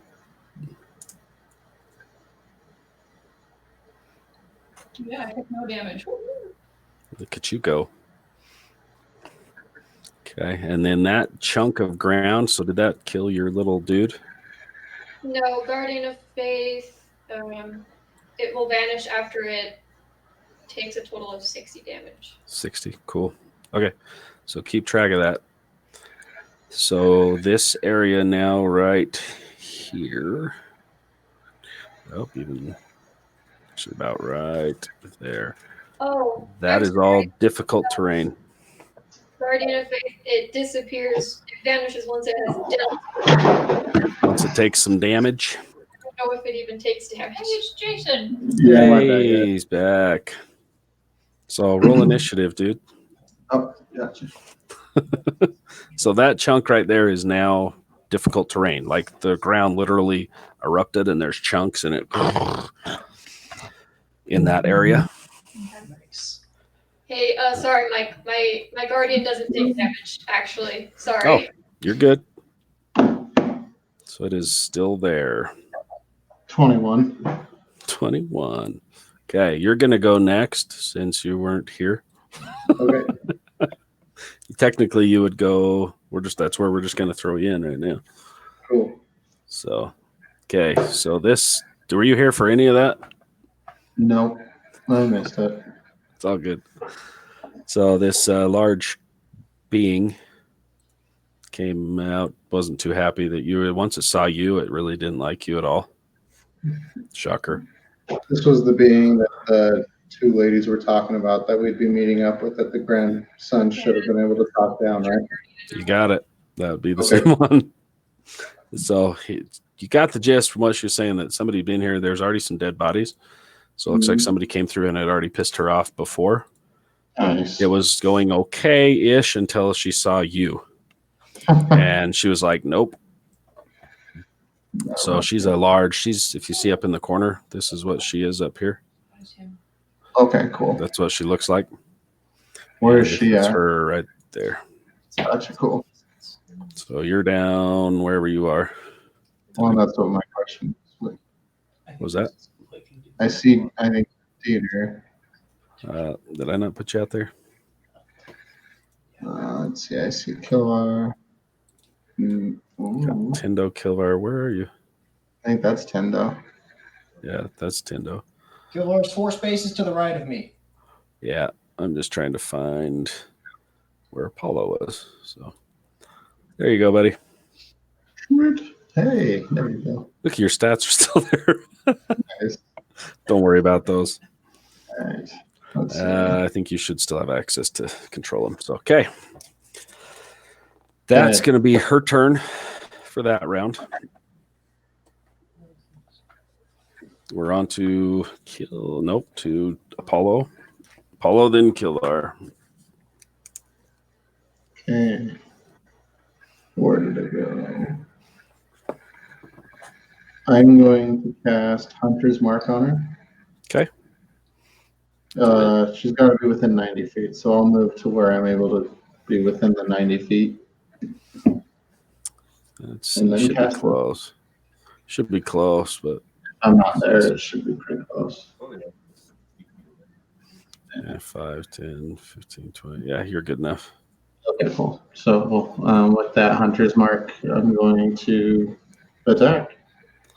Do it. Let's see. Would this be considered like my first move? Yeah. Okay. So I'm going to make 3 attacks then. Cool. Let's see. Get her. Oh, it's going slow. Come on. Let's see. 15 to hit. Nope. Okay. Come on.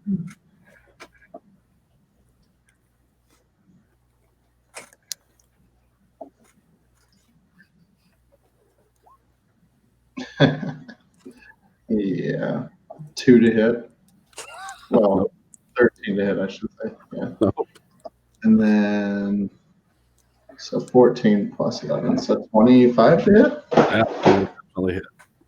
All right, so my third one. My one. It will hit, you said? Yes, that third one hits. Oh my gosh. Okay, and then.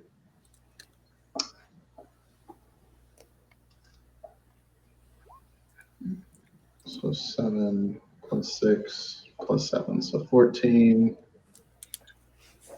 20 damage? 14. 20. Oh, nice. So nice. Cool. So yeah, your first couple get kind of deflected as it's trying to get through these massive tentacle rope vine things that she's got going, but the third one hits. Right. And then I'll probably stay where I'm at. Okay. Kilvar.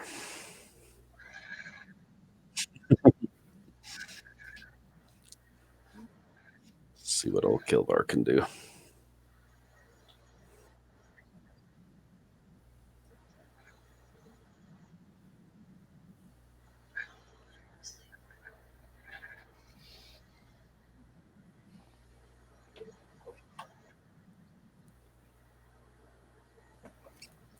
What's your speed?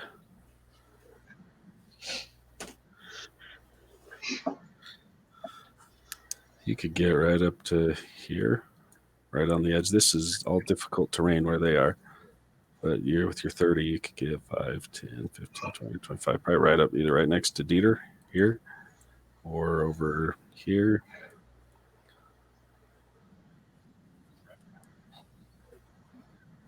Cool.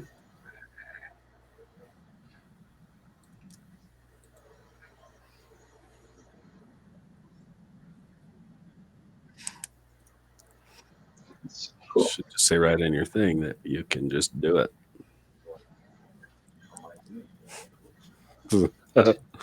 Guess we'll find out. So as you come up and you're like, okay, and you think for a minute what you can, the stillness that you had for a moment. You clench your fists together, take a deep breath, and you feel that tear that's there. You feel it kind of come apart. And next to you, you have a personage that looks an awful lot like you standing next to you. Yeah. We'll throw him out right here. And I'm going to give him to you to control.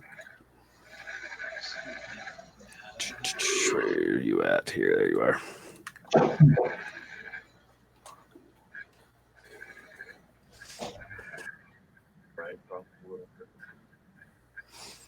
Yeah, you can have him where you can have him do within 15 feet of you.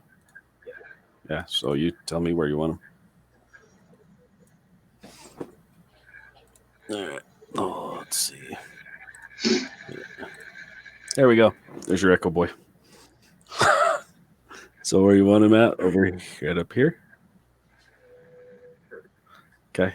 And what you want to do with him?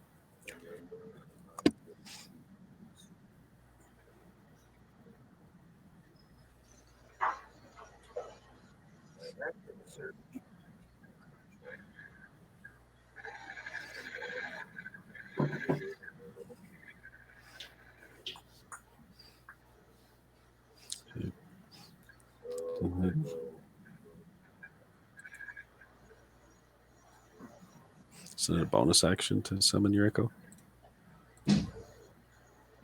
So you still have your main action. Yep. It's a bonus action. I done. I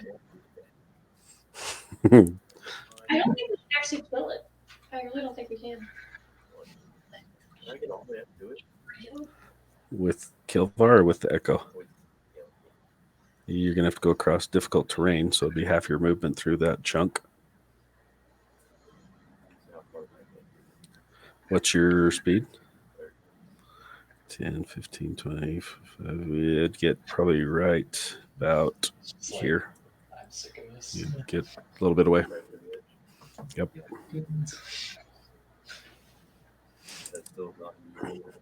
Nope. You're about 5 feet away.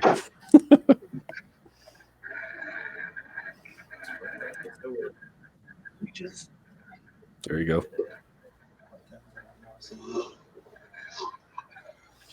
Right up on her. Cool. I'm gonna try.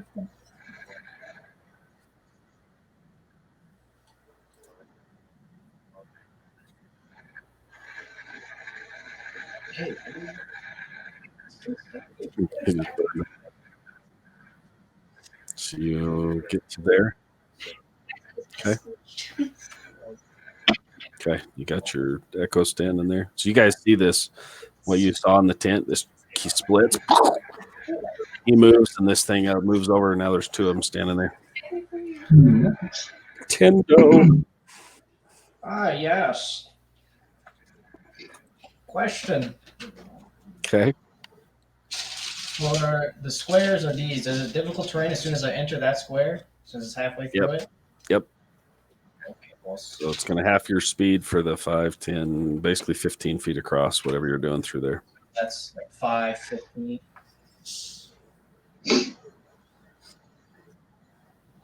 Okay. Holy hell. Yeah. Does anyone want to Cotton candy. Straight up sugar. I'm gonna be Can I move one more space or is that too much? I don't know. Yeah, you can get one more. Holy oh. That is my movement. I will cast Aura of Vitality as an action. And I will heal Ava as my bonus action with that for 2d6 damage. Nice. That's 10 points of healing to 10? her. Thank you. Nice. Nice.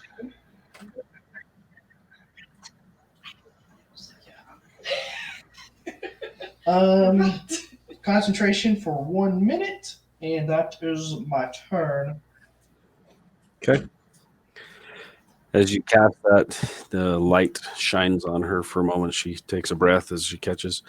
You see the figure standing before you. All of a sudden, a mist surrounds her, and she reappears back up here. Oh no. Misty steps back. That's all she's done there. So now we're up to Dieter, back top of the order.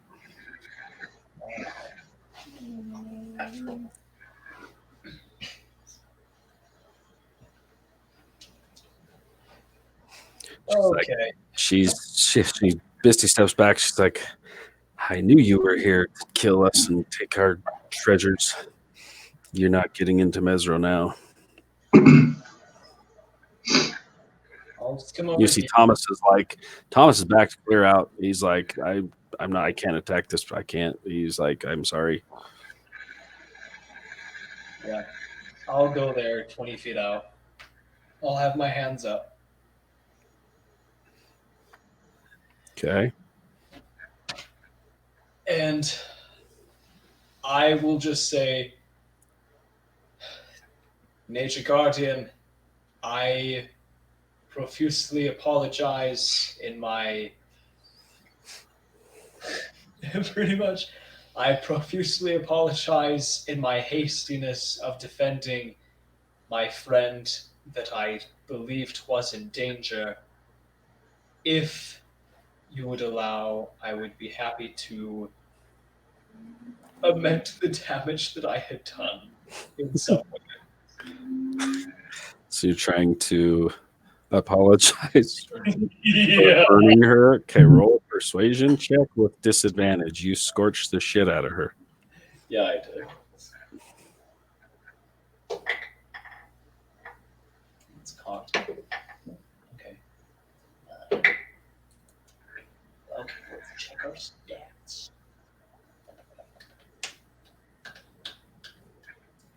Persuasion. 12. Her eyes just burn with fury, looking at you, and she's just shakes her head, and her you see her kind of kneel a little bit closer to the ground, and both of her hands touch the ground. And you see around her plants kind of wither a little bit, but you see her burns and things kind of regrow a little bit as she pulls some life from whatever is around her in the ground into her.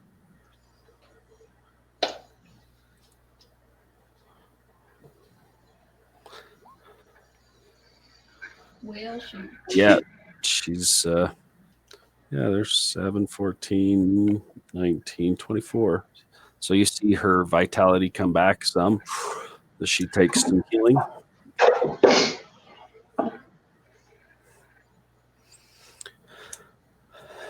So anything else you want to do there, Dieter? Nah, that's my movement and my action. Okay. Belladonna and then Ava are up next.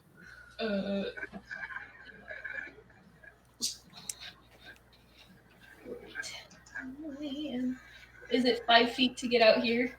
Yep. 10 feet. Just 5.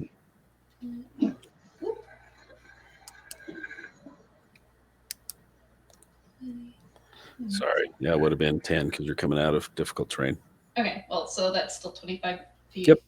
there. So I will do that. I'm not going to attempt to pick up my spear. And I'm going to just kind of kneel on one knee and just, I am very sorry as well. I spoke with Pima and Sima earlier, and they did instruct me that we were supposed to speak with you. But like my friend Dieter, I felt the need to protect our good friend Ava in her quest to find her father and to save the rest of her family. I am sorry. We acted very foolishly. We don't want to hurt you. Her head turns quickly to you as she sees you come around from the bushes, remembering this spear that was stuck in her side. I have no spear. I left it behind. She looks On one knee. at you. Roll a persuasion check. You didn't burn her as badly as your friend. She's still kind of kneeling with her hands touching the ground as she's looking towards you now with this fury of her eyes. But my persuasion is pretty bad. So I rolled a 17, so 16. The fierce anger in her eyes kind of fades a little bit as she looks towards you and looks back at Dieter. It kind of flares a little bit again, looking back at Dieter. And she's looking past you, she's trying to get eyes on you, kind of just or get that she's trying to find where Apollo is. She really does not like undead-ish things. around her. So she's calming you a little, but she's still on edge. We're still in the middle of initiative. So if that's all you're going to do, Ava's next. Yeah, that's all I'm gonna do. Okay. Ava has so much nothing she can do. Ava is going to. Can I use an action to kind of inspect the statue and see if it's Rai? I'll say as if you want, you can look at it, and it's covered in vines and things. Mm-hmm. So if you're going to try, you're going to have to either take a quick peek, or you're going to have to kind of move some things around to see what it is. Yeah, I'll try. It's fine. Everything's fine. All right. I'll say you can kind of push some things around. Make an investigation check. That's good. Investigation? What is that? You're moving things around, trying to figure out what this thing is. It's more than perception. It's an investigation. This is when we need Okay. smooth talking Tim do. Uh-oh. Well, that was an extra one. So I get dust in my eye. You reach up and you kind of start moving around, and a couple of the branches fall and hit you in the face, and you're like, ow. Ow. Yeah. It's a statue of something with wings, a humanoid figure with wings. That's kind of the gist you can get, but to see exactly who it is or what it is, it's kind of hard with what you just did. Okay, well, you know what? It's fine. Everything's fine. I'm just gonna kind of look at her and be like, please, we're telling the truth. Like, I'm just trying to find my family. I don't know. I'll like move my. I don't even think she wants to hear from me right now, but I'll kind of like move my cape a little bit and kind of show her scars. And be like, please don't kill me. Or which scars are you showing? The wings, just like. Okay. Look, people with wings. I used to have wings. Don't kill me, please. Roll a persuasion check. I'm going to give yours with advantage for what you're trying to do. Oh, yeah. Persuasion? Yep. Ah, yeah. Oh. Oh, advantage? Sorry. Oh, yeah. Oh. Okay. 13. She I'm not having a good time, okay? she looks at you for a minute, and you get the sense that she takes in what you're showing her, and you see her kind of fade in a minute and go into a mist again, and she bamps even back further. She bamps back into here, away from you. And she stands fully back to her full height, and you see the tendrils and things coming back, and she looks at each of you and says, she's not quite trusting yet. She's toying with an idea. So you see what she does is her hand comes out again. You see in front of her a large chunk of vines and things come up across this area. I'll show you here. Wrong one. So right across in front of her, this chunk is tangled vines and things come up out, kind of a wall between you and her. Super tangled vines, and she's kind of separating herself from you guys, still looking at you, and just go away, leave me alone. And she backs up, and that's all she's going to do on her turn. So we are to Apollo. Sweet. Kilvar. The one that she wants absolutely nothing to do with. Shoot. Yeah. Yep. I'm gonna move just 35 feet up. Okay. But I'm not gonna do anything. Okay. Yeah. Um, I'm watching everybody else trying to convince this being that we're not trying to hurt it, so I'm not gonna make it worse this go. Are you just walking out in the middle of just walking up there? You're in some bushes and things, or you want to try and stay hidden at all? Since I'm in some bushes, let's absolutely use my action to hide. Okay. I'll say you're able to walk up. Roll a stealth check with advantage. You're probably going to get it because you're like the stealthiest guy around. Right? If you fail, I'm going to laugh. You said with advantage, though? Yeah. Alright, where did it go? There it is. And Kilvar, you're next, and then Tendo.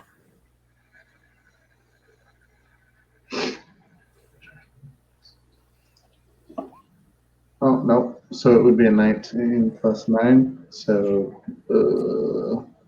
a lot. You're good. 28? Yeah. Okay. You guys don't even hear or see as a shadowy figure moves up into some bushes, kind of like he is in that picture right there. Just see just a little bit. Okay. Kilvar, Tendo, what are you going to do?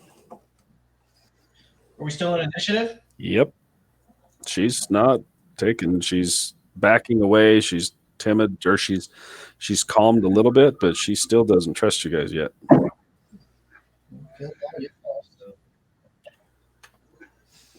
Your guys' persuasions are garbage. I have a -1. I'm trying.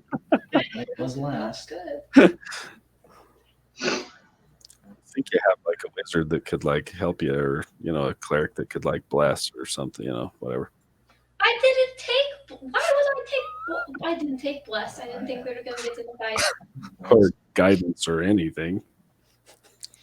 But they're not near me. They abandoned me. I see. She's got abandonment issues now. Go ahead.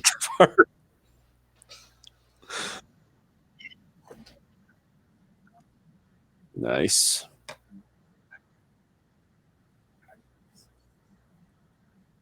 That's so cool. Cool. So you see it's just all of a sudden, Kilvar standing there.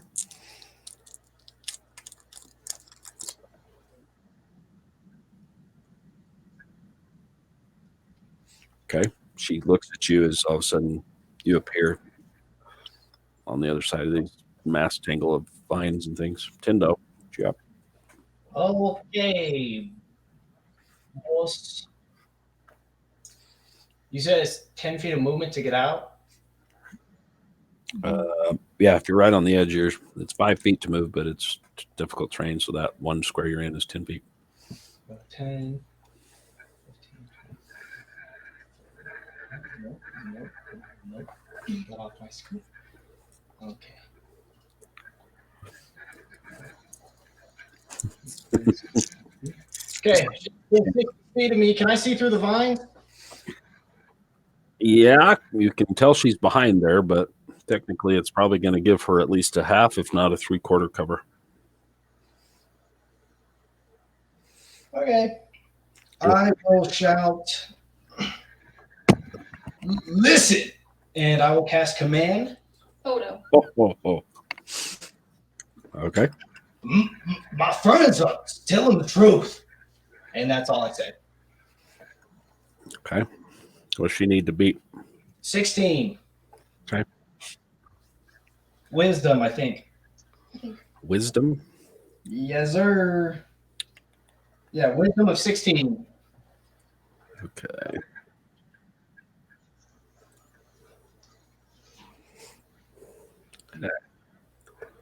You see her she looks at you and she calms for a second, and then she shakes her head and shakes it right off. And she has a magic resistance. It gives her, she can choose to succeed on one. That is one of her that she has failed. That's one she's burned for the day. So she shakes her head off, looks at you, and you see the fury in her eyes kind of flare back up. She said, I knew it. And she is going to step forward and Oh no. No. Question. uh-huh. Can I see Dieter? Is Dieter within line of sight? No. Where is he? Between us. Yeah, nope. He would be on the opposite side of that statue. You're not going to be able to see him. Yeah, okay, I won't retcon it. I'm gonna heal Ava again for 2d6. Okay. Alrighty. Thank you. I'm actually at full hit points now. Damn. So she gets pissed off, but she's going to hold on this part of this one. So we're going to roll back up to the top of the order with Dieter.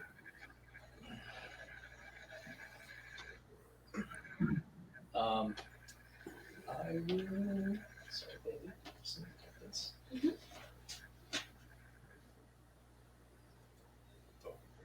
5, 10, 15. I'll just go right up there. 15 feet. And again, I just have my hands up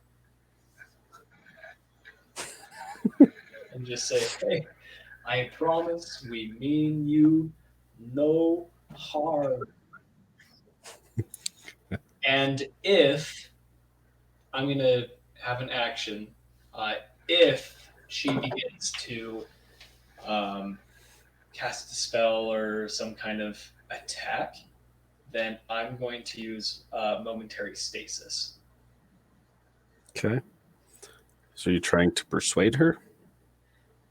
Yeah, essentially just trying to persuade her, but I'm readying an action in case if she becomes hostile.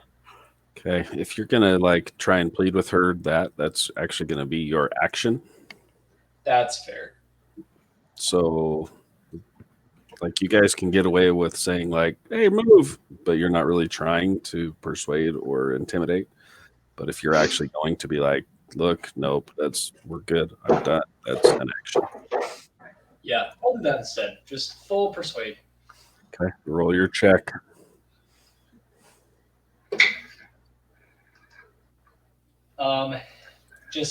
Is it just straight roll or disadvantage? Just a straight roll this time. Okay. 11. Oh, Man.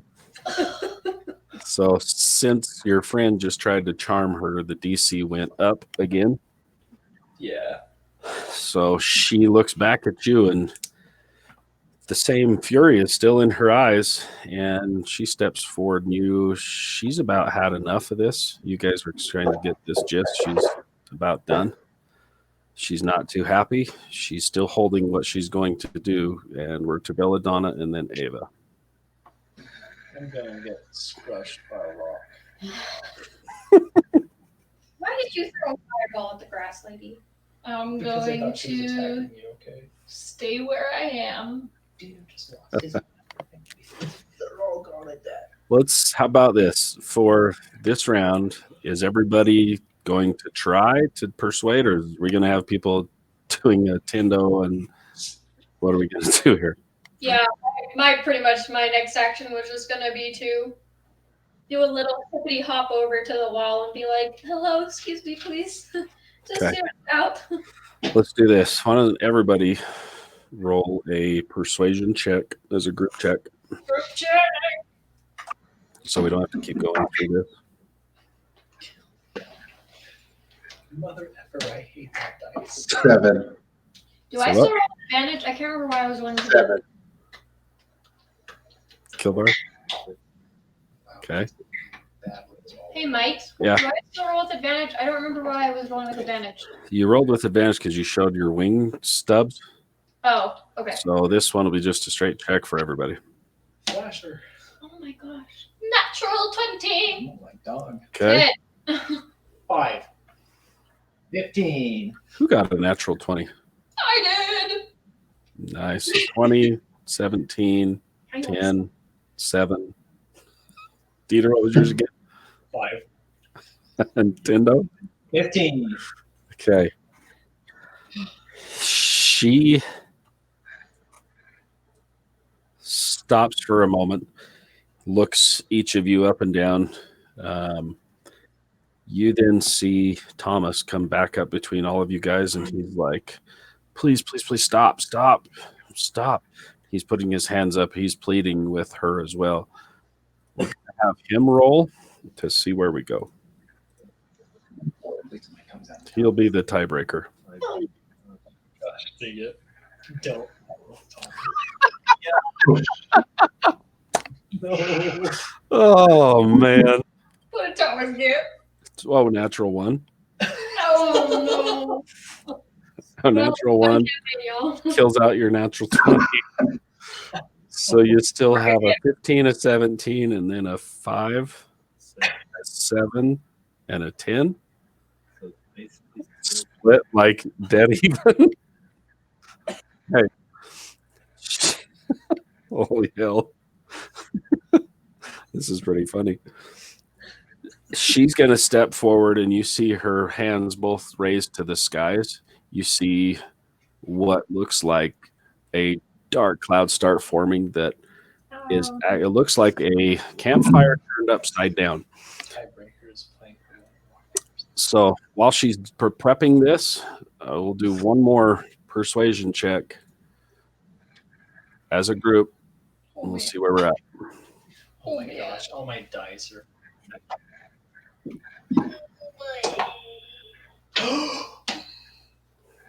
That was way better. 16. 20. Well, that's good because I got to 13 this time. I got 15 this time. So who was under 10? Anybody? Put that away, Tendo. Nobody under 10? Natural one. There it is. Okay. So Thomas rolls a 10. So he actually walks up right up to the vines. You see Thomas walk up the vine. He's like, please, please, I beg of you. And she's still continuing. He pulls a dagger out and he stabs it into his chest and pulls it across. And you see blood out onto the ground. And he falls forward onto the vines. And she stops for a minute and the clouds kind of collapse as she looks towards you and him. She walks forward and you see the vines and everything drop this terrain right here in front of her. As she walks forward to Thomas and looks at each of you, scoops him up, and her eyes kind of like, you see the anger in front of all that, like it fades back down, and all the anger, the tendrils kind of drop. And all of a sudden a completely different countenance comes over her face as she's and almost like she's like scared of what she did and what she was doing. I'm sorry. I don't. This is no. She kind of backs away from you guys, and she's almost scared as she's holding Thomas. She kneels down with him. What do you want to do? Yeah, as a bonus action, is he within 30 feet of me? Let's see, where were you? 5, 10, 15, 20. Would have been 25 when he stabbed himself in the chest. After being collapsed forward, bonus action, heal 2d6. Okay. He catches a breath. He's still alive as she's holding him. Okay. I'll step forward and be like, please, my lady, let me heal him. Is he okay? Why did he do that? So she kind of leans him closer to you as you walk forward as well. She sets him on the ground, and what you had seen her do before, again, she reaches and places her hand on the ground as well as you walk towards to heal as well. She's going to start pulling some healing into him too if you want to do yours. Yeah, I'm going to do my healing word at second level. Okay. Hey, Mike. Yep. As this combat's still continuing, the aura of vitality lasts for a minute. Can I just heal everybody that I saw take damage? Yeah, go for it. How many times can I do it, I guess? I have to look at what it says. So Dieter heals 8 points. Thank you. Say just do this one round, and then we'll see if we're still going. Sounds good, boss. Okay, so you heal. We'll say right now we're initiative for as far as combat has stopped for a moment. So we'll see if I we can heal pick back him up. 15 points. 15. Okay.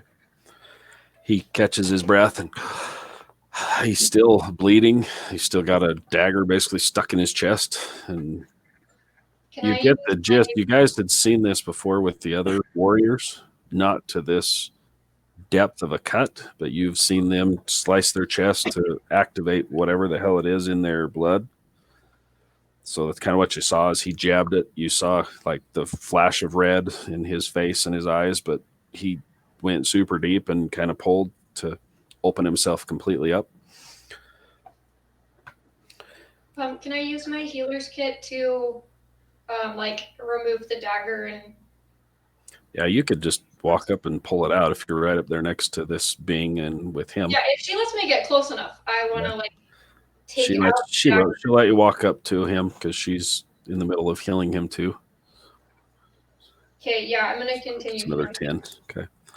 So you're able to get him pretty much back up to normal health. The wound starts to close pretty much with everybody like dumping healing on him. Thomas, what the frick? Your grandmother.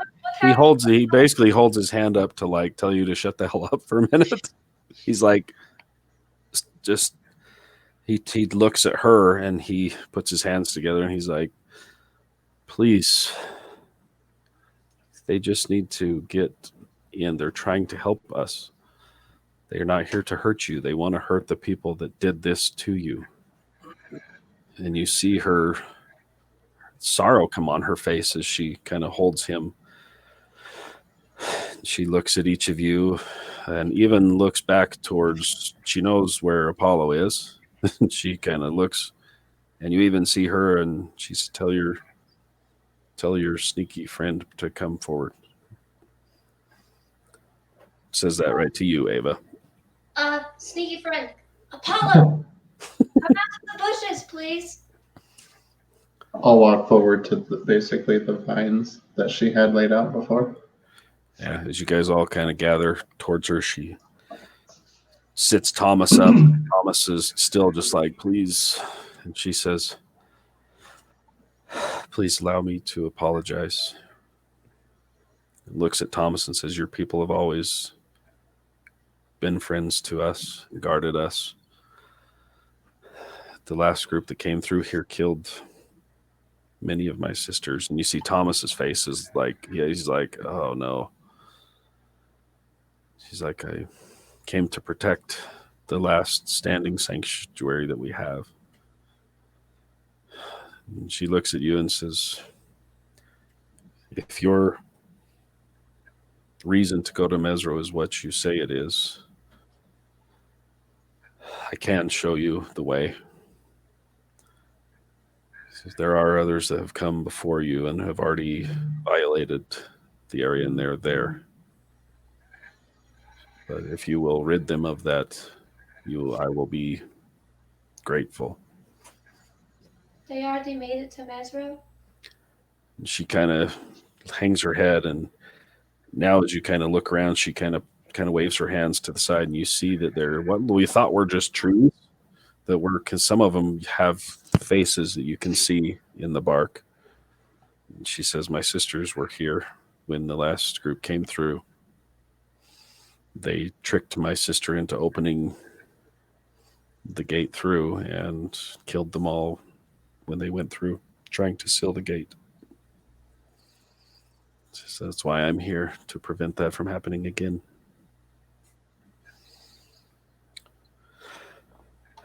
And she looks at Thomas and says, please guide them through. And he says, he stays like, I just told them I would get them here to you. This is your sanctuary. She nods her head and says, okay. And she stands up and turns, and behind her, in the kind of just right behind where you guys are on top of this, it shimmers a little bit. You see it kind of like there's almost like an illusion was there. You guys see a gate and a door with some stairs that go up, open up. And she turns and says, that's where Mezro is straight ahead.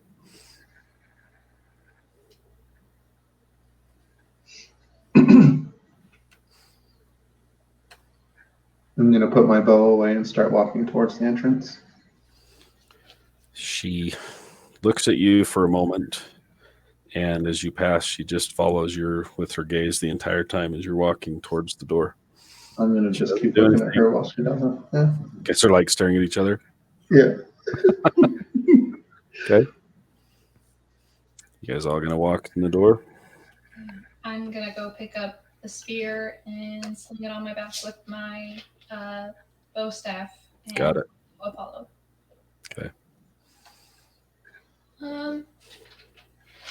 I'm going to approach the vine lady. I'm very sorry for us causing you trouble. We're not very good at explaining ourselves. She And I will give her one of my pretty rocks that I found in the jungle as a peace offering. she reaches her hand forward and takes the small stone, and she smiles, closes her hand around it, and she says, "Go find your family Thank you. and kill all of those who've defiled this place." Oh, I really like her. Okay. Yeah, will do. 100% done. She nods her head towards you as you walk past. You guys all head into the door. Yes, sir. Yeah. Okay. As you guys step through this door, it's a dark door. As you walk up to it, you're like, okay, you're stepping into complete darkness. Paul's like right through. He steps in. As each of you step through this darkness, it's all of a sudden blinding light hits each of you, and you takes you a minute to kind of shield your eyes. And as you blink for a minute and you're looking out, you catch a view off in the distance of a large, black, overgrown pyramid that's off a ways into the jungle. And that's where we're going to stop.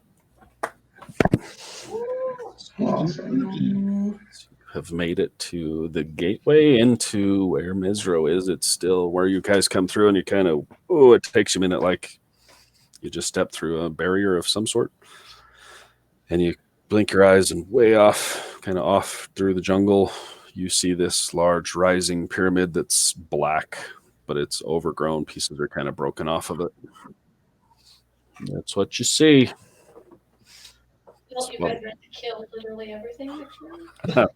Welcome to Mezro. Nice. Good job, y'all. There. Got us around. Hope y'all had fun.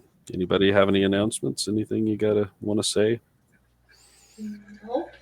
Okay. Nope. Hopefully the next one is going to be Yes, back at the thanks table. for watching. Mike, Yes. thanks for DMing for us as always. Yeah. Hoping the next one's back at the table. So Kilvar, get a negative check and feel better, man. I'm excited to get back together. get everybody healthy. Yeah. Cool. Hope y'all had a blast. That was good times. Thanks for watching. Yes. Oh, so good. You enjoy your new trinkets? No, I'm that's such cool so stuff. excited. I'm so excited. I need us to rest. I can attune to this. All right. Have a good night, y'all. Thanks for Have a watching. good night, all. Times. Till the next one.